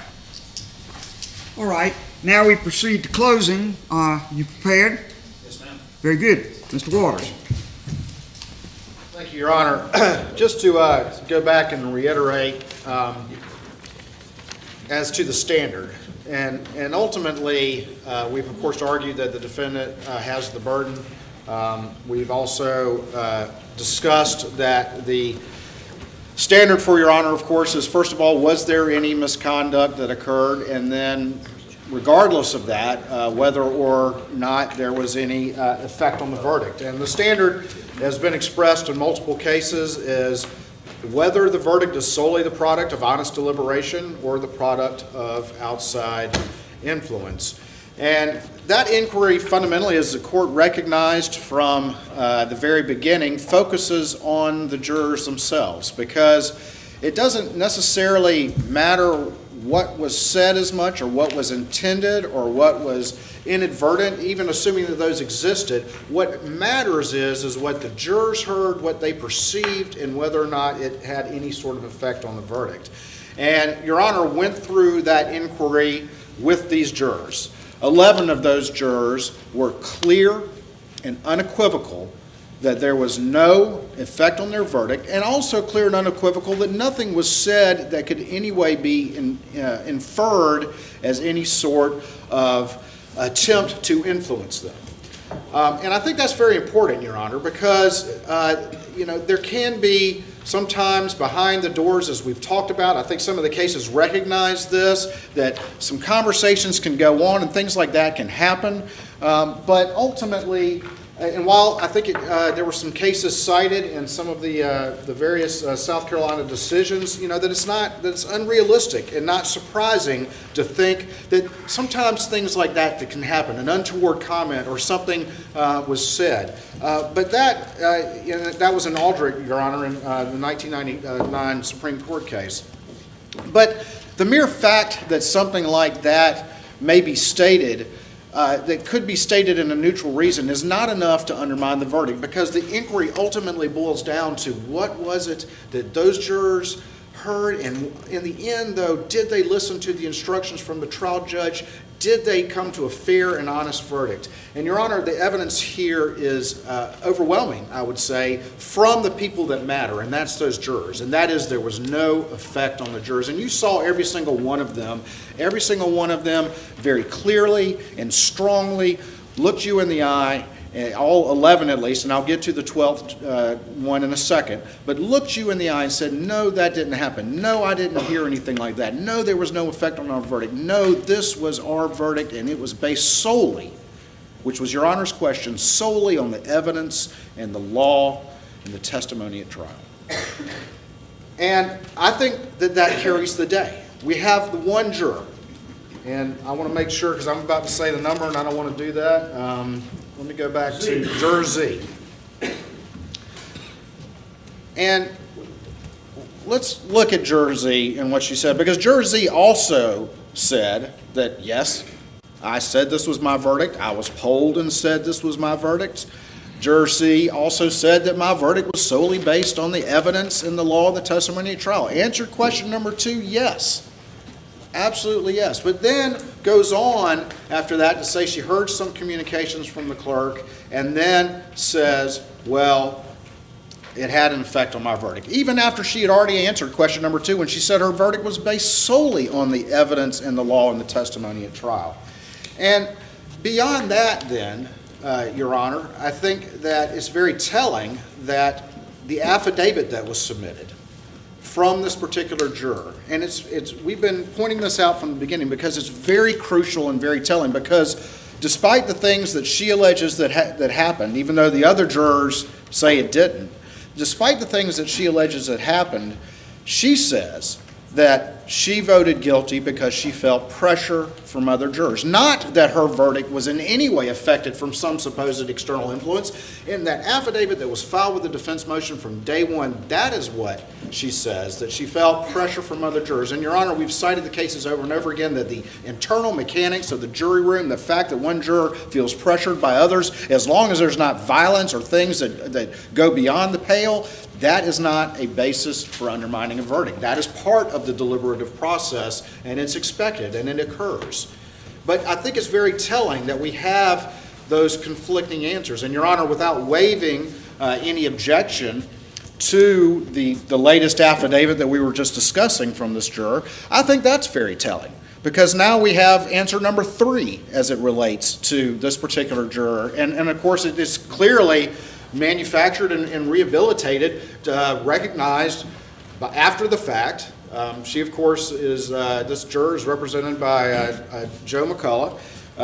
And ultimately, we've got now a third version of events from this very juror. So we have this juror who's given answers all over the place that are inconsistent with 11 other jurors who were very strong and unequivocal that, yes, this was our verdict. It was based solely on the evidence, the law, and the testimony, that there were no communications from Becky Hill that influenced that verdict. And I think ultimately when you look at the case law, in the end, it's up to Your Honor to make that ultimate determination and looking at all that law together. We cited a number of decisions, including, as we discussed, the questions to be had. I sent an email where we set out some questions that it's not uncommon, perhaps, for a juror to have a second thought. But the law is very clear that it does not recognize that, because what that would do would be to consistently and constantly put every verdict that occurs in any courtroom in this state or in the nation at risk. Jurors don't have to vote in perpetuity. They vote on one day and one day only. And here, Your Honor, the evidence is overwhelming that those jurors' verdict was the product of honest deliberation, and the only bit of contrary evidence to that effect is from a juror who, frankly, not only said that it was purely the result of honest deliberation, but then has answers all over the place. And Your Honor, I would say that the other 11 jurors are credible, they were strong, they were clear with Your Honor, and I think that ultimately that carries the day. Now, we've had testimony from other people since the jurors were here. We've had testimony, obviously, from Ms. Hill, we've had testimony from Ms. Rhonda, and we've had testimony from this alternate juror. But again, none of that testimony at all goes to what is the ultimate test for Your Honor, and that is whether or not this verdict was the product of honest deliberation. And on that, again, the evidence is overwhelming and strong and clear that it was the product of honest deliberation.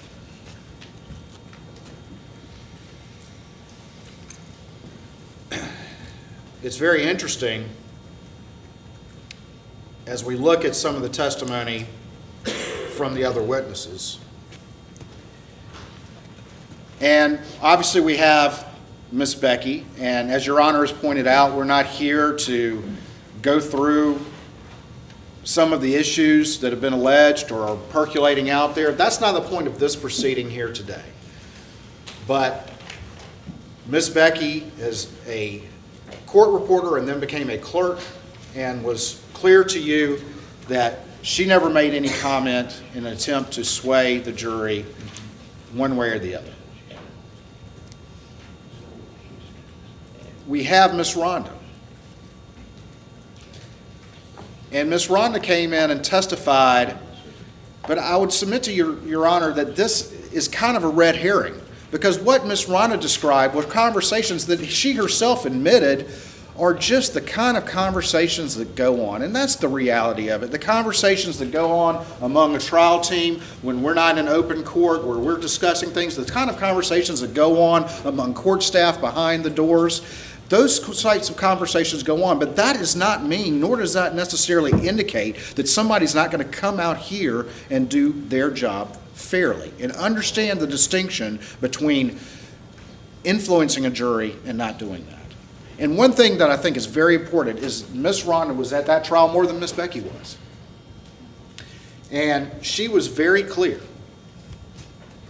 And I probably was as repetitive as anyone here today in asking that question over and over again because I didn't want that point to be lost. That Ms. Rhonda said, I was there more than anyone else, and I never saw anything or observed anything or had anything happen that would cause me independently to go to Judge Newman, because that's what I would have done, to go to Judge Newman and say, something's not right about this. This needs to be fixed. Something's going on that's improper. And I think that that is an extremely crucial fact, because Ms. Rhonda admitted and said, of course, as she would, that if something had happened that the judge needed to know about, she would have been the first one to do it. And it never happened. And she was here more than Miss Becky was. It never happened.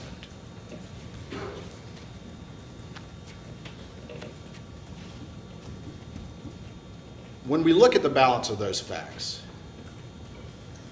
when we have the clerk of court come in and testify that, you know, maybe I did this or maybe I did that, maybe I plagiarized the book, a portion of it, maybe I did this, maybe I wrote in things in there that are based on community knowledge or newspapers or poetic license or whatever you want to call it. I don't care about the book. And I would submit that Your Honor doesn't need to care about the book either, because the book and what happened with the book afterwards is not what is relevant to the inquiry. But she was clear that she did not have any attempt to influence that jury. She was clear about that. And Ms. Rhonda was clear that she was not aware of anything like that either.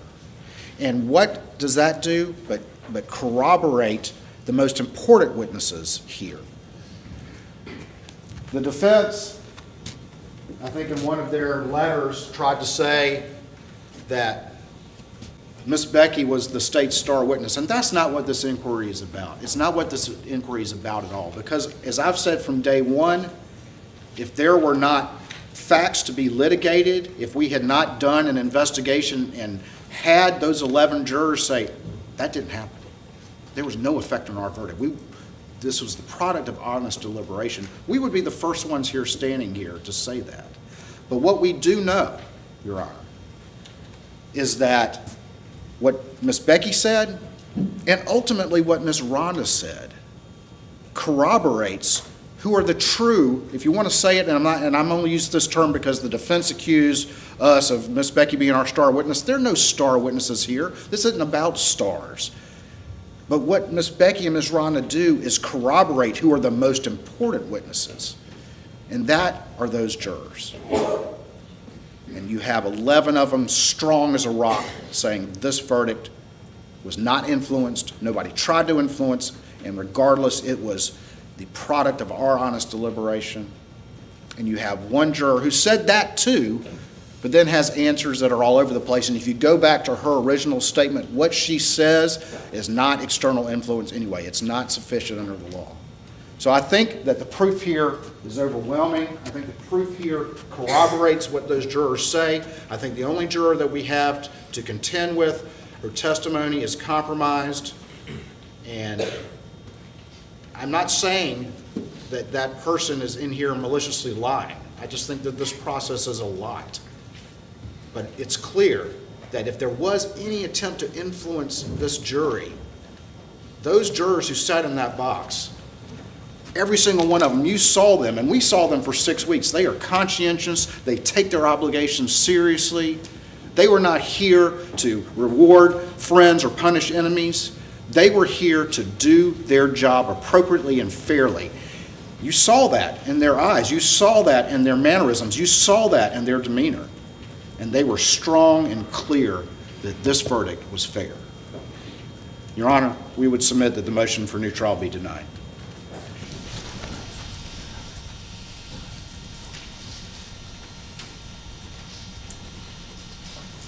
Mr. Harpootlian. Mr. Griffin will be arguing. All right.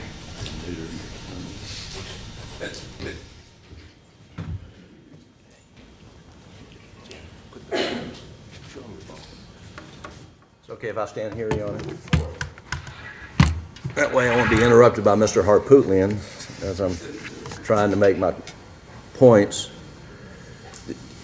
Your Honor, I want to first start with State v. Green because I understand that that's the guidance, that's what we're following here, and reading, excerpts from State v. Green.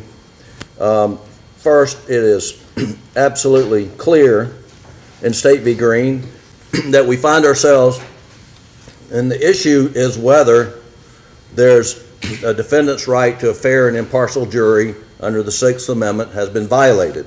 Reading from the opinion, it says, in the Sixth Amendment's context, the Supreme Court of the United States has held that, quote, any private communication, contact, or tampering with a jury during a trial about the matter pending before the jury is deemed presumptively prejudicial.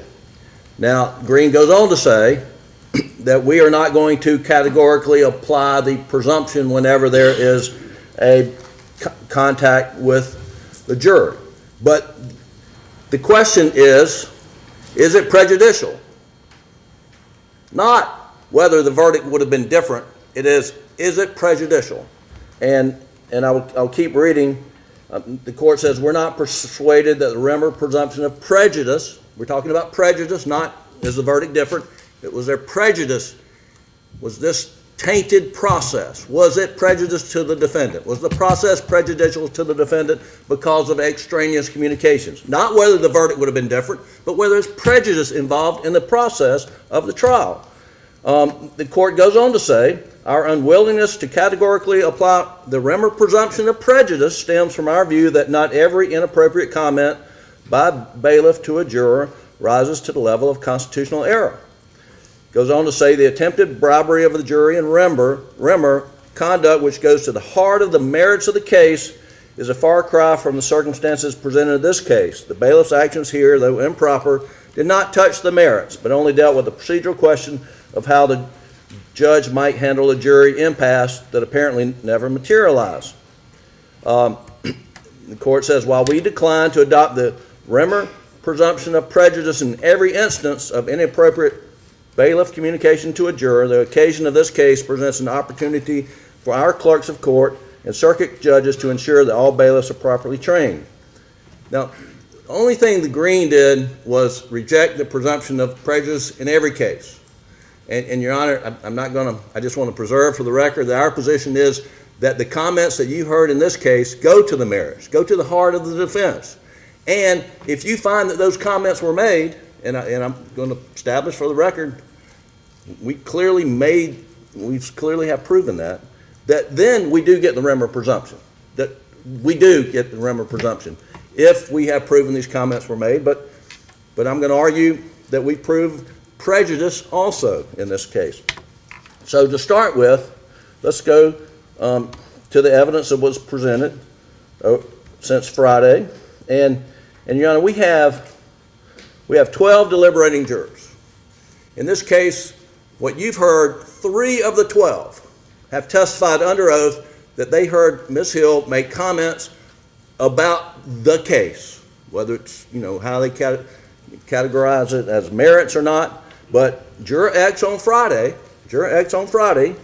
acknowledged that Ms. Hill made a comment about Alex was going to testify, that it was going to be epic or some words like that, and that defendants don't normally testify. That's what Juror X said on Friday. Today, so that's one. who says Ms. Hill made a comment about Alex's testimony, how it's going to be a big deal, and defendants don't normally testify. Juror Z today says that first she says Ms. Hill said to watch his actions, to watch him closely, and then she said there are other things that he said I don't remember, and then we were allowed to show her, and with Your Honor, I asked her questions about her affidavit, and she says, confirm what was in her affidavit, that Rebecca Hill told the jury not to be fooled by evidence presented by Mr. Murdaugh's attorneys, which I understood to mean that Mr. Murdaugh would lie when he testified. She also acknowledged, this is a truthful statement, that she instructed the jury to, quote, watch him closely, close quote, immediately before he testified, including look at his actions and look at his movements, which I understand to mean he was guilty. And she also said and confirmed that Ms. Hill said when they began deliberations that this, quote, this shouldn't take us long, close quote, and that if we deliberated past 11 p.m., that we'd be taken to a hotel. Those statements go to the merits. Those statements go to the heart of the defense. Those statements go to what Mr. Murdaugh, his credibility. So that's 2 deliberating jurors down. The third deliberating juror who testified today is Juror P. And he says, you were asked, Juror P, did Ms. Hill make any comments about the case? And he says, yes. She said the day that Alex was taking the stand, excuse me, Juror P is a he, but he is saying that she, Ms. Hill, said the day Alex was taking the stand, that she, Ms. Hill, made the comment about watch his body language. That's all I recall. So 3 of the 12 deliberating jurors heard Ms. Hill speak about Alex Murdaugh's testimony. 3 of the 12. And then we get the alternate juror came in and basically corroborated what those 3 of the 12 heard. And she had additional things that she had heard, but she corroborated what those 3 of the 12 heard. And then you've got Ms. Hill who gets on the stand and denies it all. And Your Honor, I couldn't agree with you more that you're able to judge the credibility of witnesses. And on this record, there's no way to find Ms. Hill credible. There's no way to credit her statements that she did not make these statements about his testimony. I mean, she crossed herself up as Your Honor is questioning her about the transcript involving the egg lady and how the egg lady learned that there was some Facebook post that was allegedly attributed to her husband. There's no way the egg lady would have known that unless Ms. Hill told her, and that pretty much came out there. I mean, so, you know, and I know this is not a jury argument, but if someone misrepresents a fact to you once, I mean, I don't think you should go back and credit anything beyond that. What we hear from Ms. McElveen is that she heard these almost identical statements from Ms. Hill that Ms. Hill told that 3 of the 12 deliberating jurors heard and the 4th alternate heard. That Ms. McElveen heard her make very similar statements about the defense's case, about Mr. Murdaugh's testimony. So you got to put Ms. McElveen's testimony in our category. And Ms. Hill gets up there and says, never drove a juror home. Ms. McElveen's got no dog in this fight. And she says, she goes to court one day, she hears that Ms. Hill took a juror home the night before and went and talked to her and said, you can't do that. And Ms. Hill said, I didn't talk to her about the case. Well, she gets on the stand under oath here and tells you, I never took a juror home. I mean, it's totally inconsistent. And for her to say, I never made these statements, you know, she tried, I mean, she kind of gave herself a little wiggle room at the end. Well, when they were lining up, I may have said he's going to testify today or something, but these jurors heard this information. And the question under Green and Rimmer, was it prejudicial? Now, what we got from Juror Z today, the question was, did these comments influence your verdict? And Juror Z says, Yes. Then you ask, how? And juror Z says, to me, it felt like she made it seem like he was already guilty. Then you said, did it affect your finding of guilt in this case? And the answer was yes. And so that's prejudice, Your Honor. That is prejudice from one of the 12 deliberating jurors.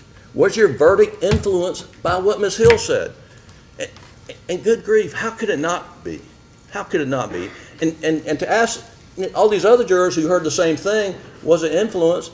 It's really an impossible task, because you don't know what's influencing a jury, and frankly, that's why the Rimmer presumption is there. But let's try to sort this out.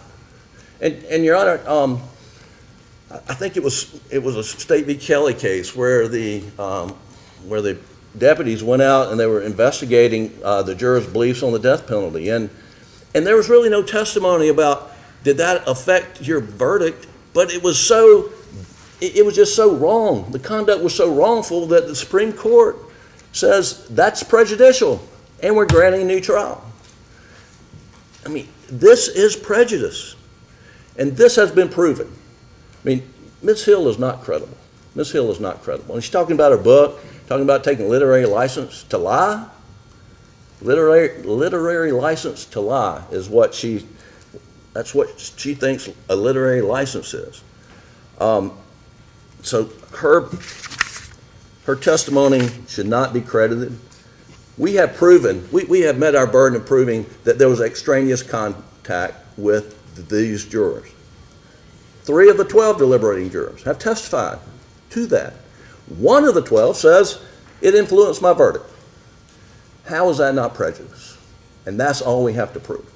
We believe, for the record, there is a presumption of prejudice that they have to overcome, but we have proven prejudice. And Your Honor, we respectfully request that a new trial should be granted based on the record developed today. Thank you.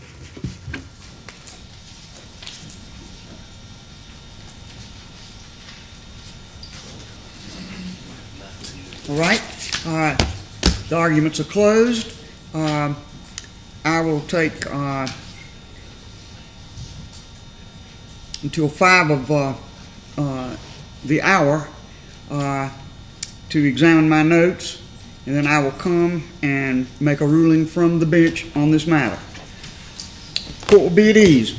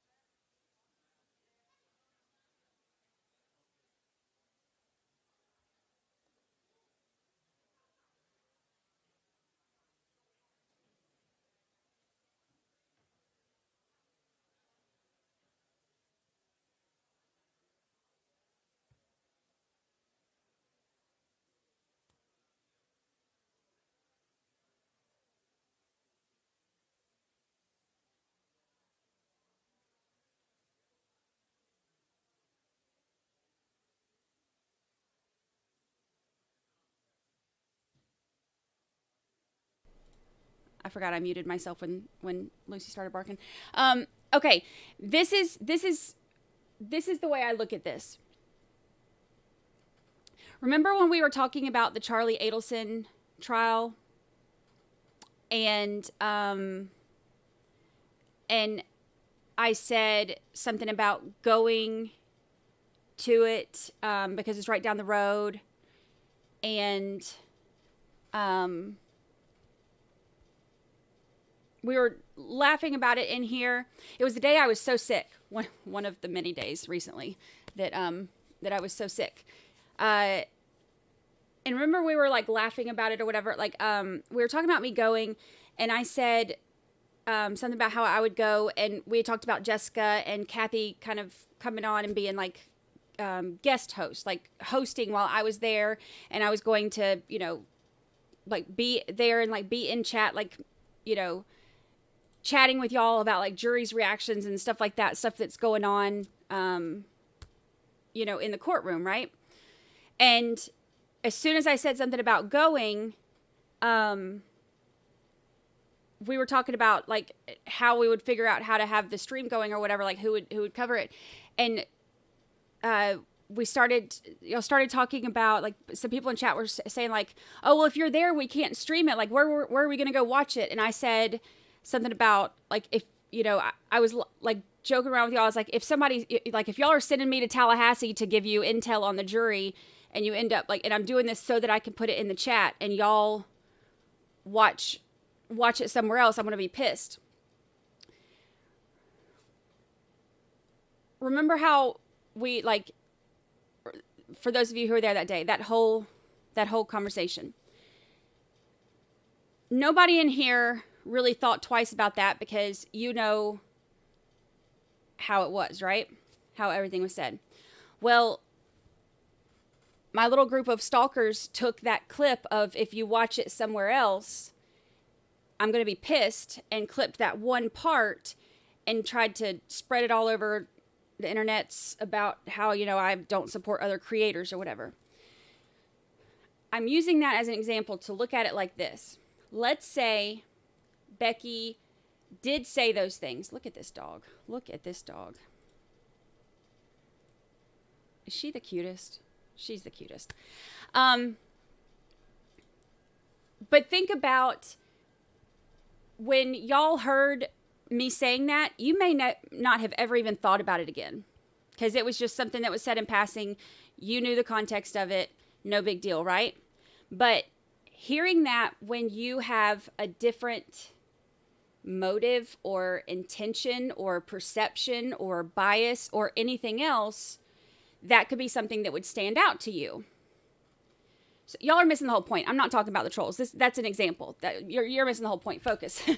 This is just saying, like, that it could be the same thing in this situation. Like, if most of the jurors are saying, like, I didn't hear her say that, and 3 of them are saying, yes, she said that, she might have said, pay attention, make sure you're, paying attention, whatever. Like, it could have been just a nothing, because there was no intention behind it. But if these 3 heard it and put a different intention behind it, then they could have heard it as, like the one juror, there's one juror who said that they heard that and took it to mean that she already thought that he was guilty. So that's also the only juror who said that they went in there with any questions already.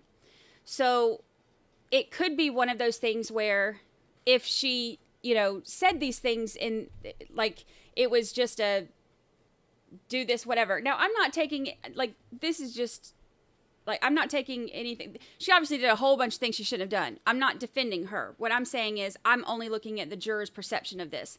Because in order to make sense of the jury having all these different, views of what was said and what wasn't, that's the only thing that I can think of that could possibly explain how one person heard it like this. A few people heard it, but it didn't sound like anything out of the ordinary other than just pay attention or whatever. And then the rest of them don't even remember her saying it because it was just in and out. Like, I think that, to me, that's the only thing, I've been sitting here thinking about this. To me, that's the only thing that I could really see as a potential explanation on how, how they could all come up with different things. So,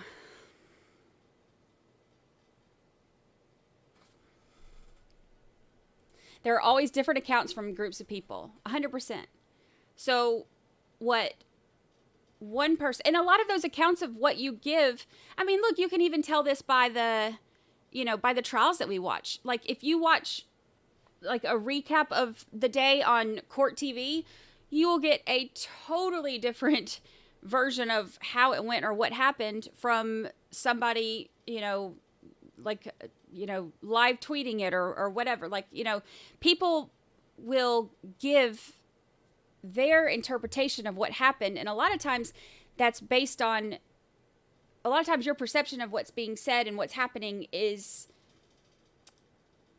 automatically like going to be skewed by what you were already thinking, feeling, believing, whatever.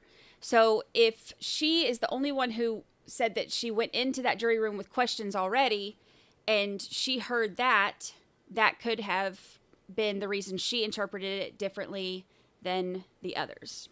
You know what I mean?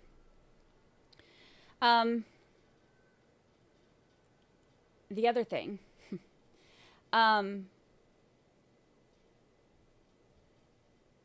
thank you, Mildred. But they swore their verdict was their true verdict based on the evidence. Yeah, they all, and that's a hard part about this too. Like they all swore that. And then even in Juror Z's affidavit, she said that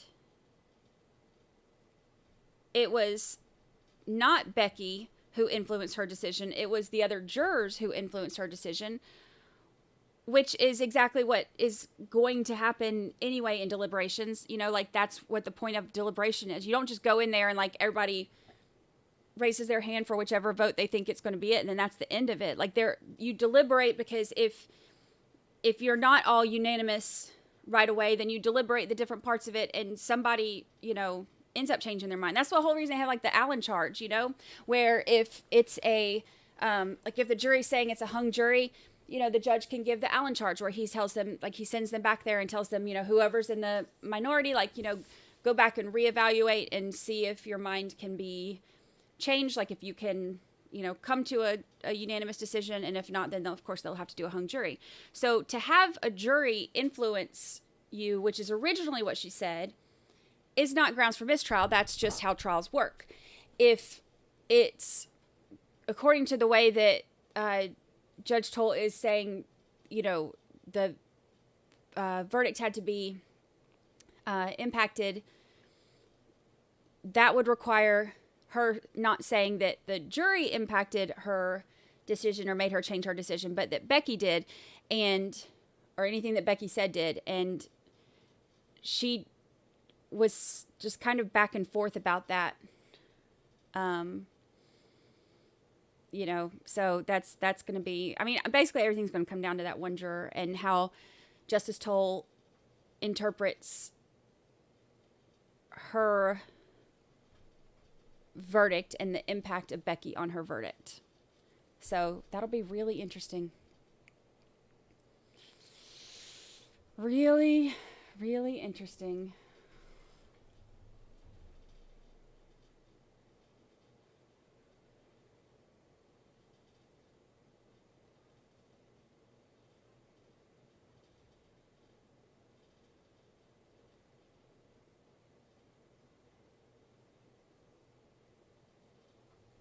Sorry, kid's texting me.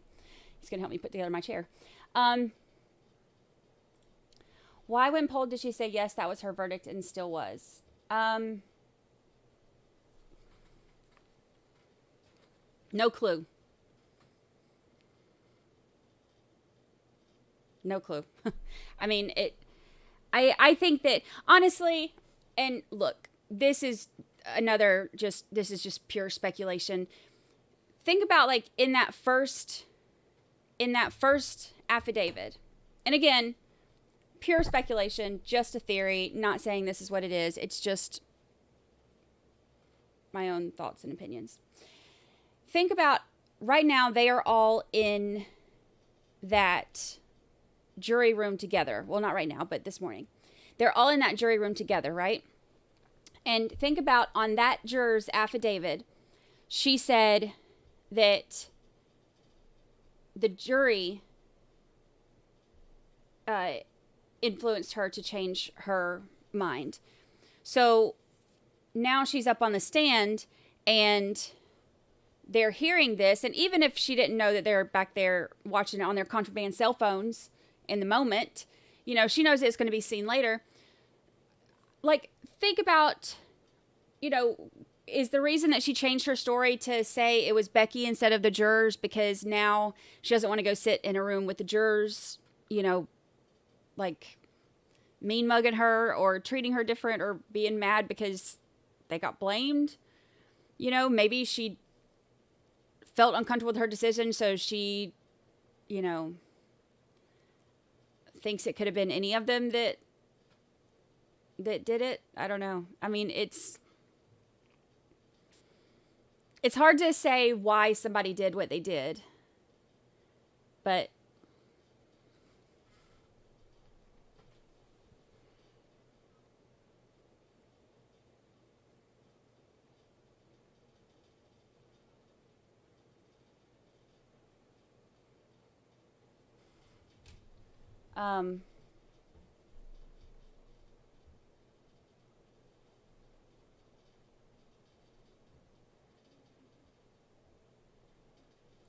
thank you. I love her too. She's a good dog. She's a good dog. I could see how this dynamic situation could easily make someone feel intimidated. I could too.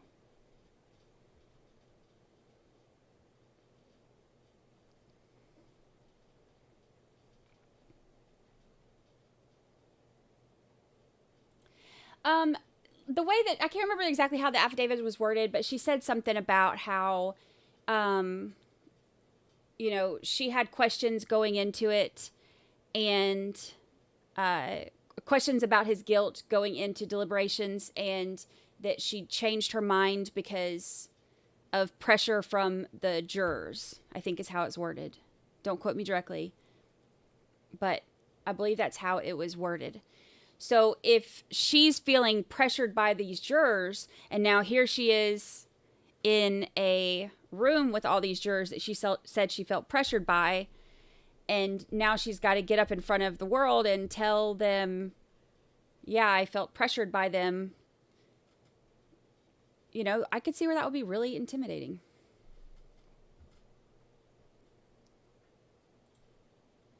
Keep in mind, Poot, Jim, and Holly showed up in the back roads of Colleton County and at these people's houses.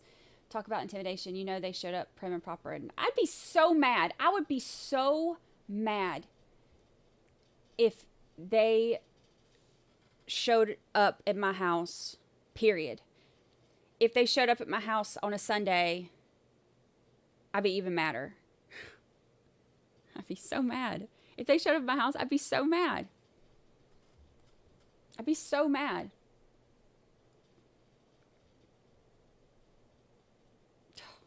But, you know, what do I know?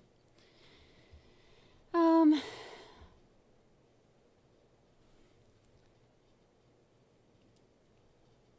at her. Oh, you done messed up your hair. Bad dog. Bad dog.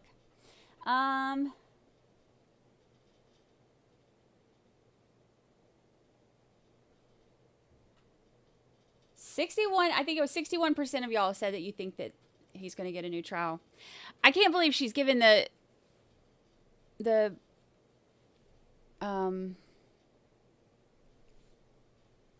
answer today. But, I mean, she seems like she's like on it. Oh my gosh. I can't say that. I can't say O-U-T. I can't say T-R-E-A-T. None of those. She'll flip out. She'll flip out. Hi, Jid. Member for 9 whole months. Happy, happy anniversary. Happy, happy anniversary. 9 months. Gosh, it's crazy. I've been doing this for 9 months. 9 months is a long time, huh? I guess not, but it feels like it. In all the best ways. All the good ways. Yeah, I know. That's why I had to like drop my voice and like put spaces in between it. When I spell the T-R-E-A-T word, she can pick up on that one sometimes. I cannot spell the O word like loud or fast because then she'll hear it. She's a smart cookie. Jennifer Adams, member for 7 whole months. Happy, happy anniversary. Happy, happy anniversary. Happy, happy anniversary. Tracy, hello, Tracy. I was babysitting earlier. Welcome in. How's your treatments going? Fine. Good. Good. 11 down, 29 to go. 29 to go. I'm always here as I live here, just not chat much. Constant Creek Freedom, we're glad you're here. Hi, Brett. I've been away. Good to see you're going strong. I am going strong-ish. Just joking. Very strong. Very strong. Still going good. Brett, it's good to see you. Good to see you. Good to see you. I know. She's like, when I talk this much, she's like, that must mean it's time. Like it's getting time. Oh, my kid brought the chair up from my car. So I have a chair. It's a Boston. I still don't know who sent the chair. Did anybody say, has anybody owned up to sending me the chair?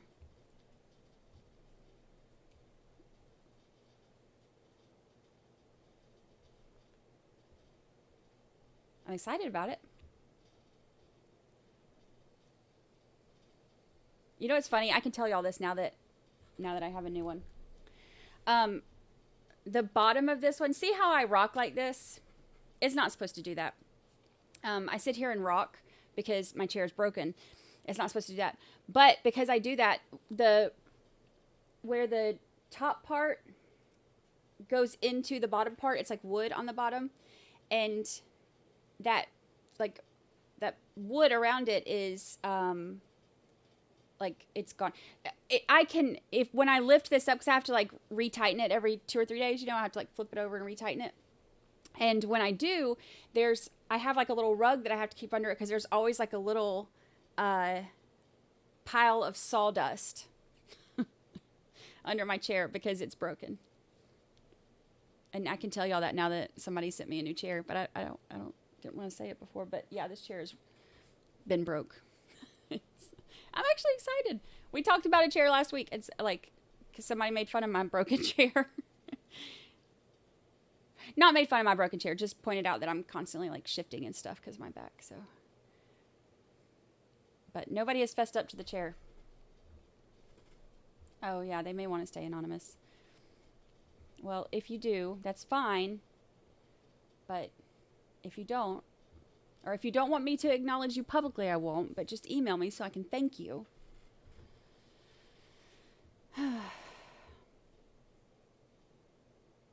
Be Kind Tiger says, if you love it, I did it. If you don't, it was somebody else. But I have my suspicions. Who? I want to know. Who sent me a chair? The order, all rise. So loud. Here we go. Ah! Please be seated.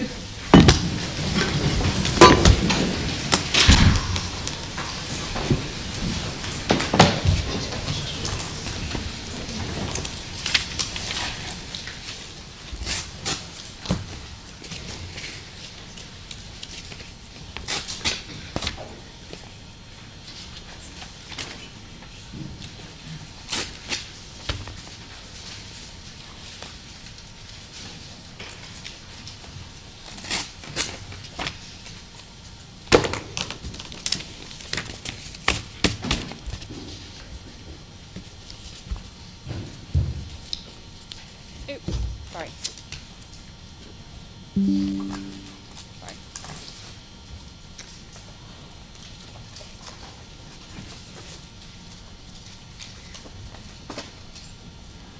In the matter of the state of South Carolina against Richard Alexander Murdaugh, 2022 GS 1500592, 593, 594, and 595. The following constitutes my ruling on this matter from the bench. This order will be supplemented, as I will explain, after proposed formal orders are received from each side in this matter. This case is unique in my 20 years of experience as a lawyer and my 35 years of experience as an active justice of the Supreme Court and a senior active trial and appellate judge. Usually matters involving possible improper contact with or conduct of a juror arise during or shortly after the trial. The judge then puts the affected juror or jurors under oath, conducts an examination, and rules on the request for a new trial or a mistrial. In this case, I was appointed almost 9 months after the trial to replace the trial judge who was recused. It is now almost 10 months after the verdict was rendered and sentence imposed in this matter. It is now on appeal to the Court of Appeals. Several months after the appeal was filed, the defendant moved that his appeal be suspended and this matter be remanded to the trial court to consider his motion for a new trial on a charge that the clerk of court for Colleton County tampered with the jury by expressing her opinion to the jurors about what their verdict should be and about the credibility of the defendant who had elected to take the stand and testify on his own behalf. Since this matter has been remanded to me, I have set the matter for a pretrial and a final hearing, conducted a telephonic status conference with the attorneys for the parties on December the 21st, 2023. I have received briefs from the parties. I conducted a pretrial proceeding on January the 16th, 2024, in which I invited briefs and arguments by the parties and by the attorneys for certain of the jurors and for the clerk of court, Rebecca Hill. On Friday, January the 26th, 2024, I conducted a hearing on this matter in which I took testimony from one of the jurors. The conduct of the examination conducted solely by me. I received further argument from the attorneys for the state and for the defendant. Today, January the 29th, 2024, I have taken sworn testimony from the remaining 11 jurors who rendered a verdict in this case. This examination was conducted solely by me. I have found no case that provides otherwise in the many cases I have read on the subject of a motion for a new trial on the basis of after discovered evidence of jury tampering or misconduct. I have also received sworn testimony from the clerk of court, Rebecca Hill. Direct examination was conducted by Deputy Attorney General Creighton Waters. Cross-examination was conducted by Defendant Attorney Richard Harpootlian. I have also propounded questions myself to the clerk of court. I also received testimony from the clerk of court for Barnwell County, Rhonda McElveen, who attended most of the trial and assisted the clerk of court for Colleton County. I've also received testimony from the remaining alternate juror who was, when the matter was deliberated, dismissed from further service. The following is my ruling on the defendant's motion. The standard of proof. The state contends that in order to prevail, the defendant must show, 1, that the clerk of court made an improper comment or propounded an improper question to the member of the jury, to a member of the jury who rendered the verdict.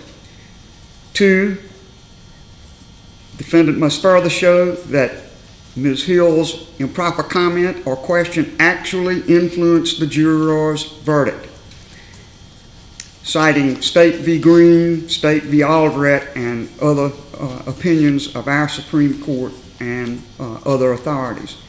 Defendant contends that he must show only that an improper question or comment was propounded to any juror by Clerk of Court Hill. If so proved, the defendant contends that the motion for the new trial must be granted. Defendant relies on United States v. Rimmer and many other cases. My ruling is this. On the law, the defendant has the burden of proving both the fact of the improper comment or question by the Clerk of Court, Rebecca Hill, to a juror or jurors, and 2, prejudice suffered by the defendant, specifically that the Hill improper comments to the juror or jurors influenced the juror to vote to convict defendant Murdaugh. The facts. Did Clerk of Court Hill make comments to any juror which expressed her opinion of what the verdict would be? Ms. Hill denies A, and so the question becomes, was her denial credible? I find that the Clerk of Court is not completely credible as a witness. Ms. Hill was attracted by the siren call of celebrity. She wanted to write a book about the trial and expressed that as early as November 2022, long before the trial began. She denies that this is so, but I find that she stated to the Clerk of Court, Rhonda McElveen, and others, her desire for a guilty verdict because it would sell books. She made comments about Murdaugh's demeanor as he testified, and she made some of those comments before he testified to at least one and maybe more jurors. Did Clerk of Court Hill's comments have any impact on the verdict of the jury? I find that the answer to this question is no. Each member of this jury took their involuntary assignment very seriously. They obeyed the instructions of the court. They obeyed their oath. These good and decent citizens of Colleton County stood to their duty and rendered their verdict without fear or favor. It was a difficult task. 11 of the jurors very unconditionally said they either heard no comment or if they heard a comment, it had no effect. One juror was ambivalent in her testimony. She was then examined on her previous affidavit, in which she said the effect, if any, that she had was pressure she felt from other jurors. The cases are myriad that pressure from fellow jurors is a part of the normal give and take of jury deliberations. The court is not to inquire in any way about what is said in those deliberations. But the juror, who was somewhat ambivalent, said on her oath at the time of trial twice, and said on her oath before me in these proceedings that she stood to her oath. The Clerk of Court allowed public attention of the moment to overcome her duty. I have read the entire transcript of this lengthy trial, not an easy task. I have studied in detail all of the authorities cited. I have independently researched the case law, learned treatises, and scholarly articles on the subject.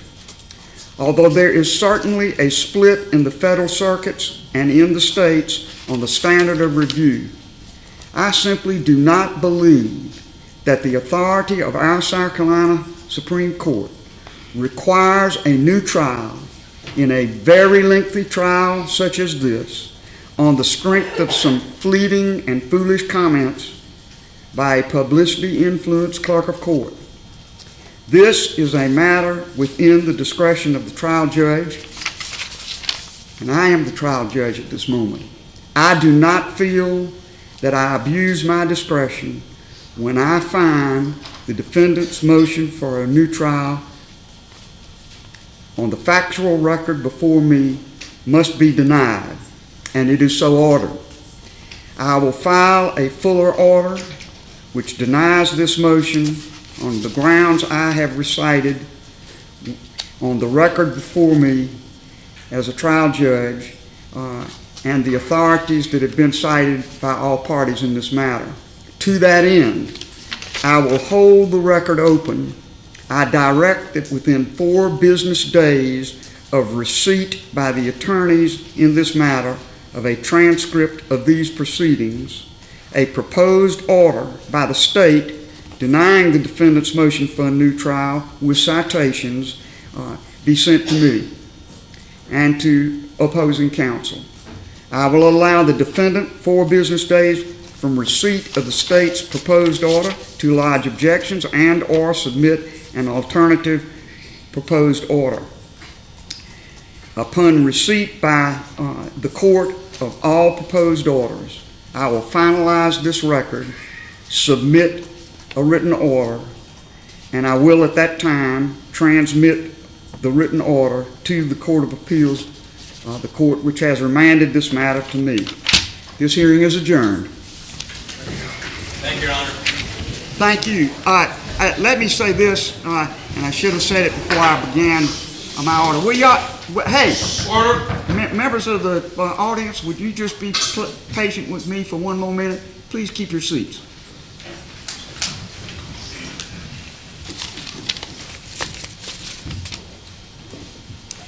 I have probably had more experience with trial and appellate work than anyone else in this room for many years, and it has been an absolute pleasure to receive from these learned lawyers some of the best briefs I've ever received. I know they're a product not just of the attorneys who presented to me, but of the attorneys who sit with them and help compose the research and the writings that I received.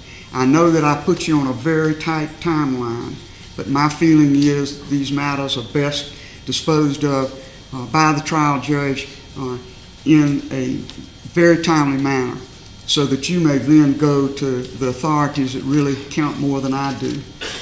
That is, the appellate authorities who will decide what the standard in this particular matter is. I've not seen a case such as this before. I doubt whether our appellate judges have seen a case such as this before. And they will take a lengthy time to study the record in this matter, the record in the part remanded to me. There are many issues in this case, issues over which I have absolutely no authority whatsoever. But I will say this about the record now that I have read it. And I will say this about the testimony that I heard Friday and today. Judge Newman said it best in his sentencing when he discussed the weight and the measure of the case presented and testimony and evidence submitted in this case when it was tried. It is a very compelling case supporting the verdict that the jurors reached. He said it with a lot more detail than I do, but now that I've read the record, I say, as the successor trial judge, I agree that the evidence was overwhelming and the jury verdict not surprising. This matter is now adjourned. Whoa!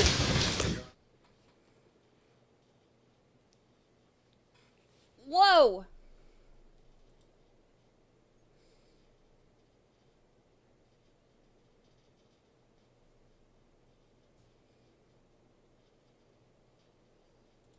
Whoa! What are y'all's thoughts? I know we had some mixed thoughts in here.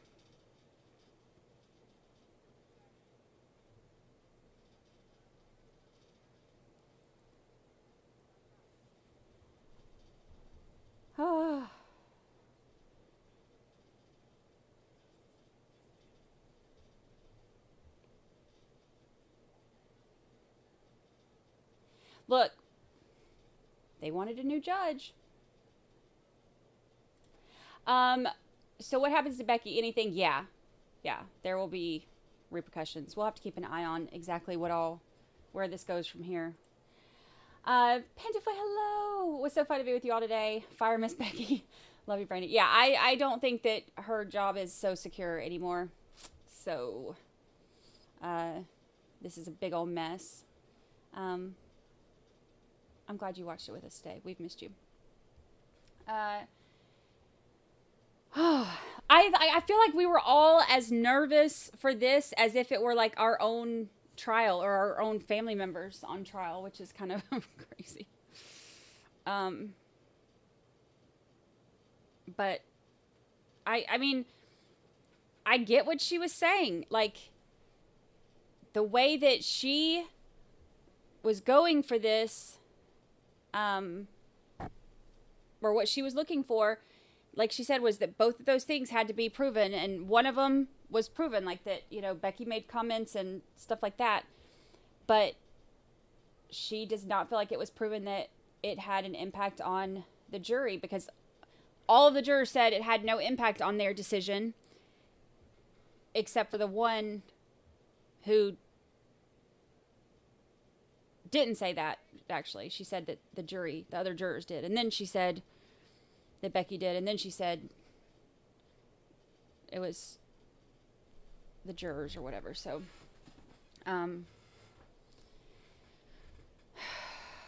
crazy.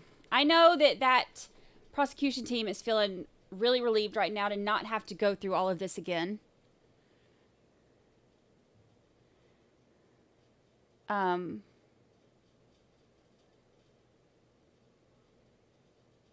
I was not sure how, you know, I've never seen Justice Toll in action. I didn't know much about her, other than people posting that her and Poot were like longtime friends. So I was like, oh great, you know, this could be, you know, anytime you hear longtime friends with one side or the other, you're like, eh. But I think she put both sides in their place when she needed to. So that was, you know, that was good to see. Nancy D, I feel the judge is down to earth, and yes, bye Becky. Yeah.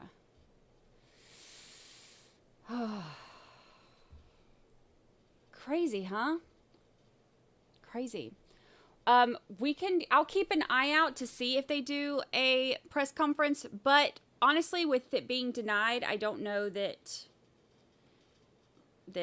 Poot and Jim are going to want to say anything, but I'll definitely keep the feed up so that we can watch if they do.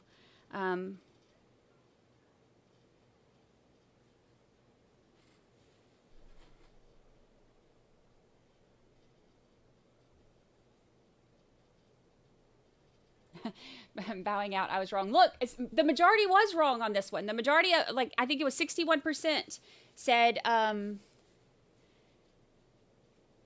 that they thought he would get a new trial. When we did that poll earlier today.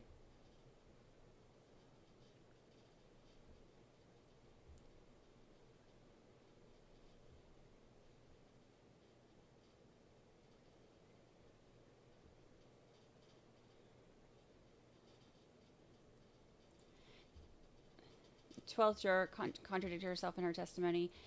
I think if, you know, if it wouldn't have been for the affidavit saying that it was the jurors who pressured her into changing her, or pressured her into voting guilty when she had questions, I think is how it was worded. I think if it wouldn't have been for that, and she had just gotten up here and said, yeah, it was Becky that, you know, influenced my decision, it wasn't the jurors that pressured me, then I think he would have had to have been granted a new trial. I think that the fact that her affidavit said something and then she went back and forth today on it, I think is what made, honestly, the biggest difference. Because the one thing was proven, like that, you know, Becky said, I won't say proven, the one thing was,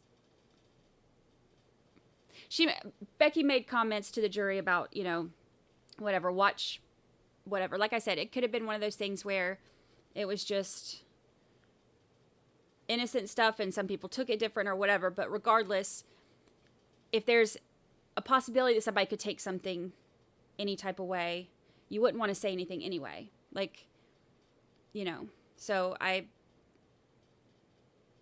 I think this will be a lesson to court clerks all over the country. So, interesting. But conceded Oh, here we that we go. may not have to show that if she's wrong about the law and the law is unsettled. So Becky being not credible if she's wrong helps you at the next appellate level or maybe the Supreme Court or the Next level. We go from here to the Court of Appeals, and then to the Supreme Court if necessary, or southbound Supreme Court, and then federal court. I have to be honest with you, I didn't really believe the whole story with Becky Hill until today's testimony, and I have to tell you, it did sway me quite a bit, because I didn't believe it. Explain to us how you found out this information. Go ahead, Jim. Well, we're glad you're being honest today.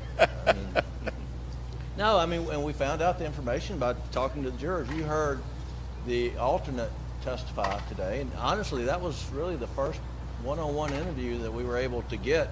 We had gotten some indications from lawyers who represented some other jurors that we needed to go down this road, and when we finally met with her as she's cooking Sunday dinner in her home down a dirt road, she told us things that were jaw-dropping, and so that's how we found out.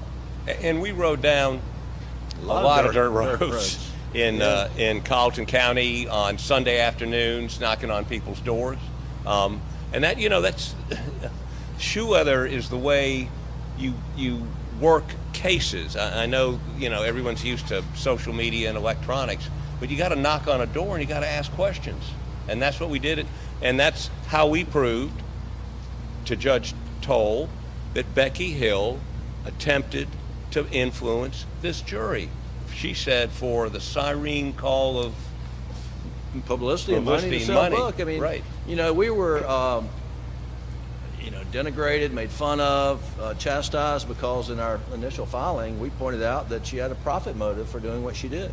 And guess what? Justice Toll ruled that was exactly the case today. So we feel vindicated on the facts.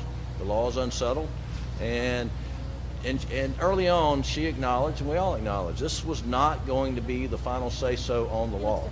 That's going to be determined by the appellate courts, and that's the next step. If we had lost today, we did lose today. If we'd won today, the state would be appealing.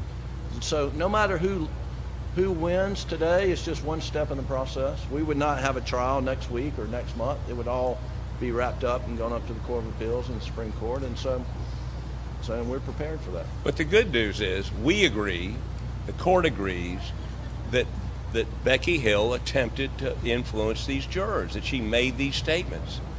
With the facts resolved, the only issue is what is the law? And as Judge Toll said, that is unsettled. This is not, it's going to go through the appellate courts, and we feel strongly that we'll win. Thank you all. Wait, one more question? How important is it to you all to get a different standard for the burden of proof when you appeal it? Do you think you can win under the burden of proof that you set, or do you think you need Go ahead. the burden of proof that you allow? Well, we feel confident that the burden of proof is, that we get a presumption based on our factual findings here. And so if we win that legal standard, on this record, we get a new trial. If we lose that legal standard in our state courts, then we probably don't get a new trial. But we go to federal court where there is no dispute in the Fourth Circuit where we would end up with what the standard is, and it is a standard of presumption. So it's either going to be decided, in my view, in our favor in our appellate courts, or 4 or 5 years down the road in the federal courts, unless there's a change of federal law. And would there be a different outcome if you get another trial? Yes, there would be. But I'm not going to tell you why. Absolutely, yes. It doesn't discourage you that Justice Toll at the end said she agreed with Judge Newman about the facts and the verdict and how it was, that it was a compelling case and all of that. No. She's not going to say, "Oh, I disagree with Judge Newman. The facts were very thin." No, she's not. Yeah, gonna there's do an that. innocent man here who's wrongly Right. convicted. And We didn't expect her to say that. So. But the appeals court could say it's harmless error, is my point. No, they can't. No. They can't. This issue is not harmless error. Cannot be. I've asked about this before. You all have said that you're investigating. You Yes. Have you all found anything that you think you want to share with us? We have developed some information. We want to get this behind us, and we'll be pursuing that in the near future. About who committed the murder? Who really did it? Do you believe Alec Murdaugh has information? Because his voice is on the penalty yet. Do you think he has information about who did it? Well, if he did, we couldn't tell you. That's called attorney-client privilege. Do you think? I can't think about what my client could have told me that would be attorney-client privilege. These rules are so pesky. You have to give me credit for trying, right? You get credit. Okay. Thank you. Pardon me? How did Alec react to that? Fine. Hey, take care of Check out them signs. Take care of that turtle. I think those turtles were just swimming up here. You know what I mean? Swimming down, and when they got ready to drown. Why cut him off? Bring him back. Dang.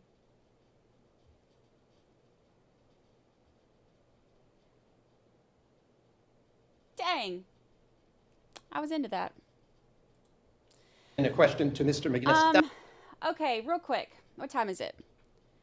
5:30 Eastern. All right, so the good news is I'm getting hot. That's not the good news. I'm just getting hot. That Justice Toll rendered. This is what justice looks like. Sometimes it's messy, sometimes it's easy. This was not as easy as it looked. There was some very good lawyering on both sides, the defense and the prosecution, but the law is clear. And you heard from 11 jurors in no uncertain terms that their verdict was their own conscience. It was not influenced by anything that may have been said or done by anybody other than the testimony, the law, and the evidence. They followed what Judge Newman told them to follow. Yes, there was one juror. I don't question her veracity in whatsoever. I disagree with Mr. Harpootlian. Nobody on our team ever called that juror a liar. That is her conscience, and like the state said, we can't have verdicts that go in perpetuity and jurors can constantly say, well, this was my verdict then, but today it's different. You vote once in time. And I think Justice Toll believed that the verdict was the product of free negotiations. Yes, inside a jury room, it's tense. You often hear that there's arguments one way or the other, but she did not feel that this verdict was the result of anything that Becky Hill had said or did or any other court officer. And so, this is the verdict that we have. Our state supports this verdict. You saw how hard the state fought to keep this verdict, and we cannot continue to have trials go over and over again when you have jurors that hear evidence over 6.5 weeks, over 70 witnesses, over 400 pieces of evidence, get the instructions from the judge, give their time, are smart, bright people who come with their God-given common sense, render a verdict, and then are polled and raise their hand and say, this was my verdict.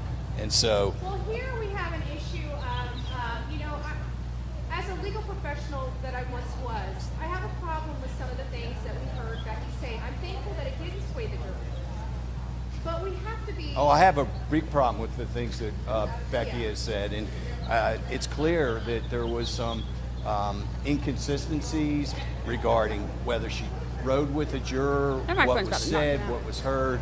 And I think Justice Toll let the public know and let Becky know exactly what she thought of some of her testimony. And I don't think we've heard the end from Becky, and that she may have to answer for some of the things. I think Justice Toll gave a foreshadowing of what may be coming to Becky. Did you pick up on how much Justice Toll impeached the testimony of Becky? I wouldn't say impeached. I just think that she didn't believe a lot of it. But it's not her job. Becky Hill was not on trial. This is not Becky Hill's trial. Her credibility was a key question in this case, and she was impeached regarding... No, her credibility was not the key question in this trial. The key question in this trial was what was the jurors' verdicts. That's it. Correct, but her credibility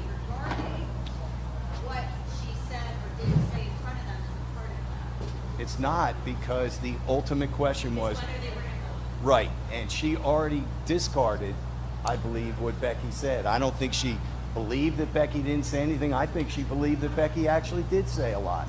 And I think that Becky, right, but that had nothing to do with her decision. The decision was, what did the jurors say? And that's what we were dealing with between the time the trial started and the time that they rendered their verdict, not what may have happened since March 3rd. Since March 3rd, obviously, there's plagiarism allegations. There's allegations that, obviously her son was indicted. There's allegations of ethics complaints, and there's allegations that she's being investigated. All that will take place in due course. And what we're going to ultimately see, what Dick Harpootlian said is our state Supreme Court going to say we stick with the Green decision, or do we go back to the United States Supreme Court decision in Reamer, and all a defendant has to show is that a court official makes these kind of substantive merit statements to a jury, and if they do, does it guarantee them a new trial? I don't think, at this point, we know that it's the Green decision, and you have to show that impact on the jury. Thank you.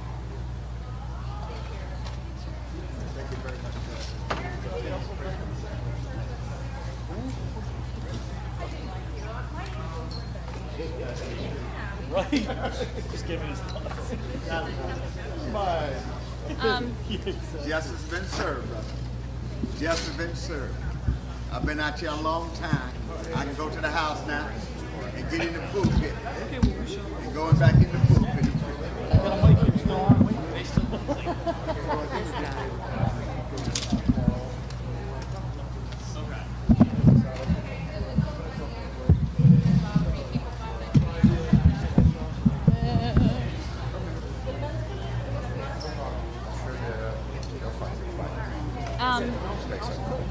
Is Creighton coming? Are we done? We're done. However, if he does come back, I'll run on back out here. He's not. This is one case where it's good to come last because my stuff is not tangled.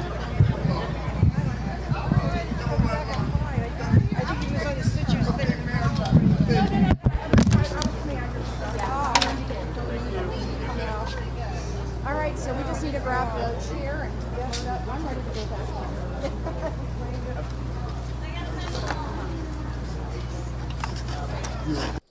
All right, I'm keeping an eye on it for a second, but it looks like it's over. So this was, they had scheduled 3 days to go through all of this stuff, and we got it all done today. I'm really tired. So what we'll do is, instead of doing Michelle Troconis today, let's speed trial tomorrow. And we'll do, I'm too tired to even deal with that defense attorney right now. I want to lay down for a little bit. So we will speed trial tomorrow. We'll start tomorrow. As soon as I get home from treatment, we'll start with today's stuff tomorrow, and then, skip breaks and stuff, and we can catch up. That way we'll be caught up by Wednesday. Because that'll be better, because Wednesdays are the day that I'm usually a little bit more nauseous after everything. So that way we'll get everything caught up tomorrow and then go back to our regular schedule on Wednesday. If I get home from treatment earlier tomorrow, we can start earlier, but we'll plan on noon Eastern tomorrow too.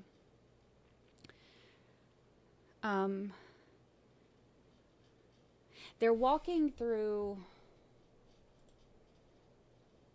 I've got the camera walking through here. I was trying to watch and make sure we're not going to miss anything else, but I really want to lay down. All right, 70 something. 71% think that the defense will win think the defense will not win the appeal on this ruling.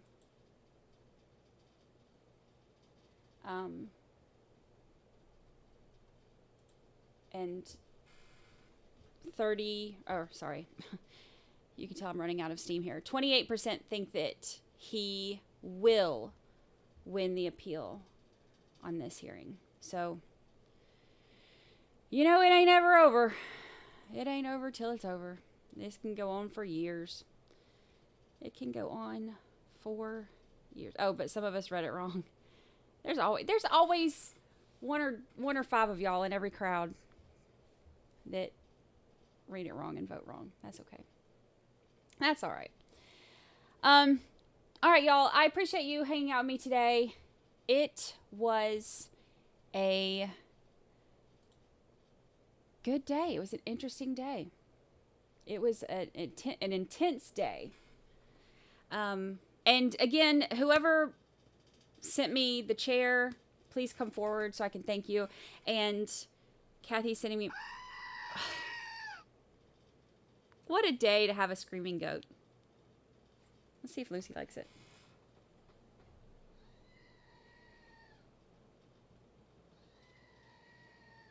She's like, what the heck is that thing? Thank you for the screaming goat. I love this thing. All right, y'all. I appreciate everything. Thank you so much. Thank you, thank you, thank you. I will see y'all tomorrow around noonish. I'll get the stream set up in just a few minutes, and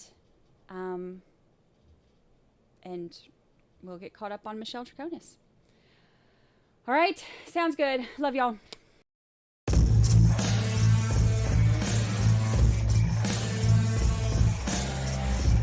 I gotta go. I can't stick around here forever.